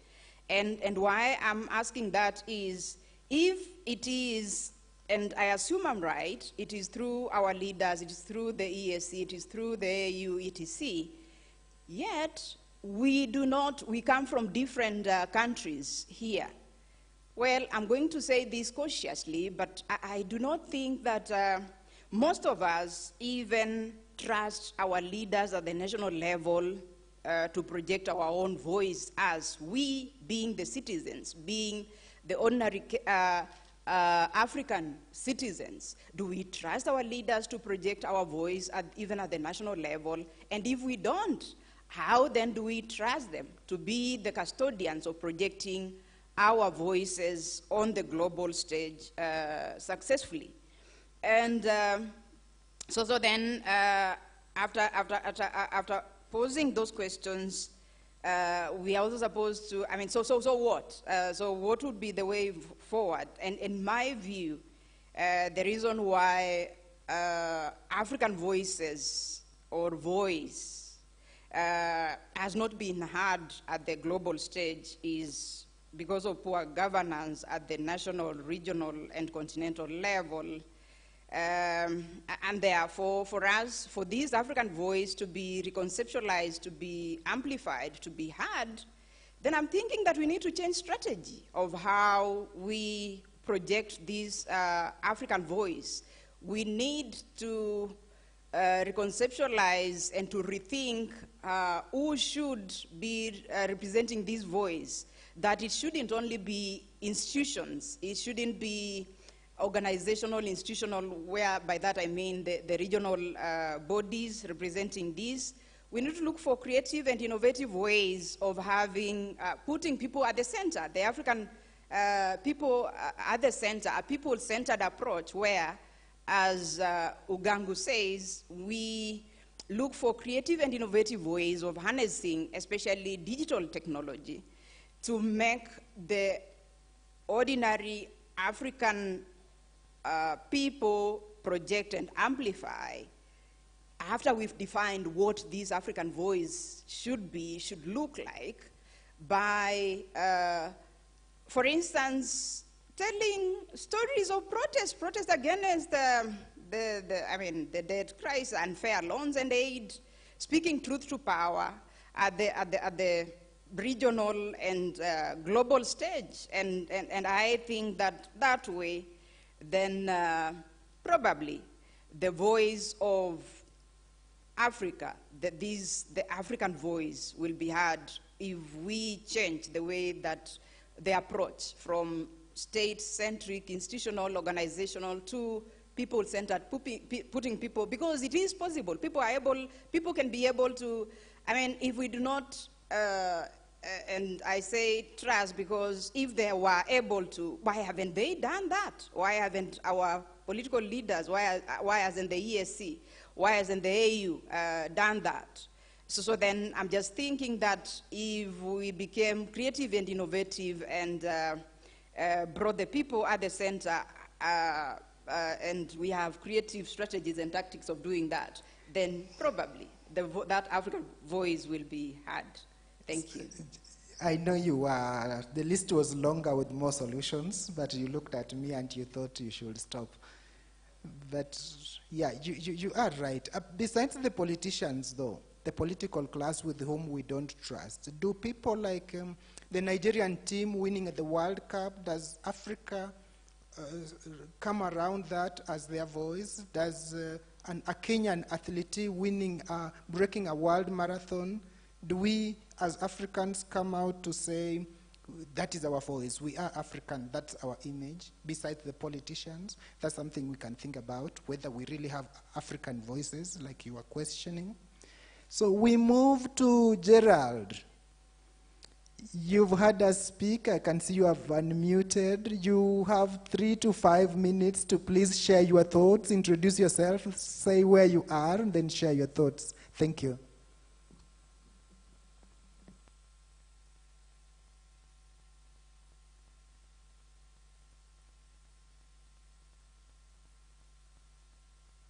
Yes, we hear you, Gerald. Okay, thank you very much.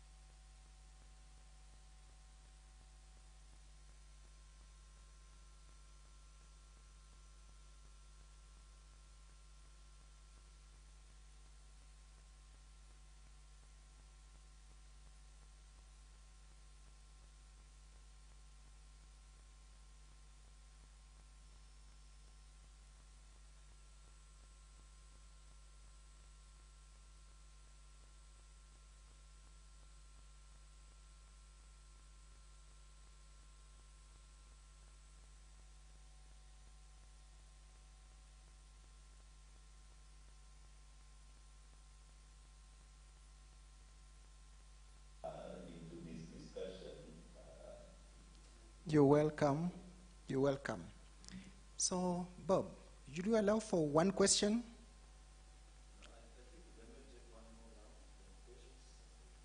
Are you for real?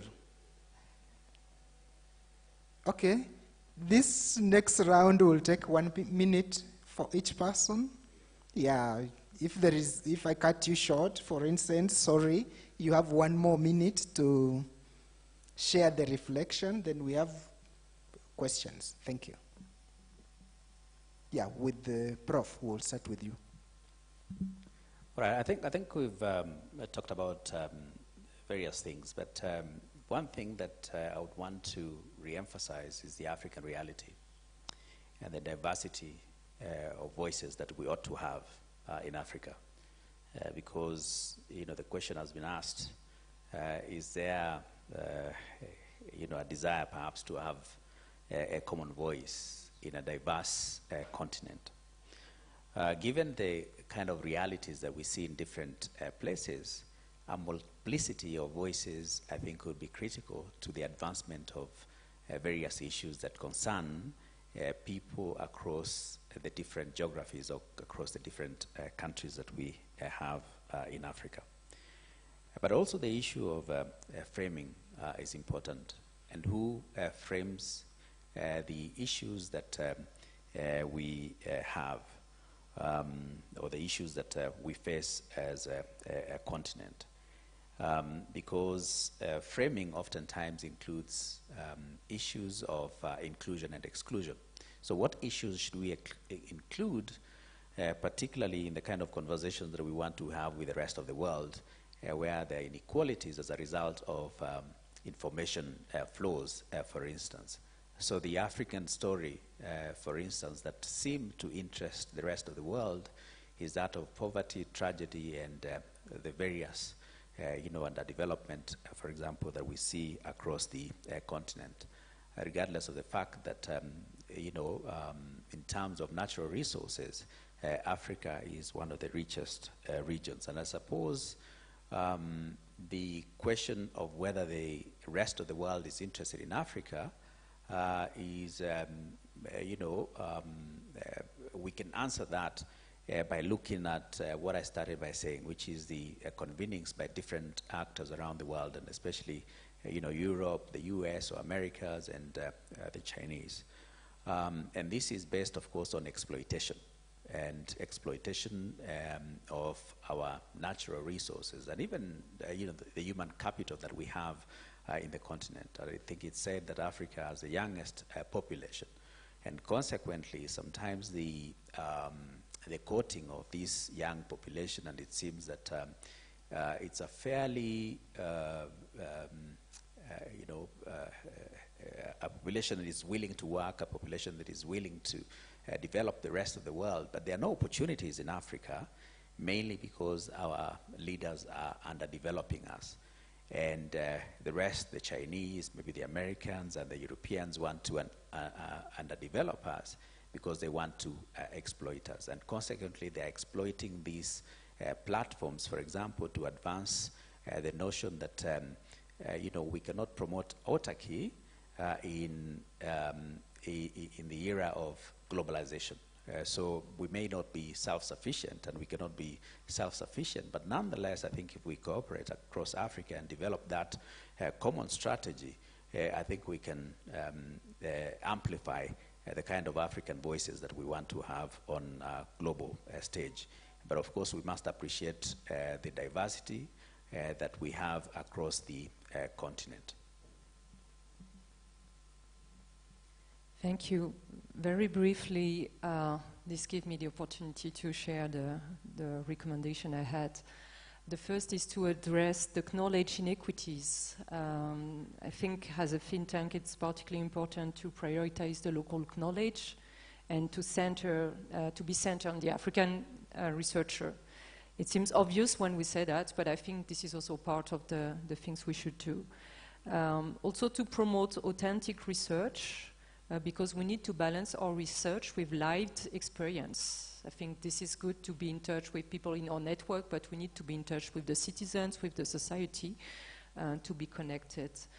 The third one I already say a word about it is to acknowledge the diversity of African voices and to see what this means when we especially have to provide recommendation to which and to whom this recommendation should be addressed.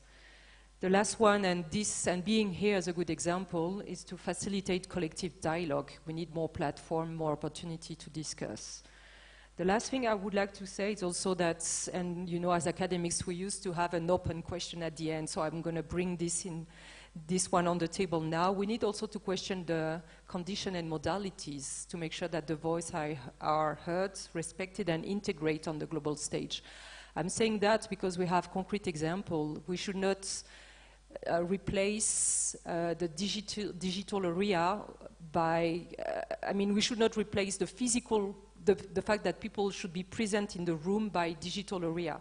I'm saying that because very concretely, the fact that when we organize a conference in Europe and we want to bring African voice and people cannot have their visa is also a question that we should raise, because what is the condition and modality to tell your story? We know that in the diplomatic world, you have to be in the room because there is confidentiality, because if you want to influence, if you want to lobby, you need to be in the room. We should acknowledge that it's the same for the African voice. The best way for the African voice to be here is for them to be present in the debate when they are organized at the global stage. And I would end here. Thank you. Thank you so much. Let me pick right on the conversation that you've just provided. And some of the challenges that have led us to where we are, of course, we know the colonialism, systematic marginalization, the limited access that as Africans we have within Africa, but today even participation in platforms as you speak, lining up for the visa, it's your black face is already an identifier that speaks of where you belong. Stereotyping that is present that needs to be faced, and of course lack of funding that attend to some of these things. But I think thinking broadly again in terms of where we should travel will be the question of how can we foster transnational solidarity among Africans. As I speak today as a scholar, I'm completely locked out of parts of Africa, Francophone, Lusophone, the Arab scholarship, because I'm limited to English and Kiswahili. And so how do we widen this boundary? How can we reimagine the global media landscape so that it begins to not just provide for the dominant voices to be heard, but for our voices also to be heard? Only recently, Swahili was recognized at the UN as an important language. But how can we ride on this so that we can be able to exploit our own languages to be able to communicate, which then will speak of our own philosophies and our own thoughts? The digital device that we still have in the continent, much as we speak about, what is going on and the innovations that are taking place, but the reality is that whether it is through limitation of access to this technology, power across the continent that will power some of these gadgets, the cost, etc., still ensure that part of our population is not being accessed. What is the diaspora, the African diaspora doing, and to what extent can we exploit the African diaspora as those who arrived first to be able to articulate and speak of what is going on? The space of indigenous knowledge, and our Nigerian scholars had led the pack on this platform of beginning to exploit and question the role of in development of African means of communication. But I think that part of scholarship has not gone on, and so the drums and all these things that are typically African, in Kenya we have had this once-off and once-off conversation around national dress, but how would this, looking at traditional language, help us to be able to speak to this and being able to inject African voice in international institutions where they are? To what extent are we able to be part of the conversation that is taking place at that space? Let me just conclude. I think there are quite a few things that I would want to mention, but let me just conclude some of the things that we need to be, I think that we provide a way forward in developing pathways for the future. Can we be able to foster inclusive dialogues that will be able to engage not just one stream of the flow, but across the board? Investing in education reforms. particularly the decolonization of the curriculum, so that we, as a student of communication and exploring and looking at research that is taking place in the field of communication, to what extent are theories that have evolved in the West imposed on African research without any modification, not recognizing that these theories took place, were evolved in specific cultural context that is separate from the African, and therefore will not help us to be able to find solutions, address the problems that the research were providing. Being able to harness digital opportunities, and I think other speakers have mentioned about this, mobilizing sustainable funding. And I think when we talk about the Africans' wealth, sometimes I think it's important to appreciate some of the wealthiest guys are actually Africans, but how this wealth is shared, not so much for the investing in the Africans themselves, but much more so in a small clique of the ruling persons, and then strengthening intersectional collaboration among Africans and the various groups that operate in this space. Thank you. Use this one of mine. Now, so on the point that I was making earlier in regard to policy, I just wish to add that African agency in relation to the African voice is better served when those policies that I was talking about, national level, are focused, or they are crafted in such a way that they address, and I think the other speakers here have alluded to that, the disparities, the various disparities within our society, and not just the interests of the political elite or those of the market. I say this because of a personal experience that I've had. I participated in a process here, a national process here that was geared towards developing a national communications policy for this country about 2 years ago. And you could tell, although we put out a public call to say that people could come to the task force and make their presentations and or submit a memoranda to the task force, you could tell that the voices of the elite, and especially so the political elite and those in government, were overwhelming. And you could actually already even tell from some of the people who are managing this process from the relevant Ministry of Information and Communication, that they already had an idea about how certain elements within the policy framework should be addressed.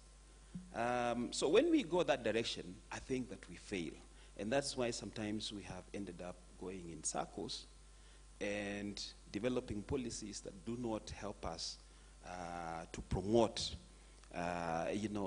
specific things that help to project the African voice. And here I'm talking about questions related to participation, questions that relate to local control. People have a more powerful voice when they actually control that means of communication. So policy must be structured in such a way that it gives control back to the people. And this is linked to the point that I made earlier relating to access, especially in our world today, access to the relevant technology, the infrastructural technology. So that, for instance, when we are developing content, there's this talk about this big vibe about local content, creative content, and those kinds of things. That content must be bottom up.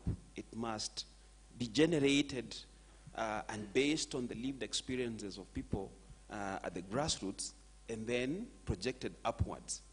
And they can only be able to do that when those people are actually empowered in terms of the level of access, the degree of access that they have to the relevant technologies. And I'm talking about even just basic things like Wi-Fi, these young people who are doing TikTok and those kinds of things, the level to which they have access to even Wi-Fi, internet, and those kinds of things.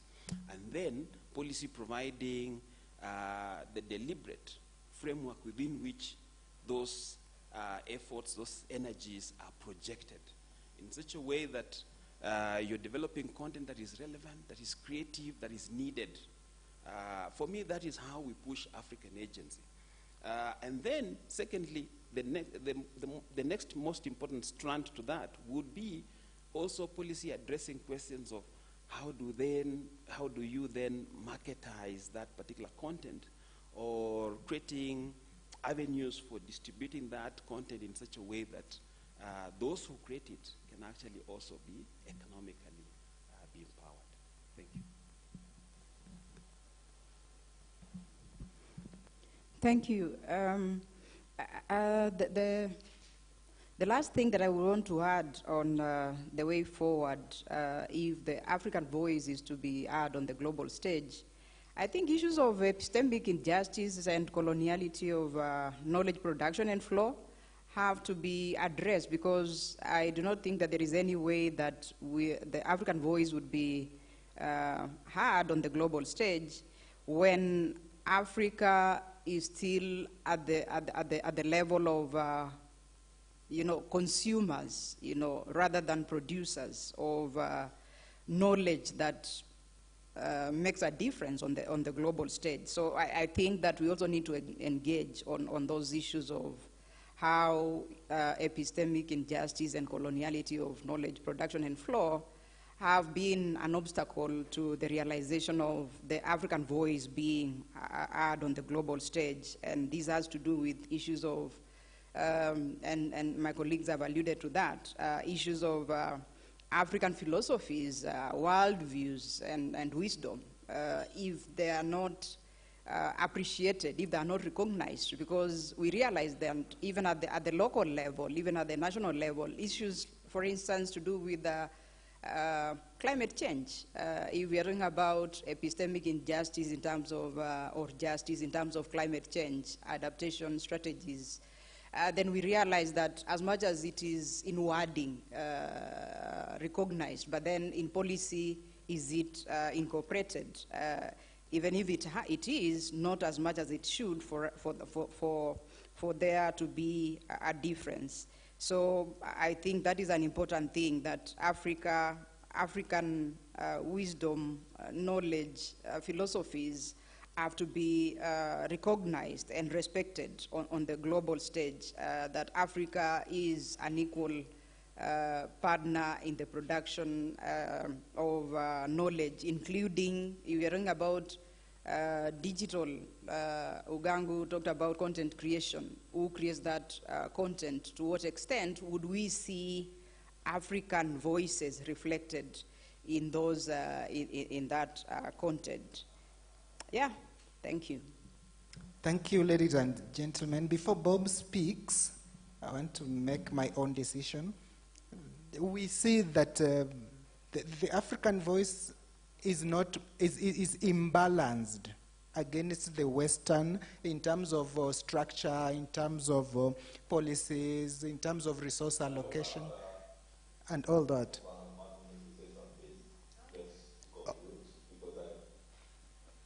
Okay, Gerald. Okay, they have been saying here that in international relations, physical presence is very important, and so I prioritized them.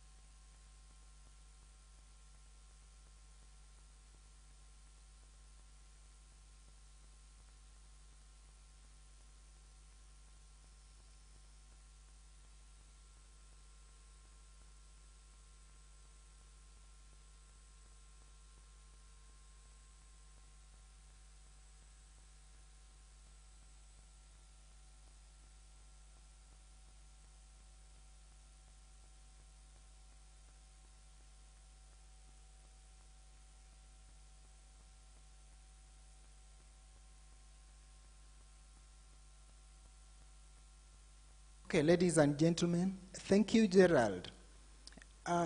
Unless there is this one burning question that it cannot make someone have lunch, I wish to extend this conversation over lunchtime. No question. The questions are being carried over for the lunchtime, with which we are a bit late. We're sorry for that. Thank you.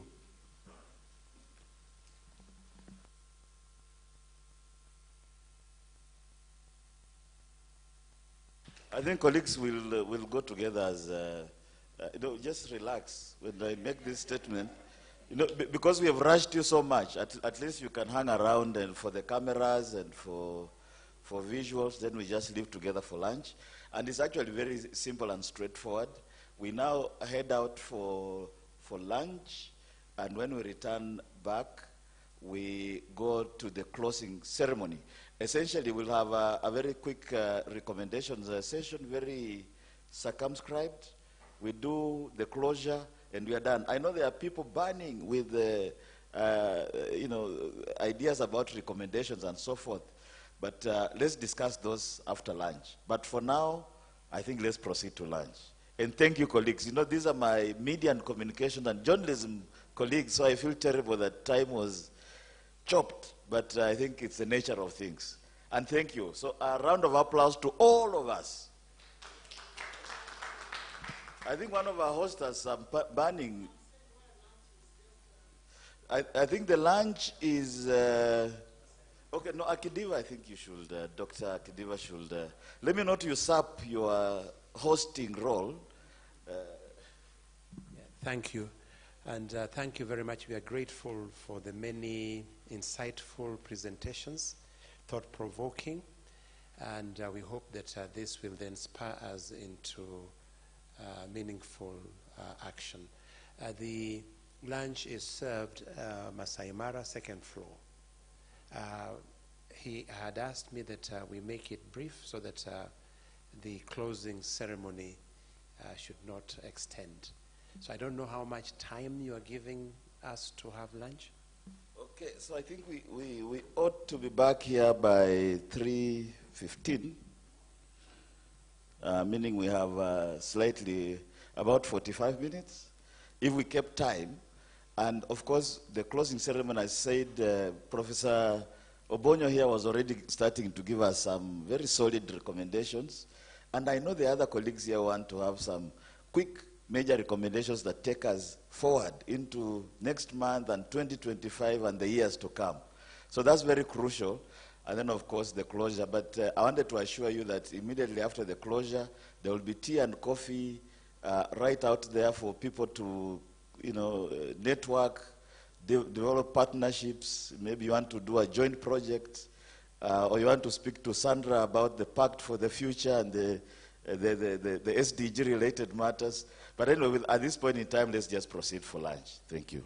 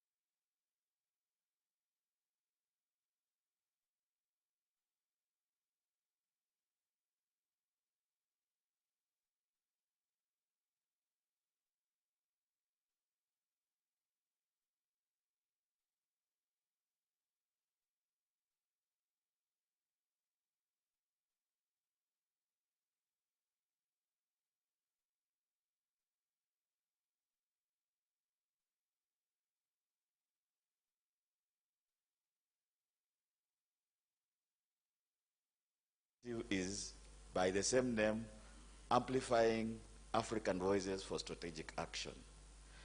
And one of the suggestions that has come through over the last weeks and months of engagement is that we should convert this into a coalition of partners, individuals, think tanks, universities, and even policymakers.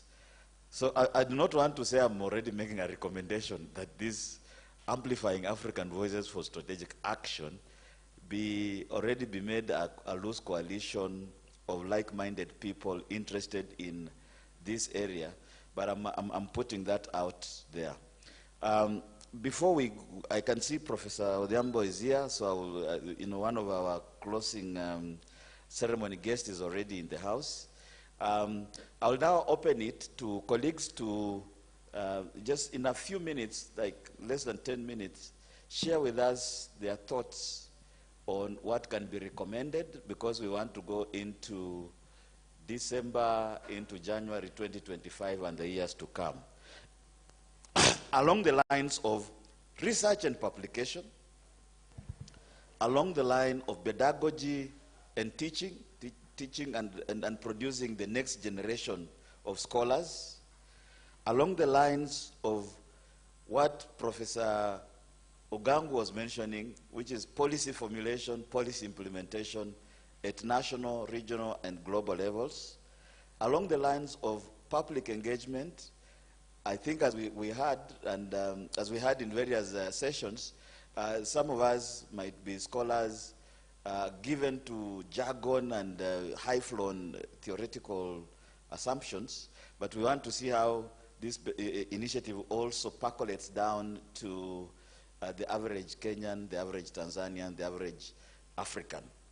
And lastly, things to do, the whole area of advocacy, on key issues at the global, Africa, Rex, and national level.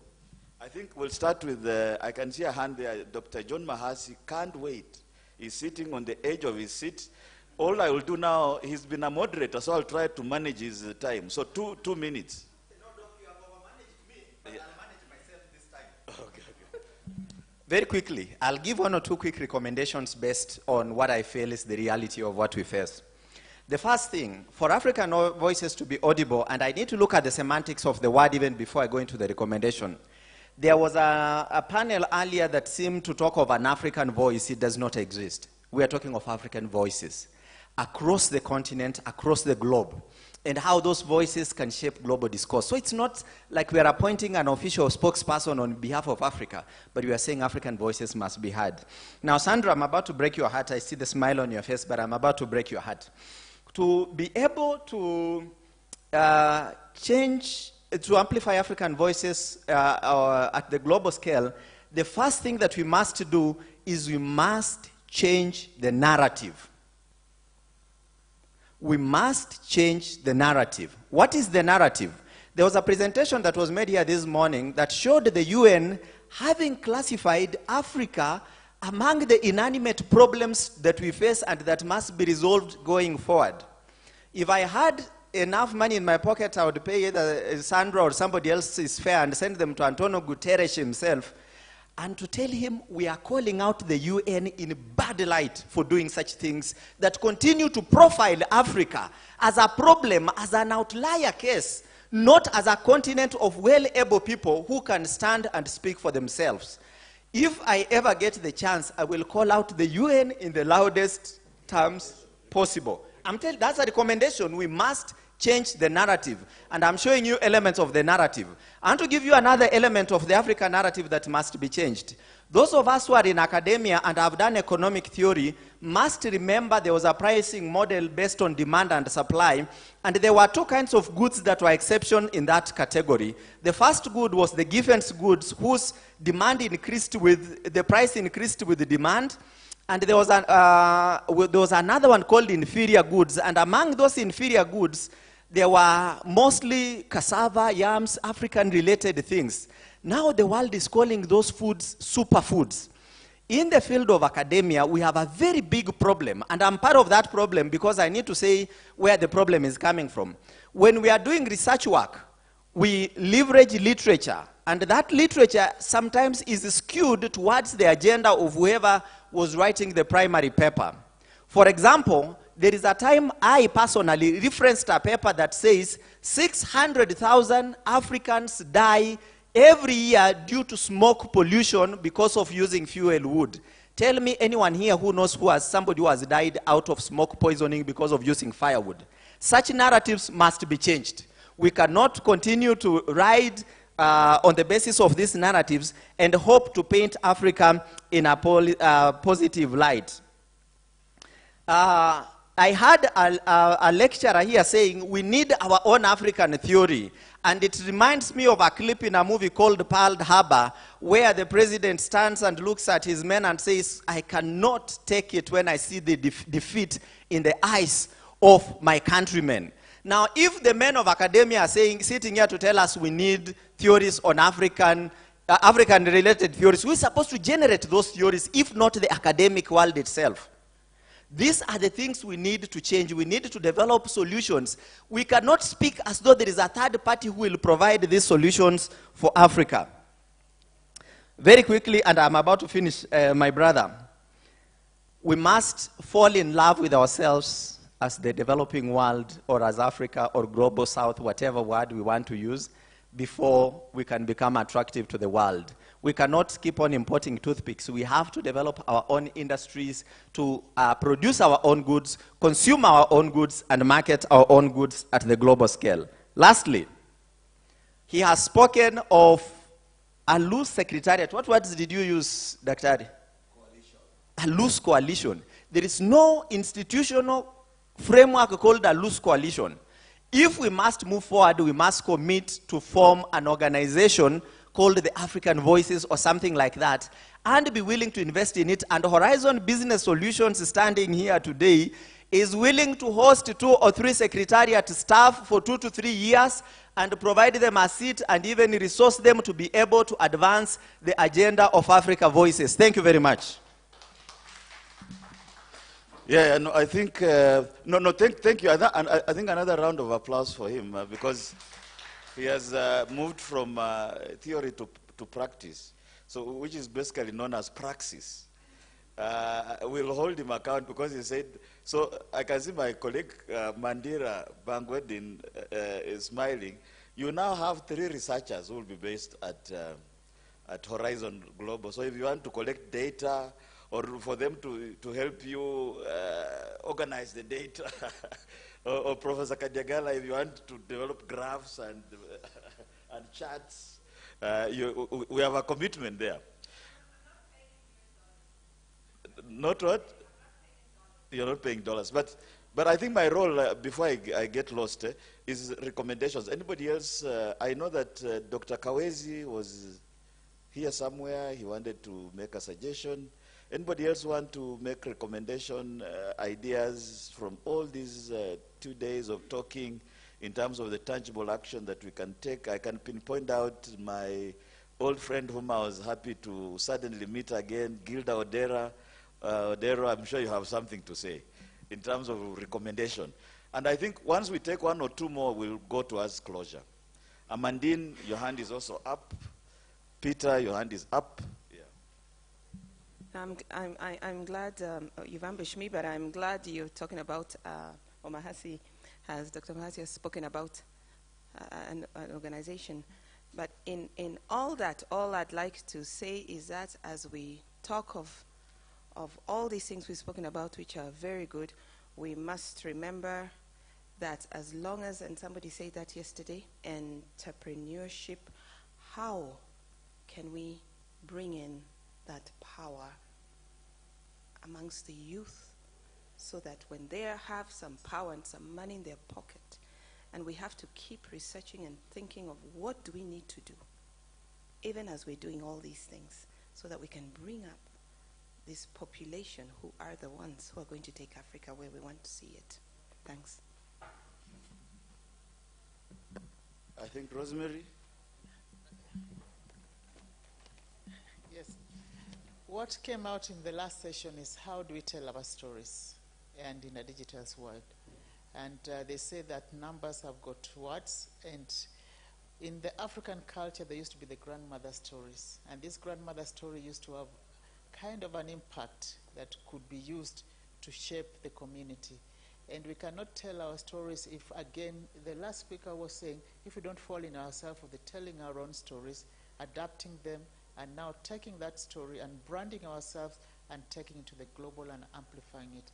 So telling our stories will be critical. I think this goes to Dr. Mahasi's narrative idea, storytelling, I think is important. Amandine? Yeah. Very quick and practical recommendation is maybe to create a LinkedIn group. This could be create the bridge between this event and the next one, and also to give us the opportunity to share any documents or potential events where we can invite each other, just very concretely. Wonderful. I think networks to continue the conversation. Peter Mbuva here. Thank you, Prof. Having listened and also played a role during the entire conference, I think African societies must get the political leadership right, because politics determines who gets what, when, and where. And therefore, if we live on a political system that does not develop its own people, it will be impractical for us actually to claim hegemony and to be able to market ourselves outside there as a force to reckon with and to be able to compete with the rest. Therefore, let's embrace the right political leadership to support and to develop structures that will attract manufacturing so that our young people can get employment and not getting employment outside. Thank you. Thank you very much. I think this is where we'll, okay, Gabriel, I think you're our last colleague. Thank you very much. I think this project can be transformed into a program, a long-term program that will include different projects, because many topics have been raised here. So we can develop a program that will include different projects and can be sustained by the African Union and its different sub-regional organizations. Right. I think that's an important consideration that will be deliberate in reaching out the African Union as well as the regional economic communities, and I dare say the UN system as well. Okay. So I think Sandra also wants to say something. Yeah. Okay. So it's going to be very brief because we also in the United Nations have been struggling with how best to reach audiences, because we need audiences to engage in our work for impact. And so one of the things that we've very much been focused on is solutions storytelling. We've seen the data that tells us that young people who are terrified, who are depressed, and feel that there's no hope in the news that they're reading, get turned off. Yeah? And so what does that mean then for the question of the business model, which had been mentioned by one of our colleagues on the panel? And so I think it behooves all of us to sort of really think about where is the solution storytelling. And it is not to sort of whitewash or say that there are no problems, but where really are those solutions, and how can we all do our part so that there is a wave of that narrative that is an empowering narrative about Africa, an Africa that makes us want to buy African goods. We talked a little bit about the African Continental Free Trade Area. We only trade 17% amongst ourselves, more with people of the continent. And so how do you build value in Africa where we demand Africa as well, African-made goods, and have these storytelling that is about solutions and providing hope to people, because that's also the only way that we maintain our media audiences as well, which of course is very critical for our democracies. Right. No, okay, no, I think someone has started us off on a clapping spree. So we can, I think it is an acknowledgement that Sandra is from the UN. So let's give her a round of applause.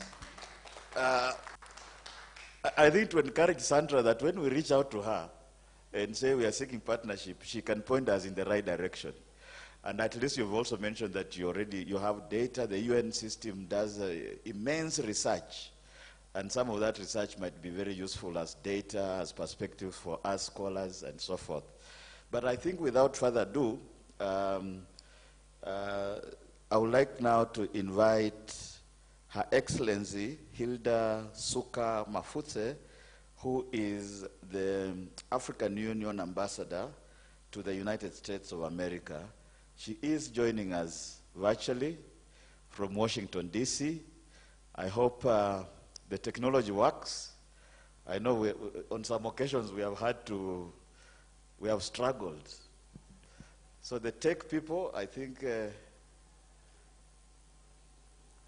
we may ask Ambassador Suka Mafutse to unmute.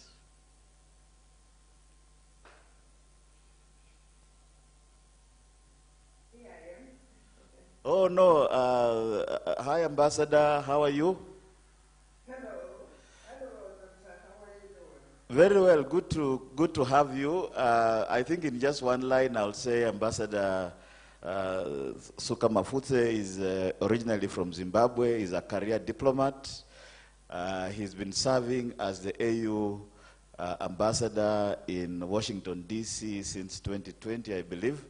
I personally have had the occasion to visit her in her office, and I'm certain that there's lots to do working with her. But without further ado, we want to pass it over to you, Your Excellency, to give us some of the concluding remarks on this occasion, and most welcome. Thank you. Thank you.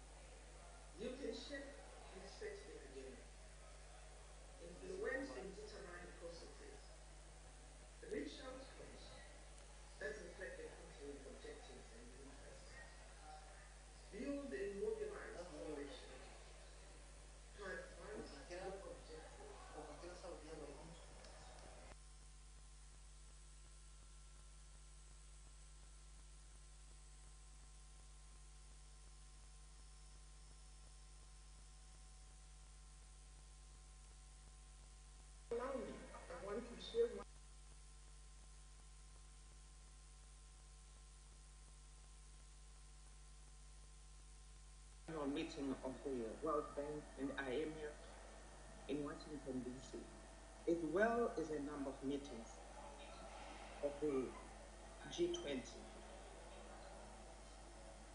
Being a full member of the G20 has enabled Africa to actively participate in global economic governance, advocate for its interests and specific priorities, including infrastructure development, climate change adaptation, debt relief, and financial inclusion, and ensure that these issues are addressed in global policy discussions. The African Union became a full member of the G20 in September 2023 under the Indian presidency.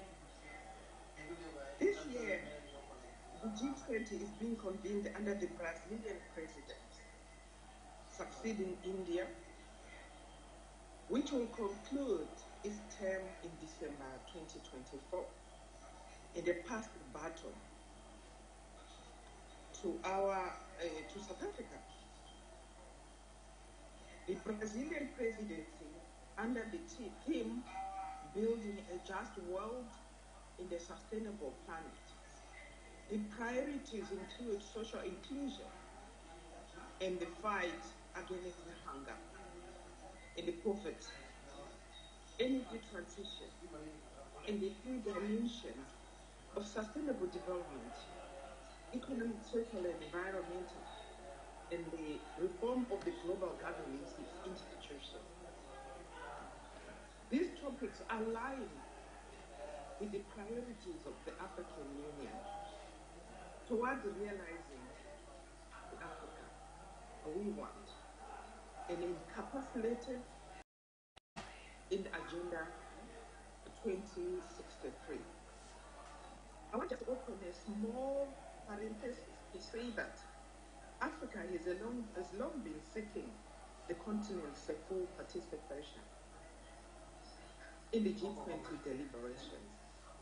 South Africa, for instance, had argued soon after the 2008 financial crisis, which elevated the G20 financial track to the G20 summit, that Africa needed to have greater formal representation. Joining the G20 as a full member is a great opportunity for Africa to amplify its voice in global economic governance. It also builds on the continent's display of increasing agency on global matters. How are we amplifying Africa's voice, and what are our achievements so far? Let me say, as I indicated, since December 2023, the African Union has been actively participating in G20 meetings, engaging in the Sherpa track, finance track, and the various groups, various working groups, ensuring that Africa's voice is amplified. The African Union has advocated the African priorities, such as financing the development, infrastructure investment and development, and access to international financial markets. The inclusion of Africa's perspectives, discussions on the reform of the international financial institutions, such as the World Bank and the IMF, is an important step towards improving the responsiveness of these institutions to African needs.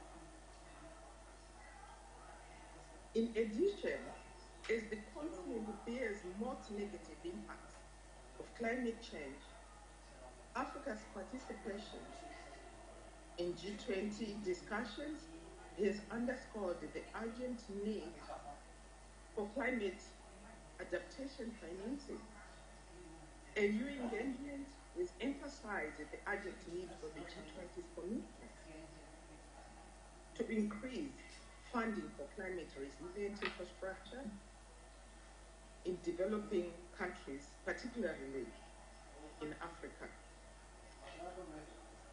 Another issue of critical importance, the issue of debt relief and sustainability. As African countries have faced growing debt vulnerabilities in recent years, exacerbated by global economic shocks such as the COVID-19 pandemic and geopolitical tensions, the AU has successfully raised the issue of African debt relief in G20, advocating for more inclusive frameworks, such as the G20's common framework for debt treatments to be applied more effectively to African nations. Distinguished participants, the AU's participation in the G20 marks a pivotal opportunity to elevate Africa's role in global economic governance. By addressing current challenges and seizing strategic opportunities, the African Union is enhancing its influence in the G20 and ensure that the global policies better reflect Africa's development priorities. The AU continues to push for greater equity in the international system, with a focus on promoting inclusive growth and sustainable development and the shared prosperity for all African nations.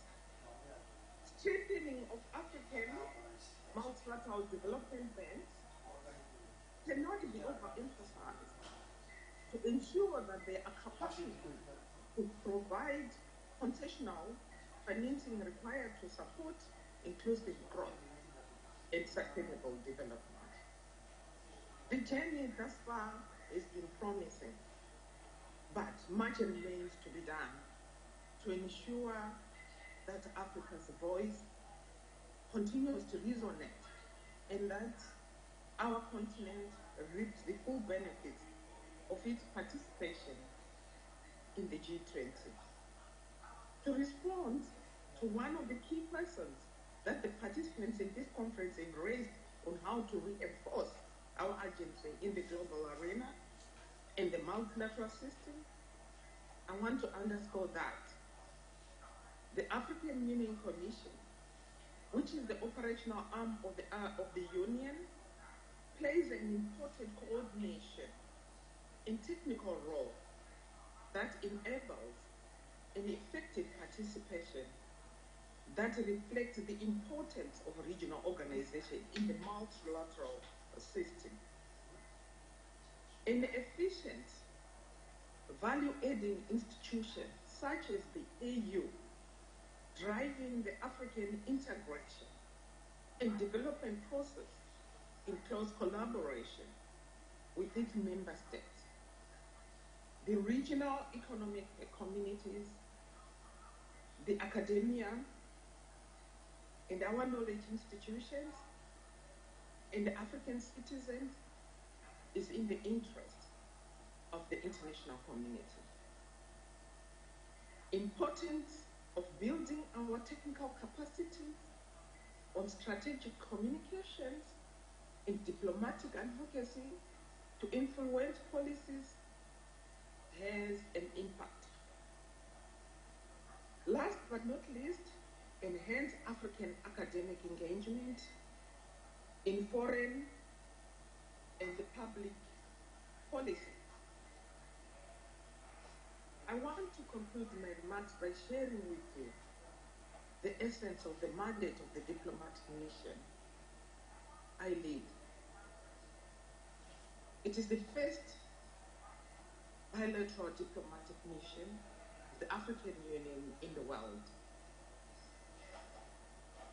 It was established in 2006 to build, sustain, and nurture strategic partnership with the United States government, develop maintain productive institutional relationships between the African Union and the key U.S. stakeholders, including the U.S. Congress, think tanks, and institutions of higher education, civil society, the private sector, and the diaspora.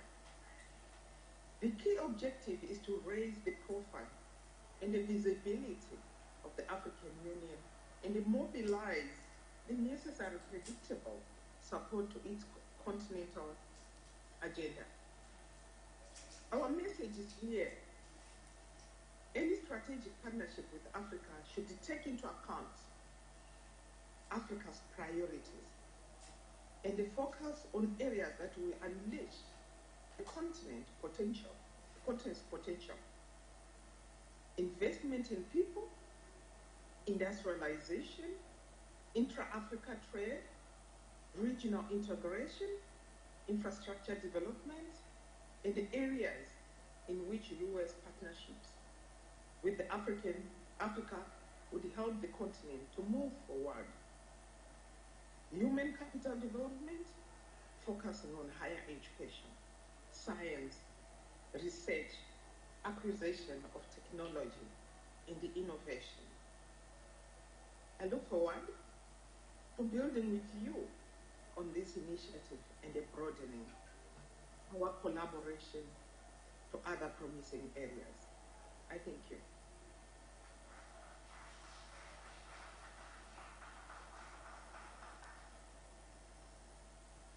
Thank you very much, Ambassador Suka Mafutse. I think you've given us quite some bases, some issues, some themes around which to reflect on as we forge partnership with your office and with the African Union Commission more broadly as we go forward. I suppose at this point in time, we are past the point where academia used to be adversarial.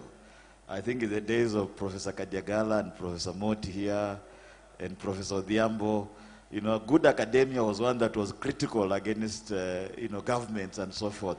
Maybe there's still some room for that. But at this point in time, I think academia policy partnerships are important in pushing our agendas forward, as long as one does not capture the other, as long as there's room for constructive criticism.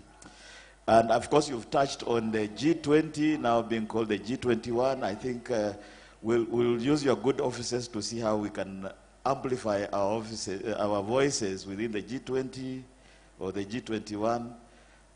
Your office is very important, being in Washington, D.C., where the headquarters of the World Bank and the IMF and other entities are based. And I'm aware that your office in Georgetown is always open. And so don't be surprised if we overwhelm you with requests for, opportunities to do fieldwork in Washington, D.C. Particularly if we are coming from the continent, we want to do fieldwork in Washington, D.C., and we might be reaching out. But thank you very much, Ambassador. We appreciate maybe one more round of applause. Right. And her speech will be available. I think I want to conclude by, before inviting Professor Odhiambo, to just say a couple of things that have to be said, because after this they will not be said again. We currently are actively seeking a partner for the next conference, which will be held around this time next year. There are indications that the Namibia University of Science and Technology, working with the Namibian government, might be interested. We have some initial discussions, and we are waiting to see who else comes on board. And this suggests that we conclude the conference today, but we'll take a few hours to rest, but then we start actively working towards the conference 2025 with various building blocks towards that date, including, as I mentioned, knowledge production in various forms and so forth. But in very direct, explicit terms, there are 3 book projects that are already either underway or just beginning. One, as I mentioned, is a Geopolitics and Information Rights book that's being edited by Ivy and our colleague Tlengiwe from University of Pretoria. If you feel inspired to contribute to this edited book volume, I think information will be provided. I think my colleague Mandira Bagwendin is here, and she's working with another well-accomplished scholar from South Africa called Sanusha Naidu on a book to work on the Belt and Road Initiative in Africa, the China's Belt and Road Initiative in Africa. So that, I think, the call for abstracts will be coming, will be circulated soon. And lastly, my colleague and friend Edward Kawezi from Makerere University is also here, and he's editing, along with myself, I must say, a book called Africa in the Global South. We already have 10 book chapters from various scholars, but I think we need another 3 or 4, and we saw some very good discussions here that can actually form book projects. I think the next, the main outcome of this conference is going to be the conference proceedings. We're actually going to email the abstracts. We're just not able to share them in time, but it's not nearly done. We are sharing all the abstracts to start with, but that will be followed very quickly with conference proceedings as an academic product out of this. I could go on about the steps we need to take and so forth, but I think at this point in time, I'd like you to help me invite our last speaker, and after he speaks, I don't think anybody will speak again. I'm actually off stage from this point in time. I'd like to invite Professor John Odhiambo, who is the president of Strathmore Academy for International Research Collaboration, to come and give us the closing remarks. And I can also mention that because I went to University of Nairobi, I know that Professor Odhiambo was in Chiromo campus, but he was a visionary who helped to set up this institution. I think we must give him a round of applause because... Thank you very much. Thank you, Bob, and greetings to all the participants. I am thoroughly inspired to be here. I am a mathematician by training, and we are thoroughly structured, so I benefit a lot by being where ideas are being cross-fertilized. So I'm very happy to have been given an opportunity at least to show up here, to be in a kind of a vibrant environment. And so thank you for inviting me. I didn't think I would be relevant in a situation like this, but from the ideas coming, I think it's worthwhile to be here and learn a lot of things as they happen. So thank you very much. The idea behind this conference is very inspiring, and it resonates quite almost entirely with my vision and approach to how we should deal with problems of development in Africa. In Africa, why? Because I'm an African, I understand those problems better, so my focus is there. But the development problems are obviously global. Yeah, you see, to solve real-life problems geared towards improving the quality of livelihood of people, livelihood of citizens, must involve a cross-section of approaches. It cannot be linear. It must be networked. And the networking and network approach being displayed here that I saw in the way the panels were organized, the roundtables were organized, and the outcomes discussed in the plenary, and also the general papers discussed in the plenary, displayed in a very interesting way the approach that I believe can contribute to seeking and finding and formulating solutions to problems of human development in Africa. Because we need a cross-section of ideas, we need a multifaceted approach. So that is very important. And as you now come to the end of this conference and are thinking of the plan or program of strategic action,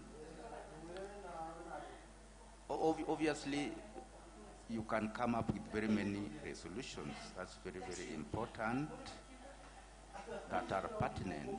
The themes that you based your panels and roundtables on are actually current. They are very, very important problems that experts and policymakers dealing with problems of governance and development are currently dealing with. Climate action, clean energy, energy transition, energy financing, climate, all these things are current and important. They are global, but we want to look at them from the perspective of Africa because we want to provide solutions that come from here, solutions that emanate and led by scientists, African scientists, obviously working with scientists from elsewhere, but we must play the lead. It's not enough for a professor of mathematics to work with a team under a problem and program that has been designed, well designed and very well financed from elsewhere, and you contribute your expertise there and you come up with wonderful solutions. It's better that a team of African scientists, and there are many prominent and good ones, very brilliant ones that are doing great things elsewhere, coming up with those ideas, suggesting how to solve them, seek partnerships with friends and colleagues from elsewhere, and work out those solutions and make them available to African communities. That is what we, African researchers and scientists, are called upon to do. Not to belong to large research groups that have a lot of funding, but you are not coming with African-bred, African-led, African-initiated initiatives. That's the first thing that I wanted to emphasize. This is, I'm an academic mosaic at the moment. So I'm telling you this based on my global experience. I have friends all over. My students are everywhere. There are good people there working all over the world, but I am here. And I'm very proud of them. I know what they can do. So I know what Kenyans in the diaspora can do. I know what Africans in the diaspora can do. Can we tap into this and proudly come up with our research formulations, research agenda, and formulate solutions. So obviously working with other partners, but we are leading. I wanted that to come out very clearly without mincing words. Now, obviously, as you work on the plan, the program of strategic action, you realize the role and importance of research evidence in actually characterizing whatever agenda you want to propose, agenda you want to carry forward, whether it's in the area of climate change, whether it is in the area of governance, agriculture, food security, or even African culture. This is critical to form a basis for our legitimate and forward-looking development. If you want to characterize that properly, research evidence is critical. And so the key thing I want to tell you that in working out the program of strategic action, this should be underpinned by research. So that the brilliant team that is behind this effort should make research to be at the core, at the center, the focal point of the approach in seeking solutions to the problems and areas that you have identified. This is critical. There's no way we can avoid basing our search for solutions, our formulation for solution paradigms without depending and relying on research evidence. So research should underpin the programming activity that comes out of this conference. I wanted to emphasize that very much. We must, as African researchers and scientists, obviously go out for impact research, research that impacts directly on the lives of our people. But it should be research that is based on, as the ambassador was saying, on the African agenda, clearly driven and answering to the African agenda. Without being in the second lane or the secondary lane. If we are solving African problems, African researchers and scientists must be in the forward lane, not in the secondary lane, the primary lane. That's critical. It's not so easy because we'll talk, you know, funding is obviously an issue. Yeah. Are we going to play second fiddle? That is what has to be corrected. If you're going to amplify African voices, one area that must be tackled is freeing us from the slavery of funding mechanisms that stop us from focusing on our problems. That is critical. It requires courage from brilliant leaders like you, research leaders, academic leaders, development leaders, and we have our people, you know, shining everywhere. Why can't we take courage and say this clearly? We are not saying it. We are playing second fiddle. Obviously, we don't ignore the importance of partnering.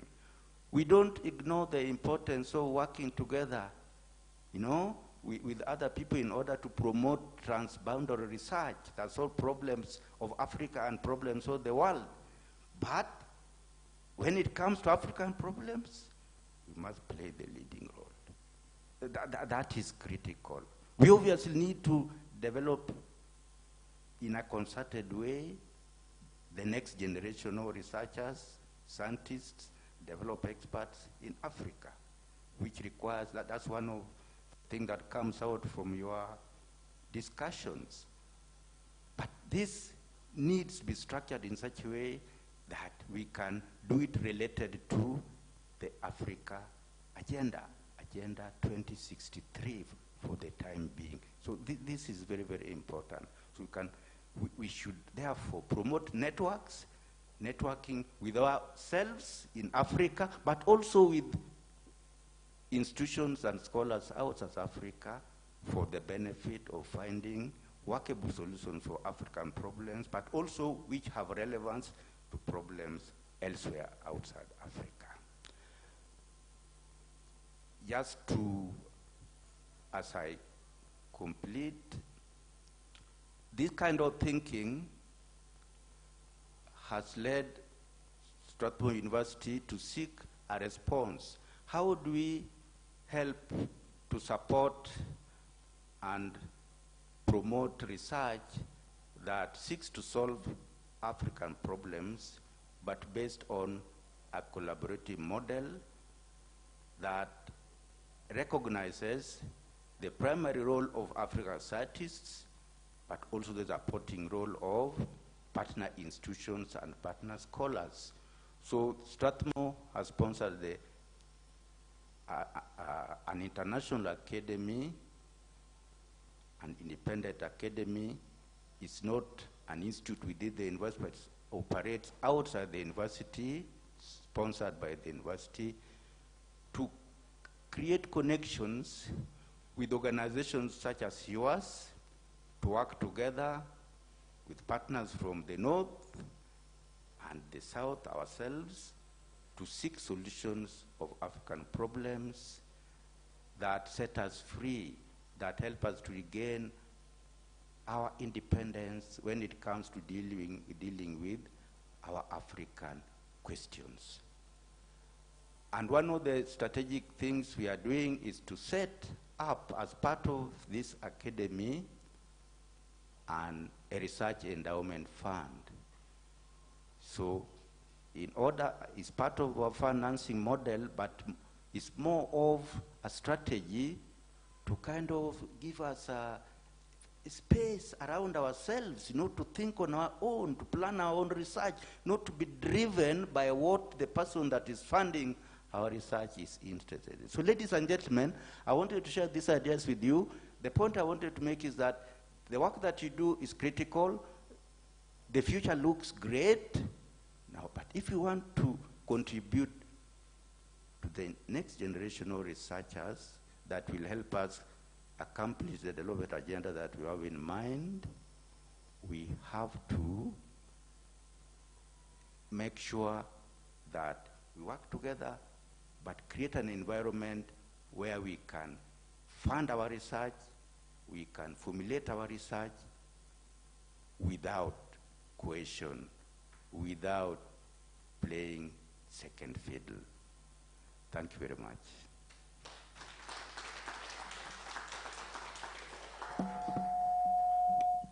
Thank you very much, Professor Diambo.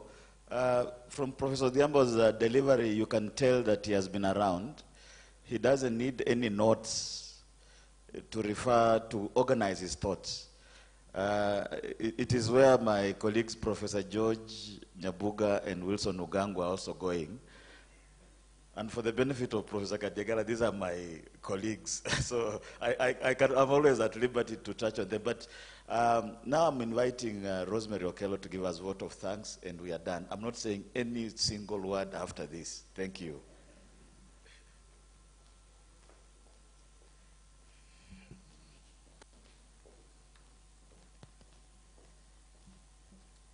Thank you, Dr.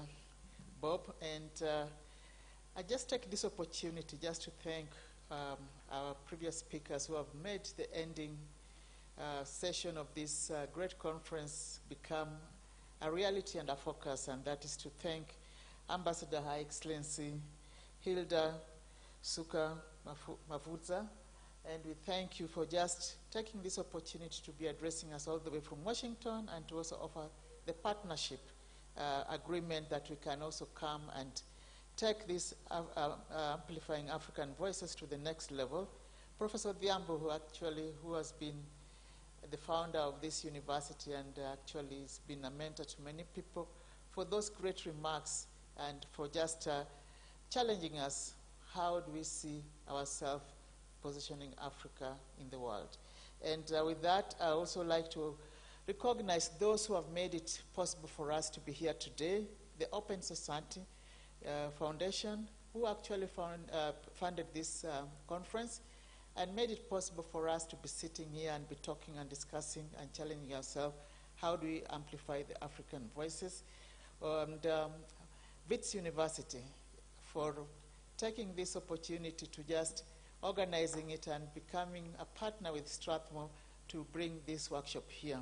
Other partners I'd like to recognize is Africa Center for Strategic Studies, USC, University of Southern California, IRSK, and FIU under the Jackson and Gordon Institute of Public Policy, the Public Center for the Study of United States, University of Nairobi, Center for Human Rights, University of Pretoria, and SSRC, Center for African Center for Howard University, and Southern Center for Inequality Studies, and of course, Institute of Security Studies, Horizon Global, that also even challenges us to be partner and is offering space for us to actually go to the next level. And UN, under the Susan, who came here to say we are here and we can take this to the next level and make it SDG agenda. And of course, Strathmore University for hosting us for the last 2 days. We thank you and all the participants who have made it possible. Without you, this conference could have not been possible. We are grateful for taking this opportunity to be with us and also to just interact and to expand these amplifying African voices to the next level. And with that, I say thank you and have a pleasant evening. And I know Bob said he won't say anything, but I know he sent an email that he has something. What was it, Bob, for the participants, taking them somewhere? And I won't talk about it because he's the one who has the message. Thank you. Welcome.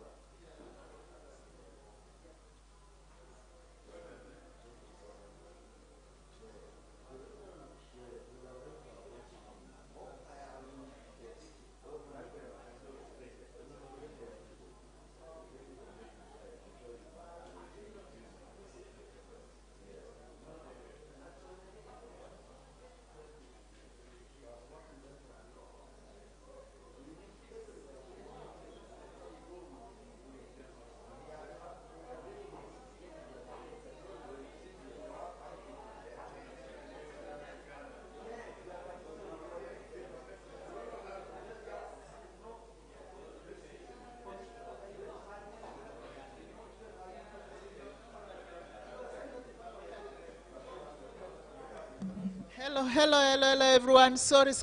Hello. We'd like a group photo at outside. There's a group photo, and then, of course, Strathmore has got the Strathmore choir to actually, console your soul as you go away outside. So a group photo outside, please. Don't leave. A group photo.